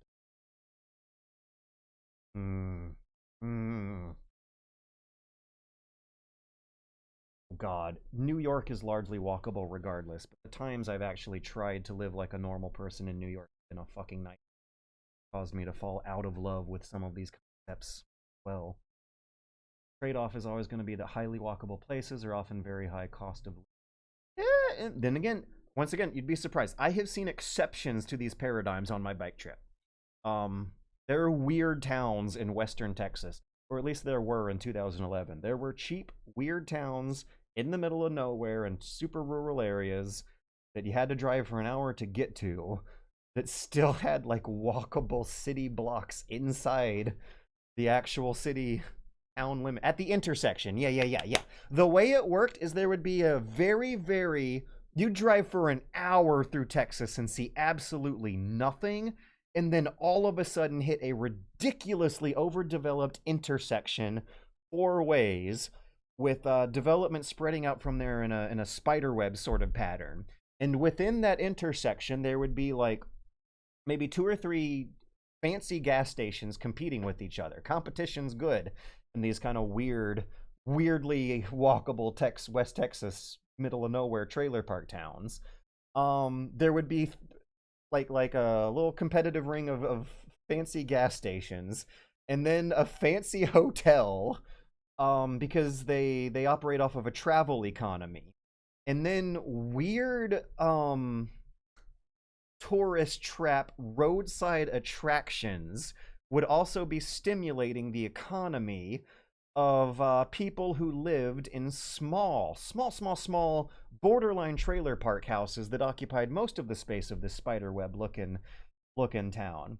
And sometimes they had an actual school. The kids could have walked to school, to the weird artsy stuff for fun, like a theater, to the gas stations, to their houses. But to get to the town itself, you gotta drive an hour through the middle of nowhere. So I do believe that it could happen, and I have seen with my own eyes that the vast majority of America is empty, undeveloped. It is a frontier country, and most of the complaints that you hear are from the geographic minority but popular majority of most Americans who live in the like 7 big cities on the coast. But for the rural people who live in between, it is possible. There are examples to follow. And in that territory, land is extremely ridiculously cheap. Maybe I should move. Yeah, no, like if it's a western state like Colorado, Washington or Oregon or something, I bet the prices and the politics. And even then, back in 2011, West Texas had little more liberal bubbles, weird artsy desert crossroads towns. I'm a firm believer society is too large and would function better. Thank you, Dr. Sparklegasm. I don't know if I agree or disagree with that so much as I'm just caught up in all the complexities in between. Bike lane resistance is wild to me since it's a great opportunity for pork barrel spending. I guess that must have been what justified the $11 million price tag, 2 blocks of two-way bike lane. If I was a contractor, I'd be pushing for bike lanes everywhere. Yeah, all that for 2 blocks. 2 blocks of two-way bike lane. That's important. If you've ever been to Dragon Con, you'll know the 2 blocks I'm talking about, because you see these bike lanes begin and end immediately on those 2 blocks. I got deeply involved with the bureaucratic procedures behind the deeply involved. I covered it as a journalist. I covered as a journalist the bureaucratic government procedures involved in making those 2 $11 million bike lanes.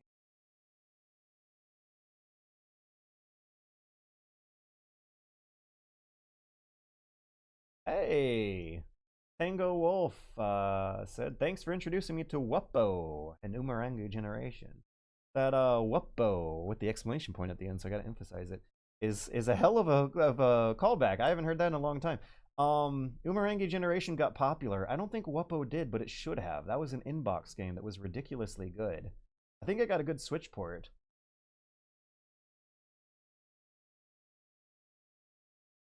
Birth home of Martin Luther King. Road. It's now we're having an argument over whether or not smaller cities count as communism, or redistributing the population into smaller towns instead of the 7 big cities would count as I don't think communism is a philosophy of urban planning. I believe that China definitely might have made it as so, but I don't think Marx himself in the book was... No, never. I do believe there are chapters involving urban planning, but it's more an economics thing, right? Just correlating with urban planning thing, but anyways. In the world are we talking about eugenics? Guys! Washington is pricier. Okay. We're playing a silly game. We're playing a strange game. We'll have us venturing into the strange. Good menu pressing sound effects. Good wipe effects. Ref. Right. Hayward's slumber is haunted by brain. Even in sleep, Hayward honed their craft.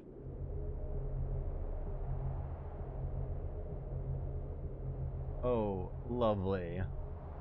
We are once again playing a Kingsfield-like interact with, this is like the 3rd one of these we've played tonight. Okay, O is an interesting run-walk button. E is interact.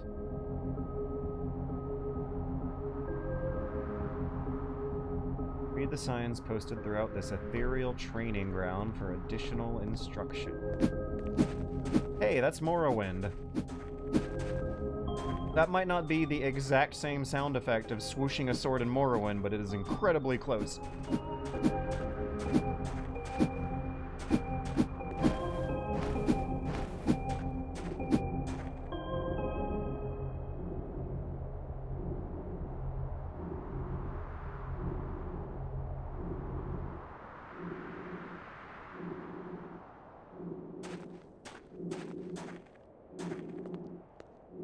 Bad guy? You're probably a bad guy.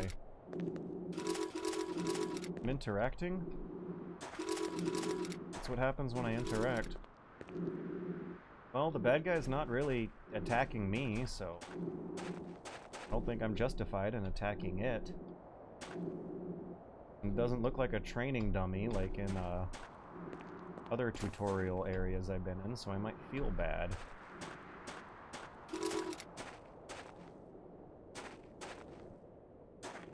Oh, I just instinctively pressed shift and we got a dash. We have a dash, can confirm. I gotta hurt the bad guy who... Yeah, I have no choice. No choice but... unsolicited, unprovoked violence. Okay. That opens the door. Let's go.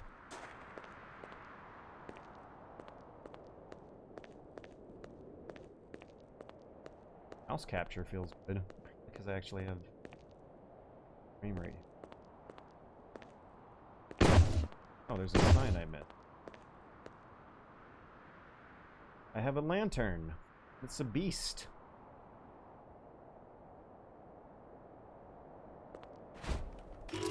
Yeah, that looked awesome.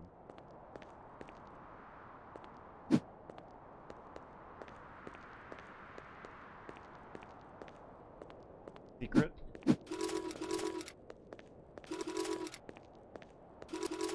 So if I press E in front of something I can't interact with, it makes that noise. Earlier I thought I was interacting with something to make it make that. Oh, do I gotta kill another one of these harmless, innocent ghost guys? Special attack. Okay.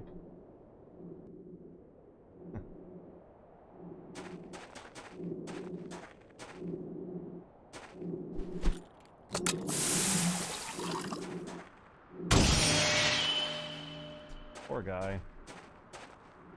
Oh, to be living one's life as a tutorial training dummy. And weapons to one. Menu is U. Oh, is it V or U? V is weapon. Okay, it's V, not. On the menu, use Wastad.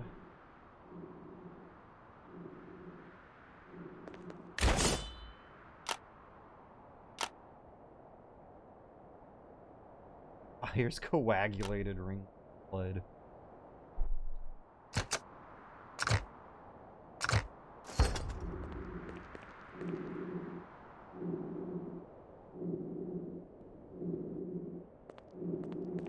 Okay, now are they actually gonna fight me and make me test that dodge? I'm starting to get the feel of a very, very good game feel.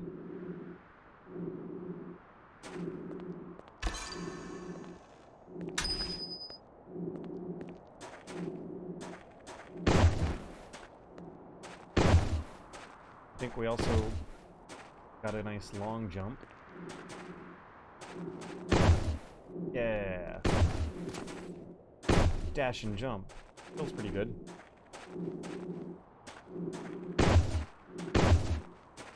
Sound effects a little loud and jarring. Okay, so pilgrim stones are our bonfire. But the thing is... Yeah. What are you supposed to be? That looks like a piece of lab equipment. Test tubes and pipes and such. Godspeed, Hayward. Nice, short 5-minute tutorial. Oops. Oops.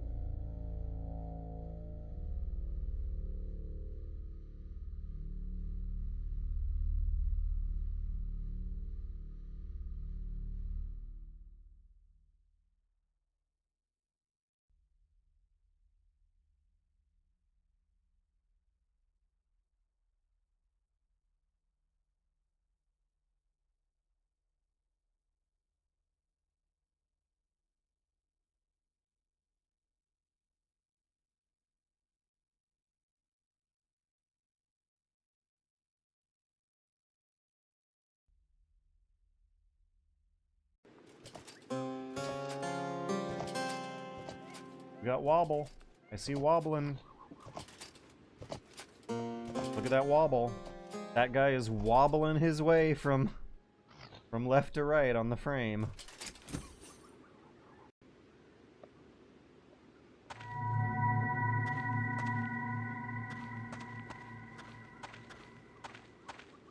So the natural geometry is not wobbling. The horse is wobbling.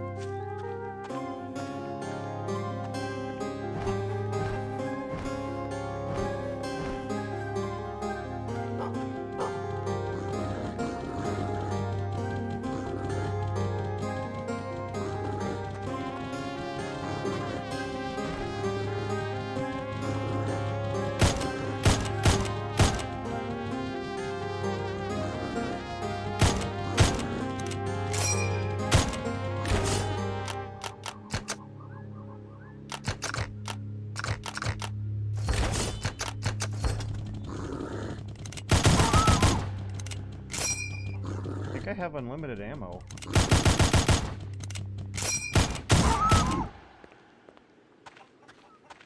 I can fan the hammer.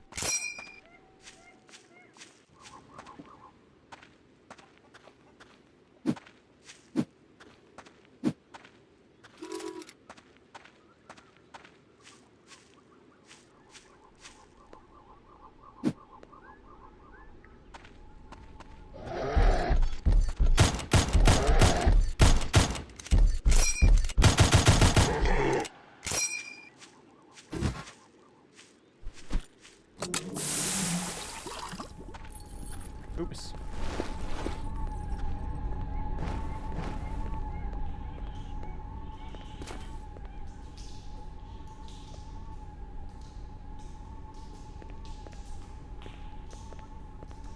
Okay, I'm seeing a dog-like animal. Oh, hello. Now I'm seeing a vulture-like animal.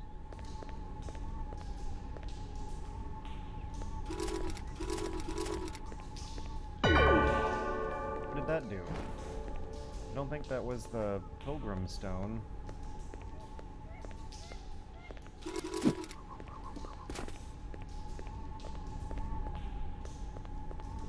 Anything? Nope.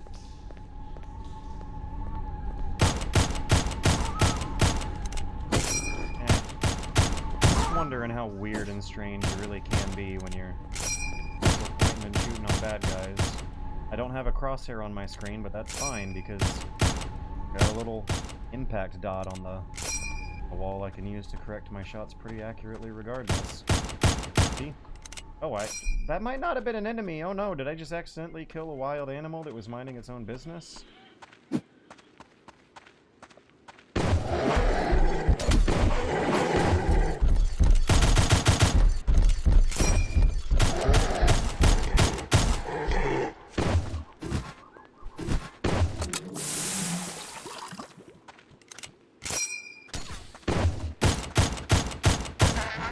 Okay, might be more interesting with some projectile enemies.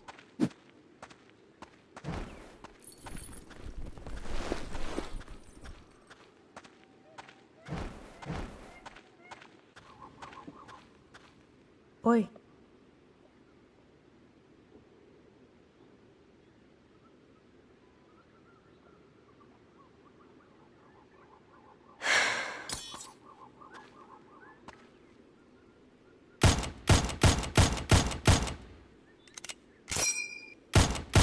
Not an interesting way of interacting with the entity.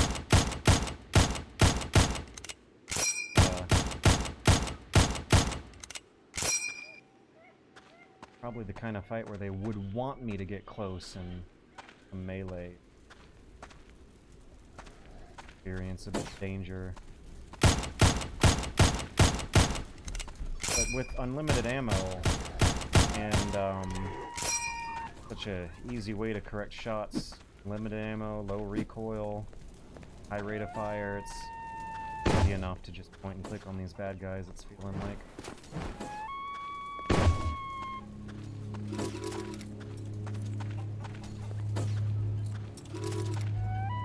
Yeah, I don't know, I'm a sucker for weirdness, but I feel skin deep in this case.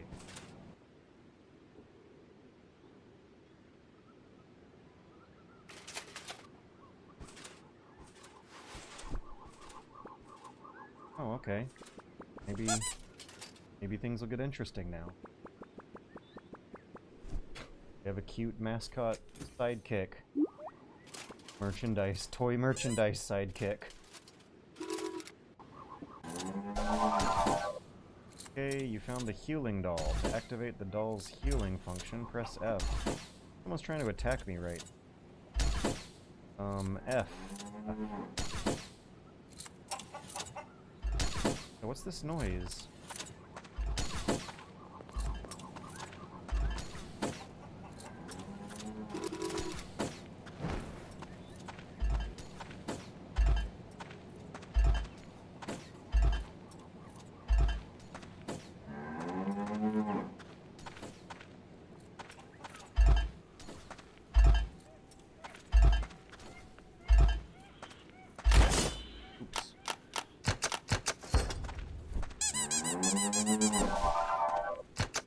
Okay, I think I healed.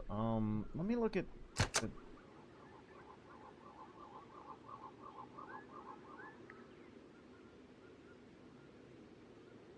PlayStation 2 adapters are on the list here? Oh, the control menu is way more complicated than the tutorial had. Run is set to P. Toggle run set to caps. Huh. Strife? Wait a second. Wait a second. Are we playing a modded version of Strife?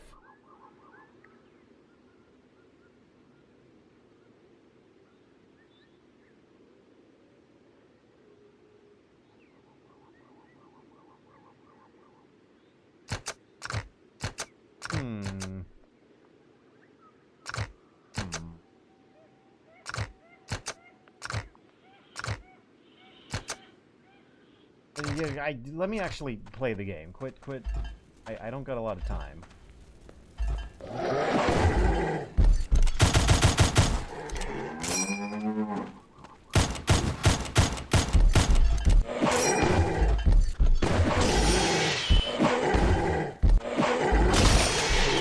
Yay.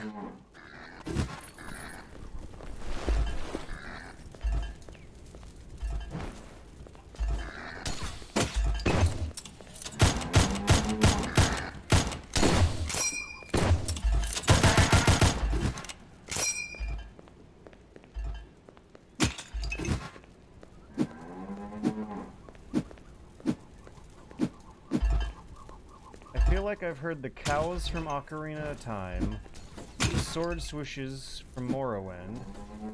Has anyone else spotted or heard recognizable sound effects?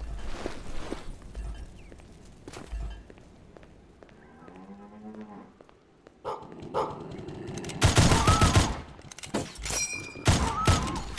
guess doggy goes without saying. So they're using the sounds of familiar animals for creatures that look to the eyeballs really weird and strange. Kind of juxtaposition going on there, but I wonder how truly thought out it all really is. I don't know if I'm really feeling it, but I could play this I don't know. It's kind of unstimulating. I've not really been thinking a lot of interesting thoughts while going through here. One can only ask oneself, why does it look weird like that so many times before that question itself starts to become normal, right?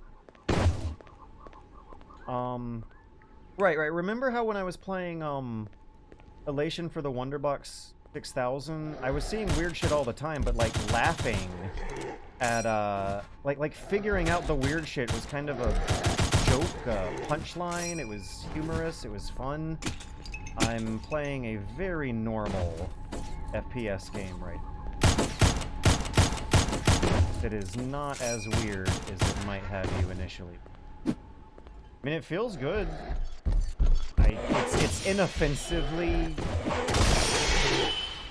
It's inoffensively inoffensive for how weird they're gonna want you to think it is.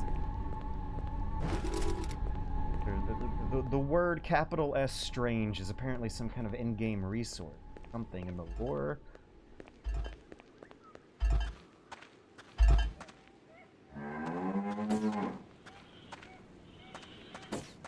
When I was first-person shooting bad guys in, what was the name of the Bloodborne like I was playing?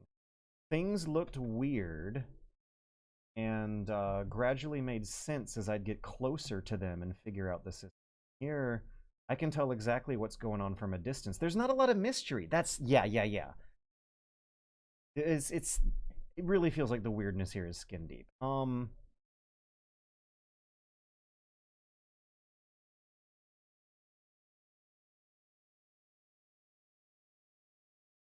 I wanna remember the... Hark the Ghoul, yeah.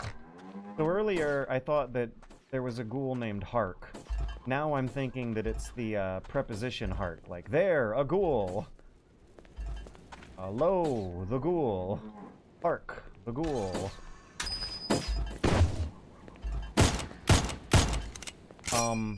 In that game, the weirdness was used to effect. And, Wonderbox 6000, weirdness was mastered, perfected. I don't know, the weirdness being a silly joke about art and life and how weird it is to be a human in real life, and yeah, like, it was weirdness about your own weirdness as a gamer. That game is doing the weird thing way smarter than I think this is. Even though this one is technically competent. I cannot say that that dash does not feel good, and that that's not a satisfying gunshot sound. But this could be a Doom clone, and it would play exactly the same. You got a sword, it's slightly medieval. It could be a Hexen game. Strife, are we playing a Strife mod? We might be playing a Strife mod.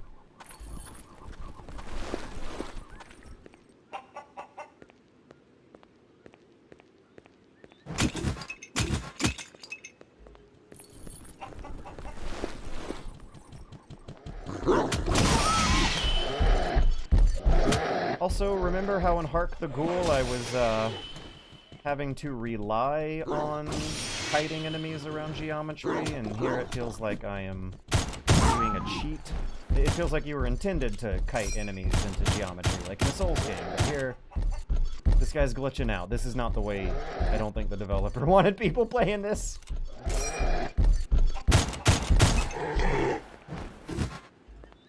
Can I heal? Can I heal? No, I can... I forgot how the recharge system for the healing doll is supposed to work, but I'll keep slapping pots and collecting these blue fire flames regardless.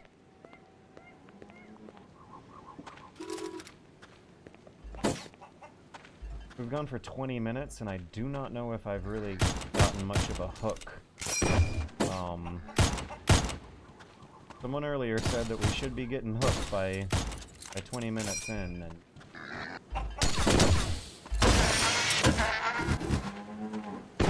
I think I'll just march my character into danger at some point, and that will be the point I call it. And another thing is, I don't really know if this is using strange, weird aesthetics to their full potential to make an actual beautiful image out of the aggressively visual weirdness going on. I would cite example Jutaro as like maybe a peak pinnacle example of how you can make a beautiful image out of very, very strange, rough-looking individual pieces.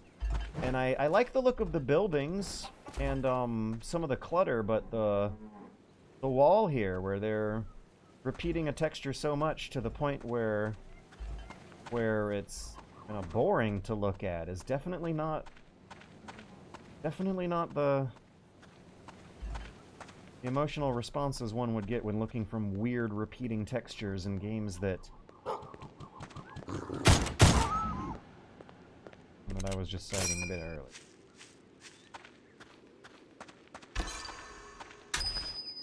I find the gameplay very easy and non-stimulating. Lack of difficulty means my internal dialogue is not asking questions, thinking things over, and second-guessing itself. It means that I'm focusing on narrating out loud. Yeah, you can play this without thinking a single fucking word. This is brainless. I'm sorry. I'm really sorry. Cute. There's gotta be some kind of struggling developer making this who deserves the exposure, but it's not getting me. Not getting me. Where do I go? What do I do? Let's give it 7 more minutes, then we'll hit 30 minutes. Like I said, I could play this. It's easy. It's coming along. I would just feel like going through the motions, I guess. Yeah, here we go. Now I found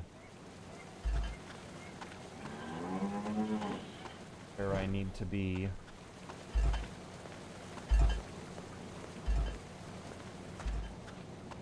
Have I? Am I backtracking? I'm disoriented.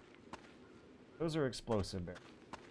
Shoot them, they blow up. Let me see if I'm wrong. They're explosive barrels. You shoot them, they blow up. You know what? Let's end it here. The game looks strange. It doesn't feel strange. The story is supposed to be strange.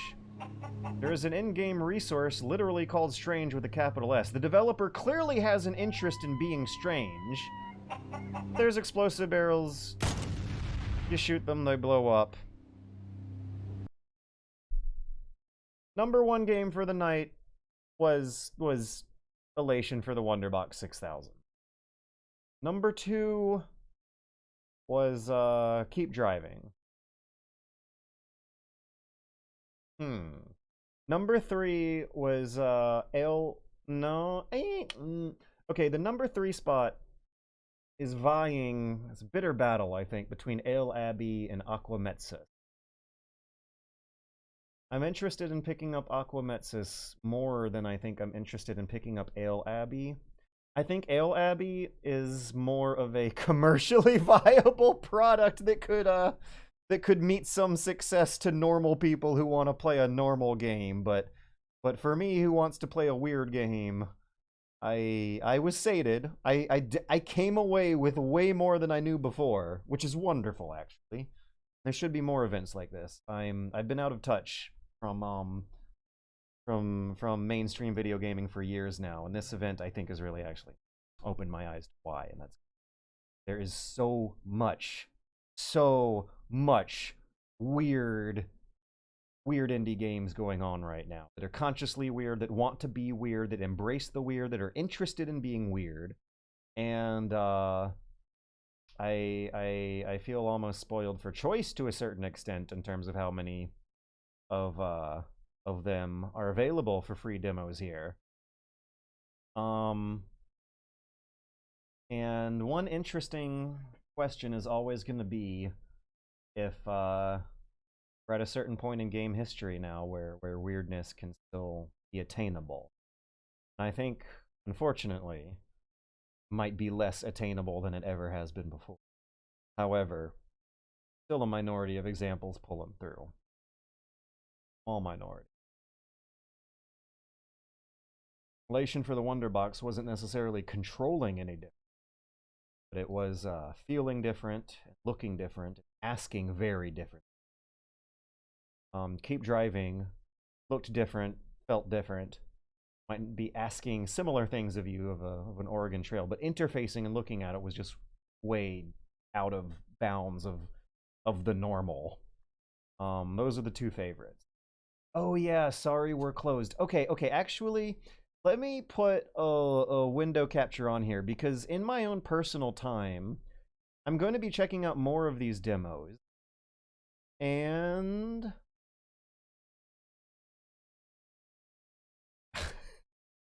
no, I don't need the volume mixer.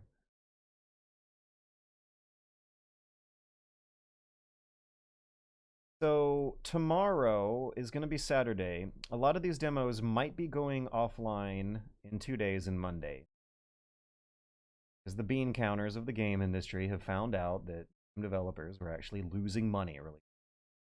Gotta self-destruct remotely. Fucking 1984, isn't it? So Sorry We're Closed is on the list. Streets of Rogue 2 is on the list. Couldn't get to it. We couldn't get past the M's, and I was going in alphabetical order. Oh, Radio Commander is something that looks normal, but has a weird concept I'm really interested in. Okay, so I've been working for an entire year in between my house catching on fire and my mom dying, but also not dying, because it does take a couple years. I've been working for the entire year on a video on Kriegspiel, which is the historical German wargaming tradition that gradually evolved into Dungeons and Dragons, that gradually evolved into computer strategy game. It has caused me to drastically rethink the fundamentals of strategy game design. Okay, you know what? While we're here, let's do it. I just played something I was not planning on playing tonight. And I don't know how impressed I was. I don't want to end it on that note. I don't want to be depressed by games not being weird enough. There's a small series, actually. There's 2 of these games now called Radio Commander that are unconventional real-time strategy games that interpret the idea of you playing as a general or a colonel, some kind of high-ranking officer, so literally to the point where the whole game is you just looking at a map with a radio on a side and like some other guys on telephones sending you orders. You are you do it all. You do a real-time strategy game, but from the first-person perspective with consciously limited information, which is actually truer in spirit to the real military wargaming tradition than what most computer strategy games do. This is fascinating. I think I've been most interested in this game, especially because it ties into the video essay I'm working on, than a lot of others on that list. Before I begin, I'm gonna see if the people on the Twitch chat were as bored with Mohrta as I was.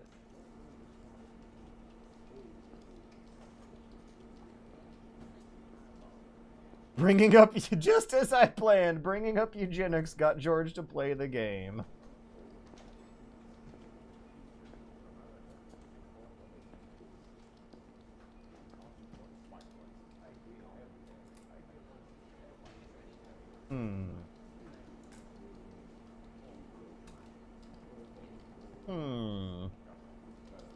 Not seeing...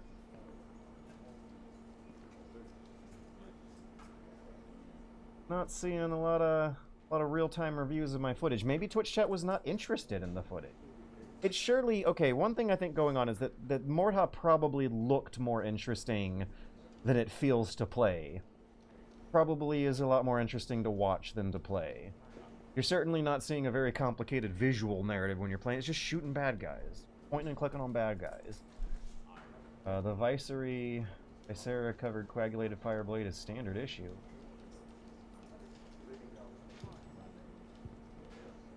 Oh yeah, that's more of a Quake 2 style to only have entities wobble.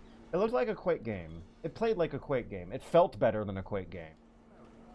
I feel like the game feel of Quake 2 is kind of wobbly and imprecise. Quake 1, not so much. It felt like Quake 1. It felt about as snappy and responsive as Quake 1.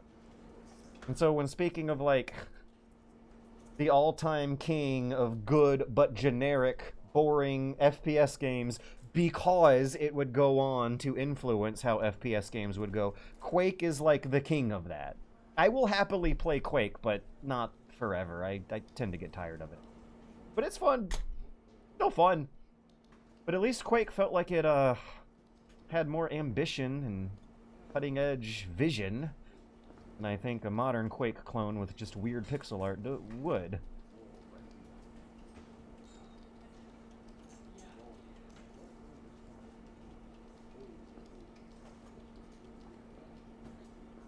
Oh yeah, and then Cola the doctor starts saying, "Is George a bit quiet?" Concerned face. There no music? There was abstract music.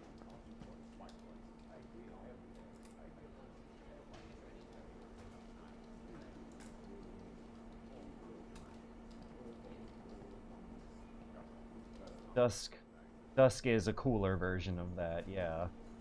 It looks like the core combat loop is not very refined, and most of the enemies either walk at you or shoot you.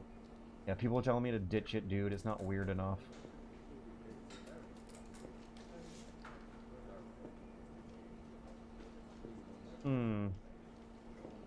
Man, people were telling me to ditch it before I was telling me to ditch it.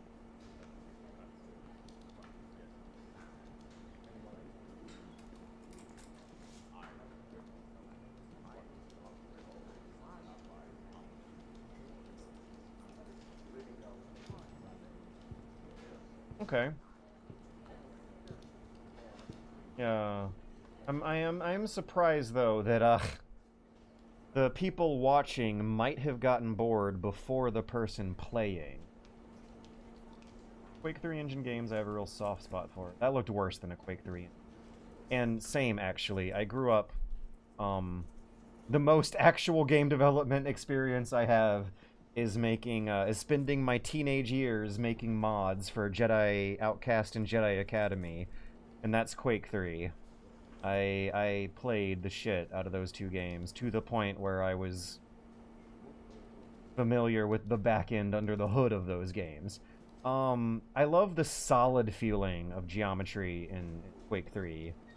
I like the shader effects in Quake 3 game. I don't think Mohrta had either of those things going on. It seemed more Quake 1 or 2 coded. Maybe more Quake 1, I want to... They always ran well, even on potatoes, and got lots of cool nerdy games using that engine. For sure.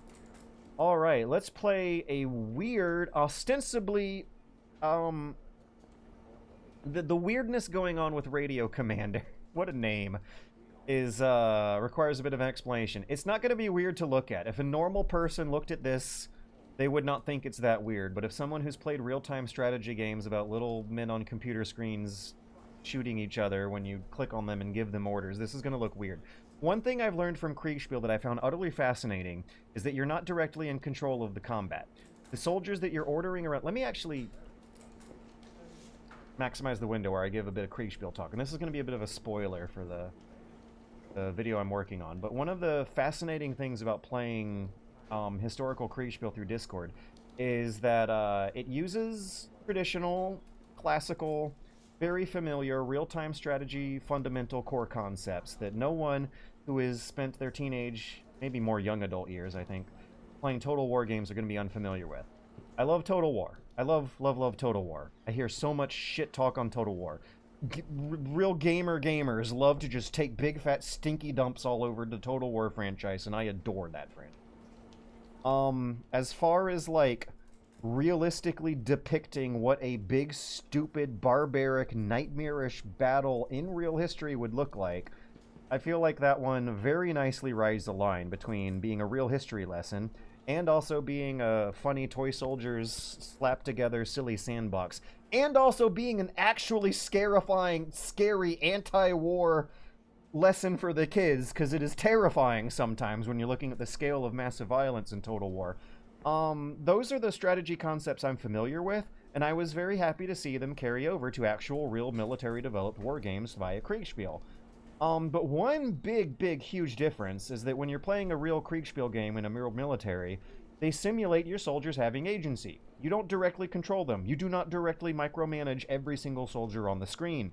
You issue written orders to subordinates. And the way it usually works is that there is a third-party neutral player in the game called an umpire who you submit your orders to. And the umpire is the one who is doing something more like a traditional turn-based or RTS. I'll just say computer strategy game.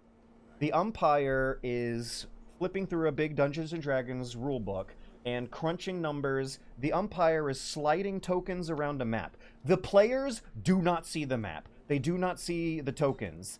What they see is a simulated fog of war effect that the umpire is bringing over. The players are not directly in control of their units. They are issuing verbal orders, and the umpire is processing mechanical gameplay crunchy math in and out of more abstract, socially taxing verbal order instructions. And so the games were designed to train military officers to not only think strategically, but also speak clearly. If you've ever played Arma, if you've ever played an actual mill sim rather than a silly computer entertainment product with a clan of veterans, as I have, you learn extremely fast not to say, "Oh shit, we're taking fire from that house up there." You learn to say, "Oh shit, we're taking fire from 1 o'clock, second story, red house at 2 o'clock." You give very extremely precise directions extremely fast that no one else can misinterpret. And the Kriegspiel games are designed to test that quality of officers. They're like reading comprehension tests in game form, verbal communication tests in game form, and one thing that I thought was very interesting in the versions I was playing is that they also wanted to simulate a smooth chain of command between you and the teammates that you bring with you to play Discord Kriegspiel. Part of the process of this type of game of playing a real-time strategy game by verbal orders and having the coherency of your orders be a actually measurable gameplay variable is that if your team starts miscommunicating and getting frustrated with each other's communications, that results in actual casualties on the battlefield. That is simulating the chain of command and testing how smoothly subordinates are ordering their superiors without arguing about it, and how smoothly superiors are giving orders to their subordinates with no room for misinterpretation about it. Those are the qualities that real militaries test of their officers when playing real military war games, and I have not seen that very often on the market for civilians on Steam. When scrolling through the demos, I saw there was something called Radio Commander, and like, my exclamation point flashed above my head, thinking that, oh my god, maybe someone finally did it.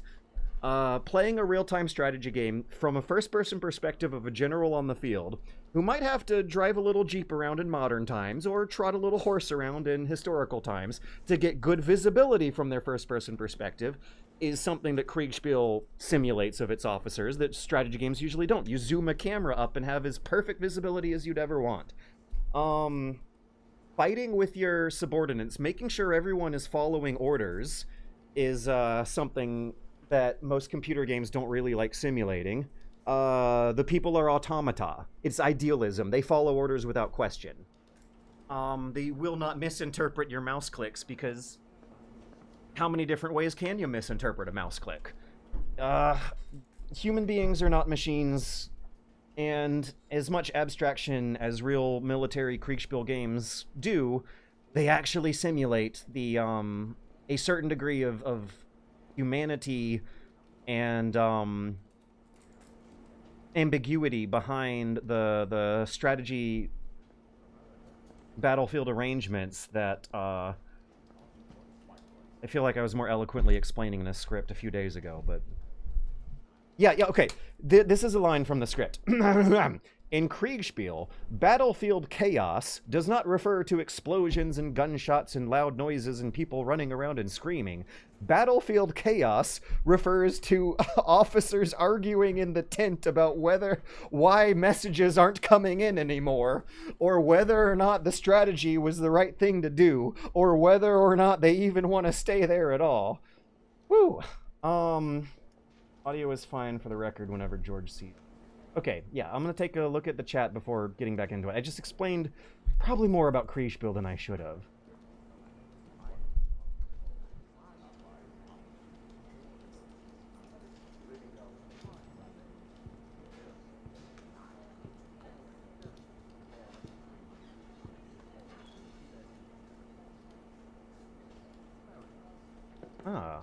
Did the cam freeze from the point you said you were gonna... Oh no. There might be streaming issues going on.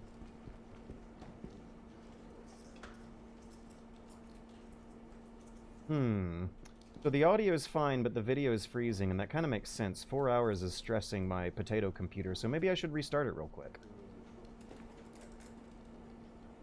Star Trek Bridge Commander. Oh god, I was wanting to play that game.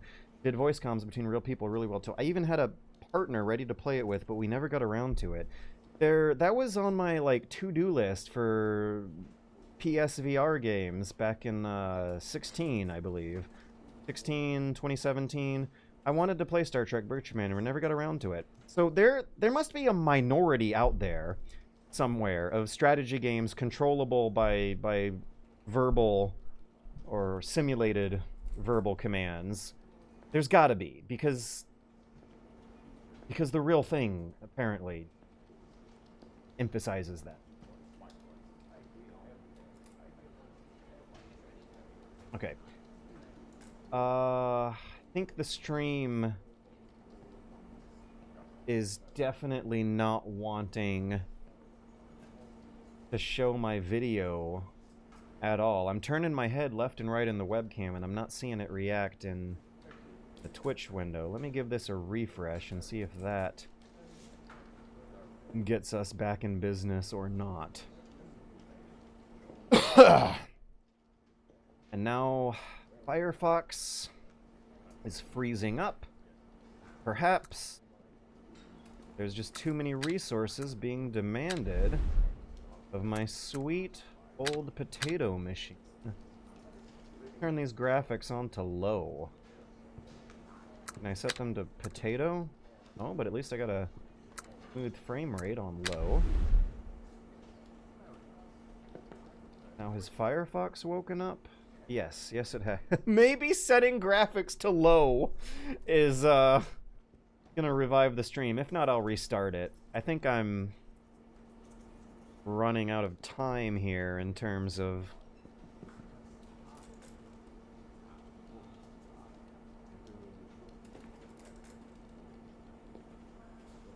resources. Cam is suddenly fine. So I think we're good. Okay, let's see how this works. Set timer for 30 minutes. Give myself a 30-minute sample. Oh wait, I don't... Oh, the only option we get in the demo is graphics quality. Okay. Japanese routes are red, American routes are blue. Mission location is the green dot. What is the T, though? The tutorial. Wake Island is a toe, boy. Oh, fun, Kriegspiel fun fact. I don't think it's ever been officially confirmed in the military records, but there are a lot of rumors floating around that the Japanese officers at Midway were rigging their war games, their Kriegspiel. That they were very much running simulations before doing the battle, and some poor officers somewhere in the command chain, like, knew what was going to happen but did not want to submit the results to higher-ups. There are rumors that before the Battle of Midway, the Japanese military were fudging their war games, rigging their war games. There were accurate predictions being made about defeat, but the order to not go through with it was not making it up. Some kind of rigging, fudging going on. Commander, welcome to Tactical Level Commander School. It's not about running around the field and shooting everything that moves. Oh, I just explained. Here you will learn to command units so that they achieve tactical goals. You'll learn how to move units, order attacks, withdraw from firefighting, and make decisions during the battle. Remember, your subordinates will do what you say, but you have to build a picture of the situation yourself based on their radio reports.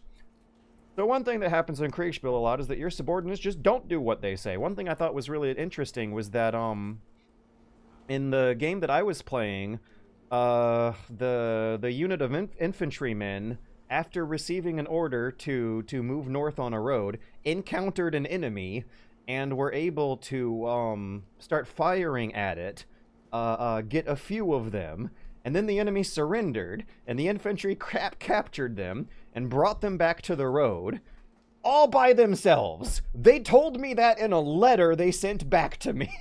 I did not give them precise micromanagement instructions to do that, so much as they get an order and then, like, improvise the next 30 minutes of simulated battle time on their own with simulated messengers running these orders and messages back and forth. Dispatches, that's the word. You play by dispatch, you order by letter, and visualize the situation by dispatch. Because you're an officer, not a soldier. You are hopefully behind the lines, behind some degree of cover, but still no more than 30 minutes away from the lines. Can I coordinates to order by clicking on the map and given location? Okay. I'm surprised this is as graphically demanding as it is, because it doesn't look like it to the eyeballs, and there's only one room it's simulating, but my potato machine could not handle whatever was going on at high graphic settings. Welcome, Commander. This is the Guide Panel. Here you'll find some basic information about game mechanics. When new information is available, a pulsing indicator will appear. In the bottom left corner, you'll find the Command Panel. This is where you can send messages and give orders. I need to stop doing that because I'm focusing on the voice acting more than understanding the instructions. I'm gonna get quiet for a few minutes. Please excuse me.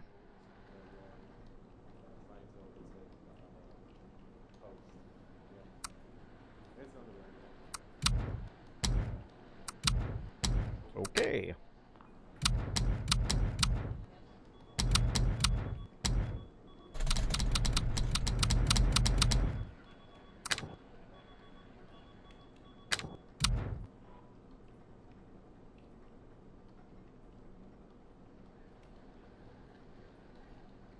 It's doing anything. Use the key presented below to remove the last selection. Oh. Are they saying that you just shift click to select things? In any case. Use the button next to the time. Oh. I wonder if the cabin view is ever going to be real important. Click on the map and the Wait, what is this thing? I remember seeing this this piece of glass with circular concentric circles with dotted lines and I think I remember seeing that in Star Wars. The map view allows you to check situations. Wait, how do I...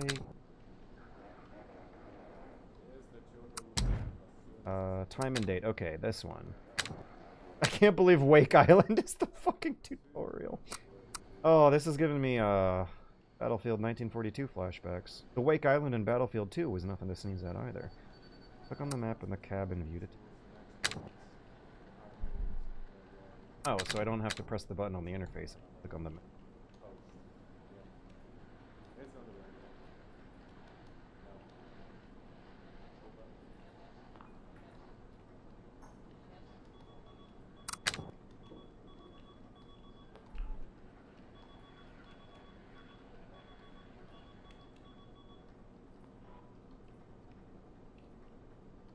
Oh yeah, listen to this.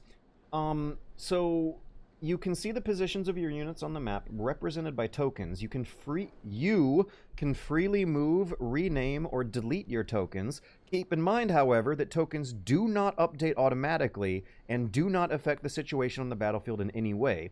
Because what is going to be happening on the battlefield and affecting it is going to be coming to you through headphones and coming out of you through walkie-talkie microphone orders. The visual stuff is abstract. That's representative. Yeah, that's fascinating. That's a visual aid, not a real representation of what kind of gameplay is going to be crunching through the engine.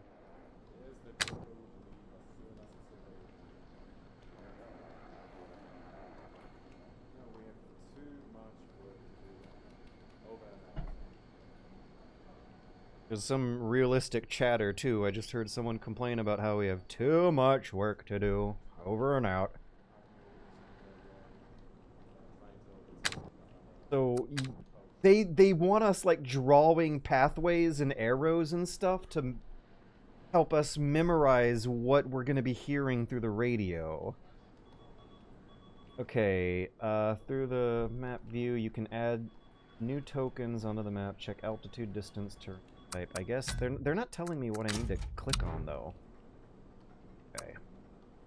So we can put a little infantry here, and armor here. What is this, artillery? Can you rotate them? Kriegspiel, you're supposed to be able to rotate them and understand how the flanking's going to be working. That's important. It doesn't look like they want to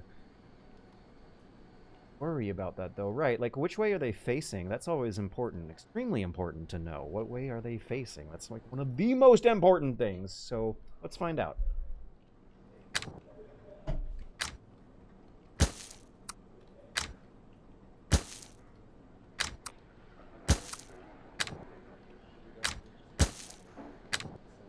Aha! Drawing tools!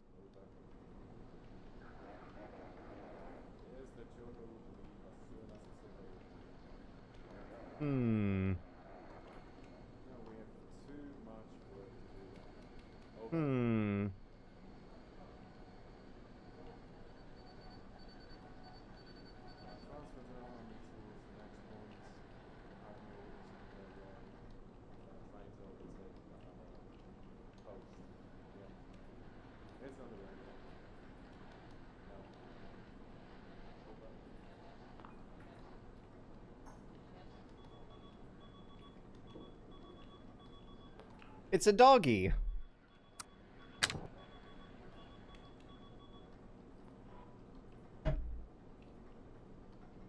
Correctly placed tokens or a drawn-out strategy plan can be a great help in terms of completing your mission. Yeah, there's a wonderful feeling of authenticity and ambiguity when you have to draw the lines and the arrows yourself to facilitate the strategic gameplay. Correctly placed token. Okay, but what's the next step? How do we get the tutorial to go on from here? Let's tell someone on the radio that it's a lovely day. Ah, what a lovely day we have here. One might forget we're actually at war.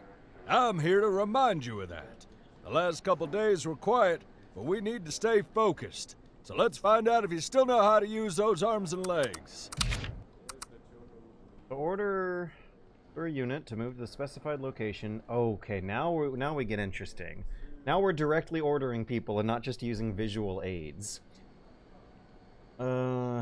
Unit order moved. Set the coordinates. You simply click on the map, or you can scroll through coordinates using the mouse wheel. You can also set the movement speed of the unit. Okay. So command panel. Drill work 01. Who is that? Command panel. Unit order move. Grill work is a unit.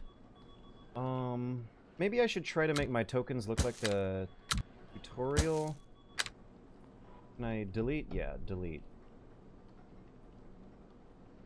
Middle mouse button. Pans. How in the world is this? Look at what we're seeing on the screen and remember that I had to turn the graphics to low to get a playable frame rate for this. Alright, let me put similar tokens to what's in the tutorial video at the similar points that... Bam. Okay. Unit order move. Order. Move. To set the coordinates, you simply click on the map, or you can scroll through coordinates using the mouse wheel. Whee! Woo! Also set the movement speed of... Hang on, Eddie. Eddie wants to play wants his nightly 1 a.m. playtime. Okay, I'll in my lap. He is. Oh, there we go. Insistent. Coordinates. You can simply click on the map. You can scroll through a court. Move. Check. Real work 1, this is crossbow. Move 2, 2, 1, 5, 8, 6, 4. Over. Ugh. Crossbow, this is Grill Work 01. Moving 2, 2, 1, 5, 8, 6, 4. Out. Your unit. Oh, what was that? Your units report automatically when something important happens, but you can also ask about specific information. Right. Where is he? Grill Work 01. Report. Position. Over. Real work 1, this is crossbow. Report position. Over. This is Grill Work Oh, 01. thank God. Reporting That position silence. 2, 5, 9, 8, 8, 4, 5. Okay, 5. where would that be? Moving 2, 2, 1, 5, 8, 6, 4. Out. 9. So we're gonna go right 59 and then up to 845. Eddie, quit walking on the keyboard. Eddie, here. So there he is. Also, what is he in armor or an infantry? Grillwork 01. What are you? Over. Fight status, contacts. See what he says with Real status. work 1, this is crossbow. Report status. Over. This is Grill Work 01. 30 men. 30 We are men. reporting no KIA. 0 wounded. Our morale is excellent. We are fresh. Ammo full. Out. God, I can't imagine saying all of that in the middle while, like, actually taking fire. Certainly this is going to get scarier. Wait a long time for something to happen, so we have a fast forward button. Tab toggles. There's some neat sound effects.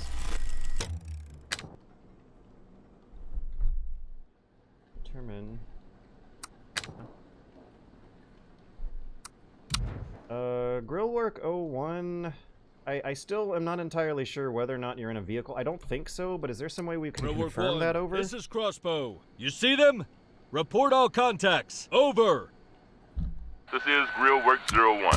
We report no movement in sight. Out. That, how are we doing, by the way? Where are we? Real work 1, this is crossbow. Nice keyboard Report shortcuts. position. I Over. just intuitively figured them out. This is Grill Work 01. Ah. Reporting position 2, 5, 0, 8, 5, 2. 852. Hey, Moving I 2, was 2, moving the 1, token 5, 8, 6, at 4. apparently the Out. right space. So if there's 30 of them, there could still be 30.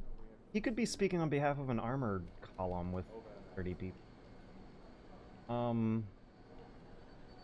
Missing the play button at the top right.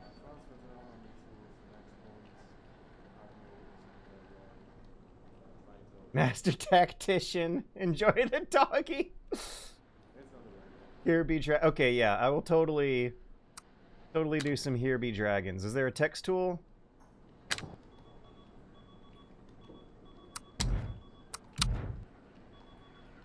What is this one?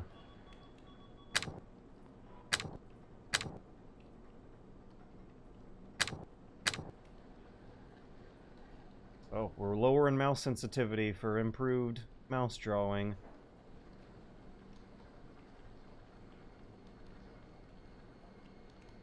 Oh, you can see the ink bleed in to the map. Although, don't they use something that's extremely easy to erase?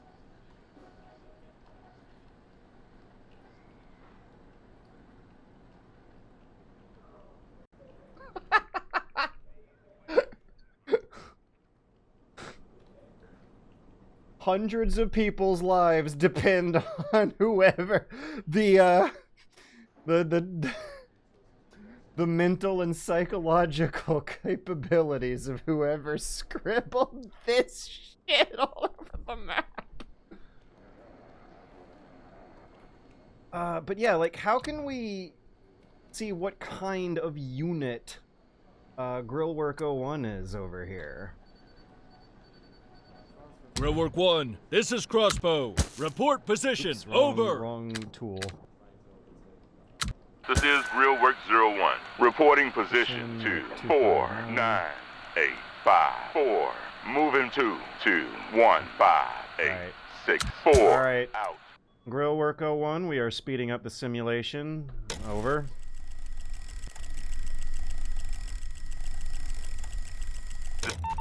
Oh shit, I missed something. We are approaching the position. Over. Time for basic encounter. Oh shit, did I fast forward things too much? Where are they?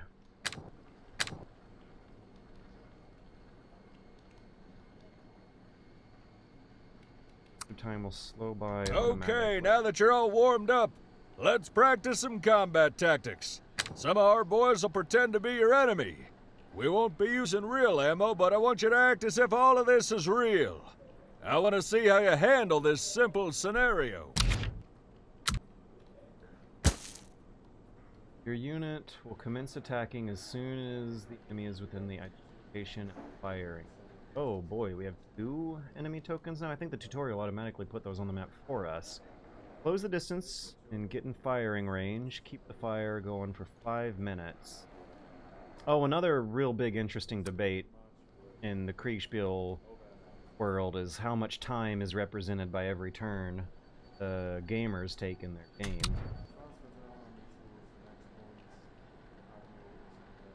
Grillwork 1, this is Crossbow. Report position. Over. I can't believe this. This is This is Grillwork wild. 01. Reporting position 2, 1, 7, 8, 6, 4. I think they're Moving 2, 2, 1, 5, flashing 8, on the map 6, 4. where they are, Out. so I don't actually have to figure it out.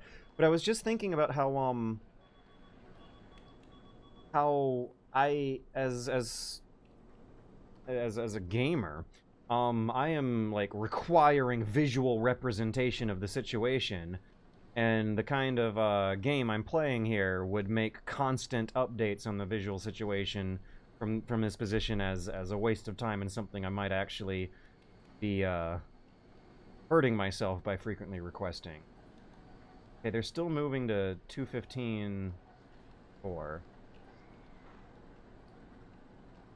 This is Grillwork 01. Position reached. We are at 2, 1, 5, 8, 6, 4. Out. Oh, I moved the token on the spot. Okay, now I think I'm supposed to order. Wait, no, go back. Wrong button. Grillwork 1, No! This is Crossbow. Report That's status. fine. Over.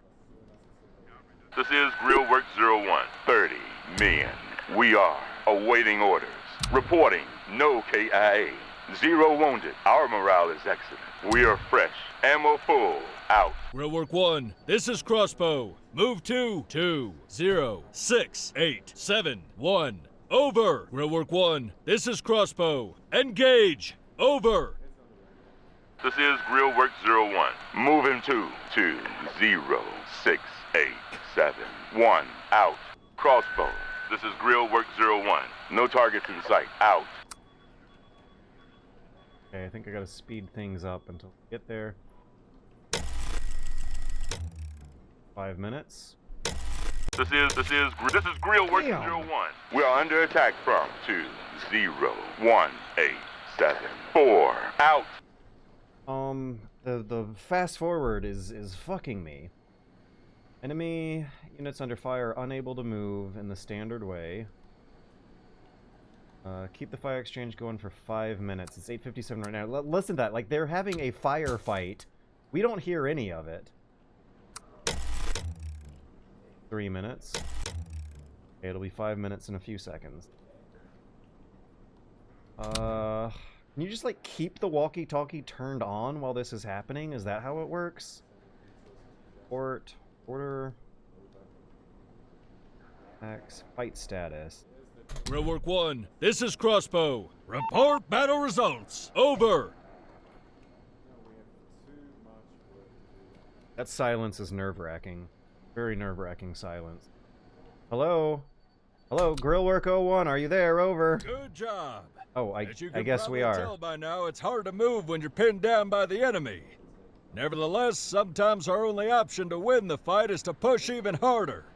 It may leave you open to enemy fire, but it may also provide you with better shooting opportunities. This is Grill Work 01. We are exchanging fire with enemy. Oh, now you can hear it. At 201874. Japs are weaker in numbers. We are not sure what's the result. Out. Weaker a number, but not sure. I've got 2 tokens on my map, but only 1 on the tutorial map. Maybe I should just push this. Just straight up delete this one out of existence. Okay, so they want us to keep that up for 10 minutes. When did you tell me that? It's 9:02 right now. There. We'll get it 9:08 and then I'll talk to the Twitch chat for 2 minutes. Yes, sir. I've spotted an enemy near the dog drawing, sir. Enemy man near the penis dog, sir. So, how many of us in here have played Operation Flashpoint or Arma and burned into your brain's memory forever the robotic coordinate reportage system of the vocal commands going on in that game? Because I am going to be hearing enemy man like a lot while I'm playing this, I think. Has it been 10 minutes yet? I think it's been 10 minutes. What's going on? I'm afraid to press this fast forward button. I'm just gonna tickle it. Enemy man.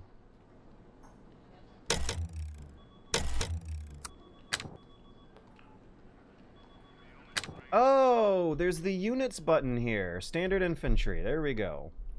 So instead of asking him what he is, there very much is a little piece of paper or something where officers already got it. Oh, there was a timestamp on when he said it. 9:02:19. So that means at 9:12. Order your unit to engage the enemy. Keep engaging for 10 minutes. Grill Work 1, this is Crossbow. I will rescind the engage order. This is Grill Work 01. Moving into position to engage the enemy at 204-872. Out. 2. Man, the enemy was even closer than I thought. The tokens are There is token collision detection. Into position to engage. Okay, now do we fast forward to 9:28?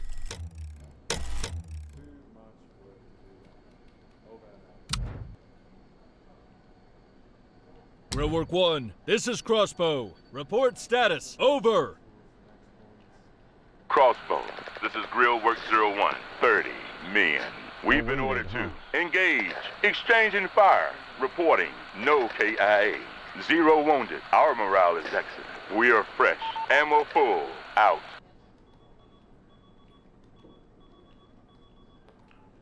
Okay, so engage increases their offense, but increases deep. And is there anything I can interact with in the cabin here? What is the cabin view for? Oh, withdrawing. Okay, you did get closer to the enemy. But what if the enemy is much stronger than you? Of course, you can stay and fight to the death, but most of the time a tactical withdrawal is the way to go. If you're cautious, you might find a way out of the fight. Naturally, you won't be able to maintain the level of firing power, but you might be able to survive. Okay, order your unit to withdraw from the fight. Wait until it leaves the enemy. Withdraw? Grill Work 1, this is Crossbow. Break contact and withdraw. Over. Crossbow, this is Grill Work 01. Understood. Withdrawing to 210-868. Out.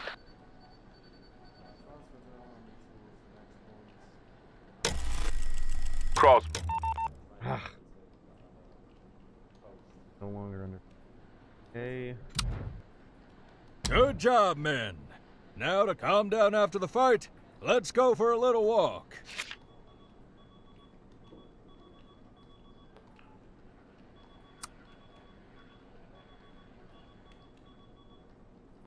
Move your Crossbow. units. This is Grill Work Specify 01. location. Position reached. We are at 210-868. Out. Ah. Infantry units use and lose stamina when moving. Lower stamina means decreased movement speed. Okay. I guess the specified location. Aha, here it is. I had to look at the tutorial video. Grill Work 1, this is Crossbow. Move to 220-825. Over. Crossbow. This is Grill Work 01. How long does that take them?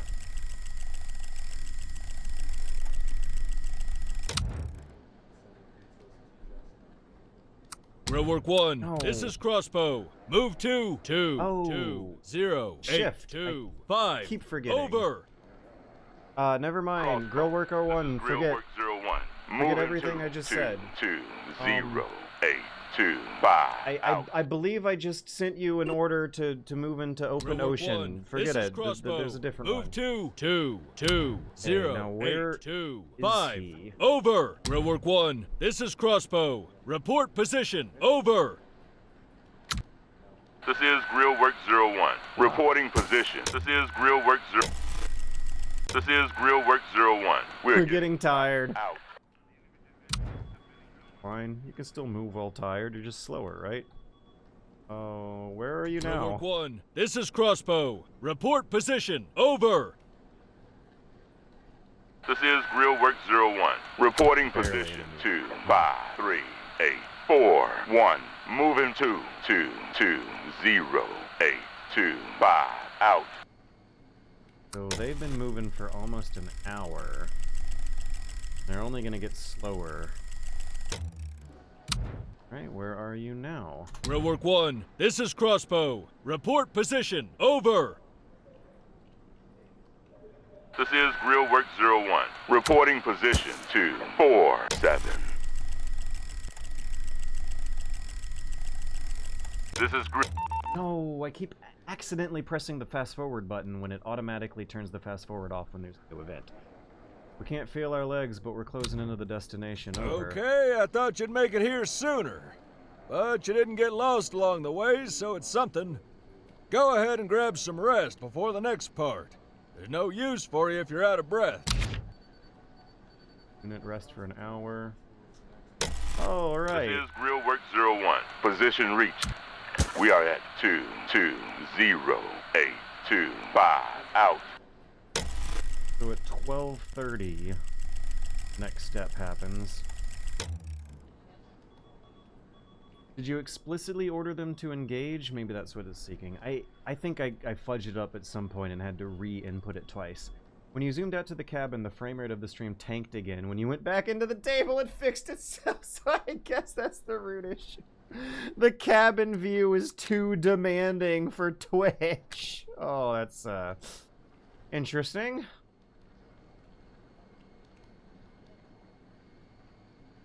Okay, it was, 12:30. 9, 10, 12, 15, 20...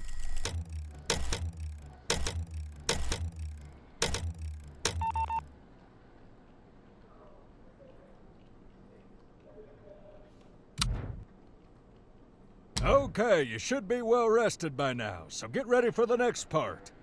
We'll combine a couple different tactics to maximize your chances against the enemy. Not far from you, there's an ally unit engaged with the enemy. The enemy is focused on our ally unit. We will take advantage of that and we will approach the enemy from behind. You'll be able to deal more damage to the enemy that way. There's also a small hill in that area.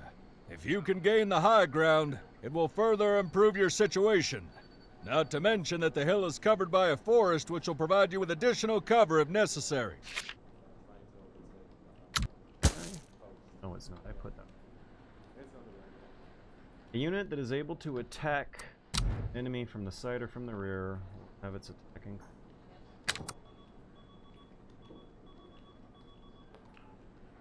They want me to draw a little arrow. Red up.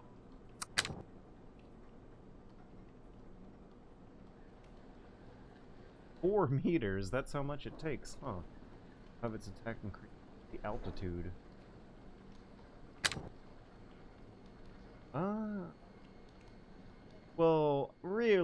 it should be clearly visible by the elevation markings on an elevation map, but okay, we can do that.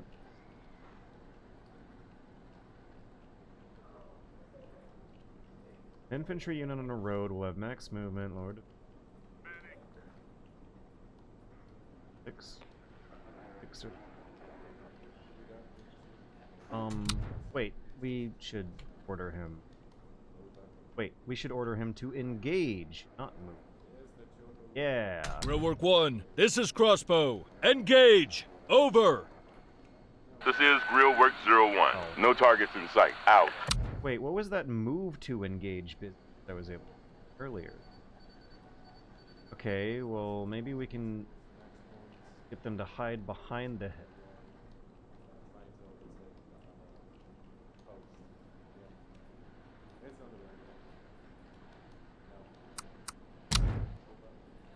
Approach the enemy from behind and attack from the high ground. I will order them to move to the high ground first. This is Grill Work 01. Then press the engage button. Crossbow. This is Grill Work 01. Shooting at enemy at 19483. Out. Real Work 1, this is Crossbow. Engage! Over! This is Grill Work 01. Moving into position to engage the enemy at 1. Got 10 minutes of This that. is Grill Work 01. We were able to take position on the hill behind the enemy and take them under fire over. Good, good.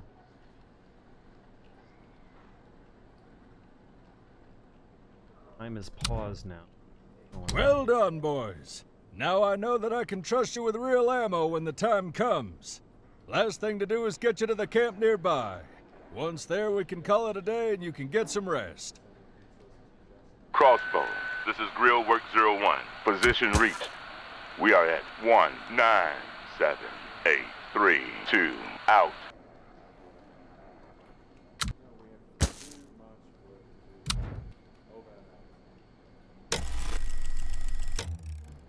Units specification. Grill Work 1, this This is Grill Work 0. This is Grill Work 01. We entered the camp over.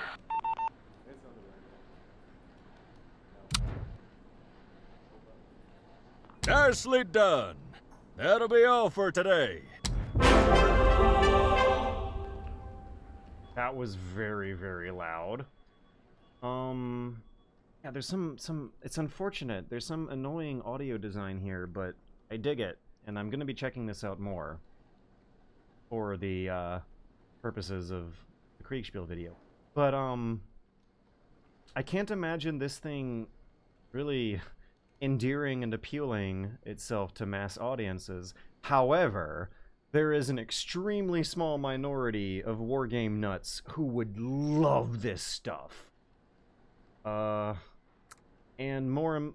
I would, more importantly for maybe our neck of the woods, there's a lot to learn about how to reinterpret strategy game conventions through this stuff.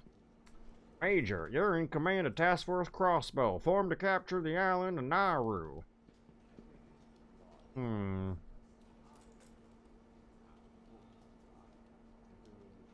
Oh no. Pacific Command ordered an immediate attack due to information about the extermination of the local population by the Japanese garrison. That's not very cool, Japan, guys.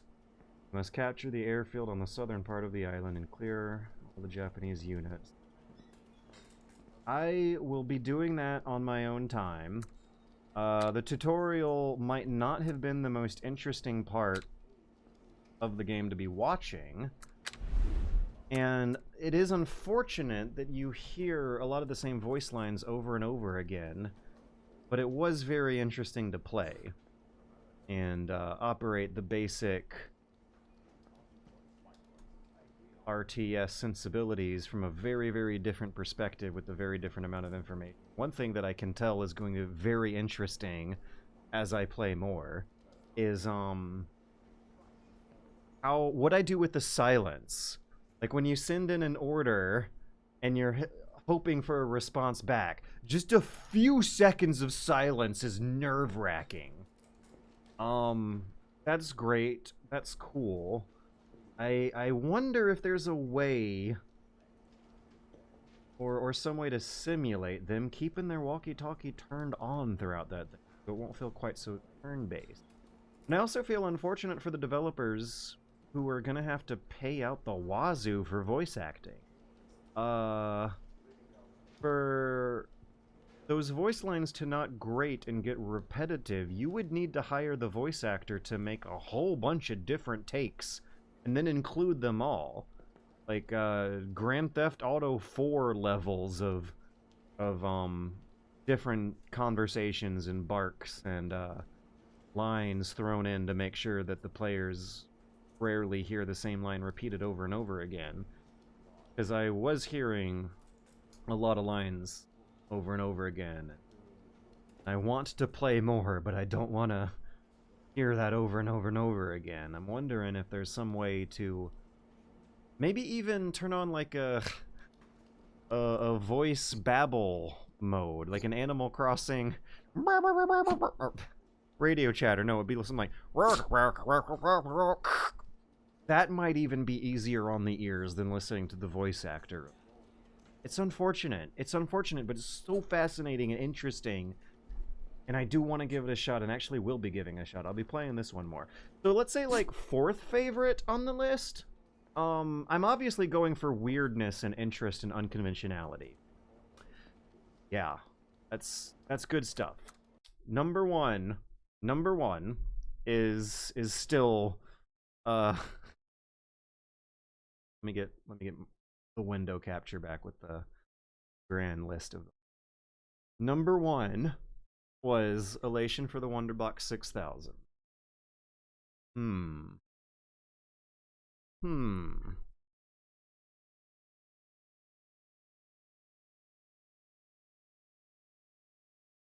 Number 2 was Keep Driving. Number 3, though, that's when I'm starting to have some difficulties. Because we're getting into a lot of like weird games that are more intriguing than they are playable or polished, which included Radio Commander, Hark the Ghoul, and Aquametsis. Those are all my number 3 favorites. My number 1 favorite's easy to pick. My number 2 is easy to pick. The number 3 is difficult to pick. One of those 3. So we'll wrap it up here. I went way over schedule because that was way too fun.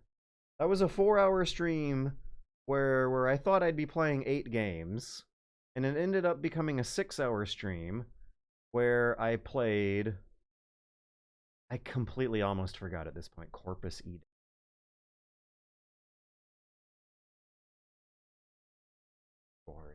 I played 9 games.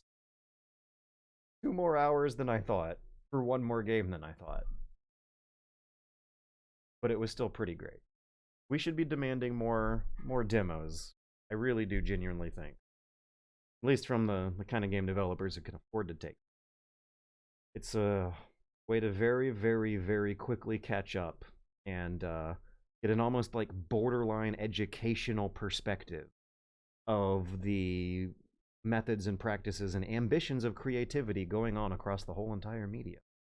What a nice 6 hours. I feel like I played a little bit of, I didn't play a little bit of everything, but I played a little bit of all the best weird lo-fi indie games with worse graphics made by smaller teams who are paid more to work less, and I am not kidding.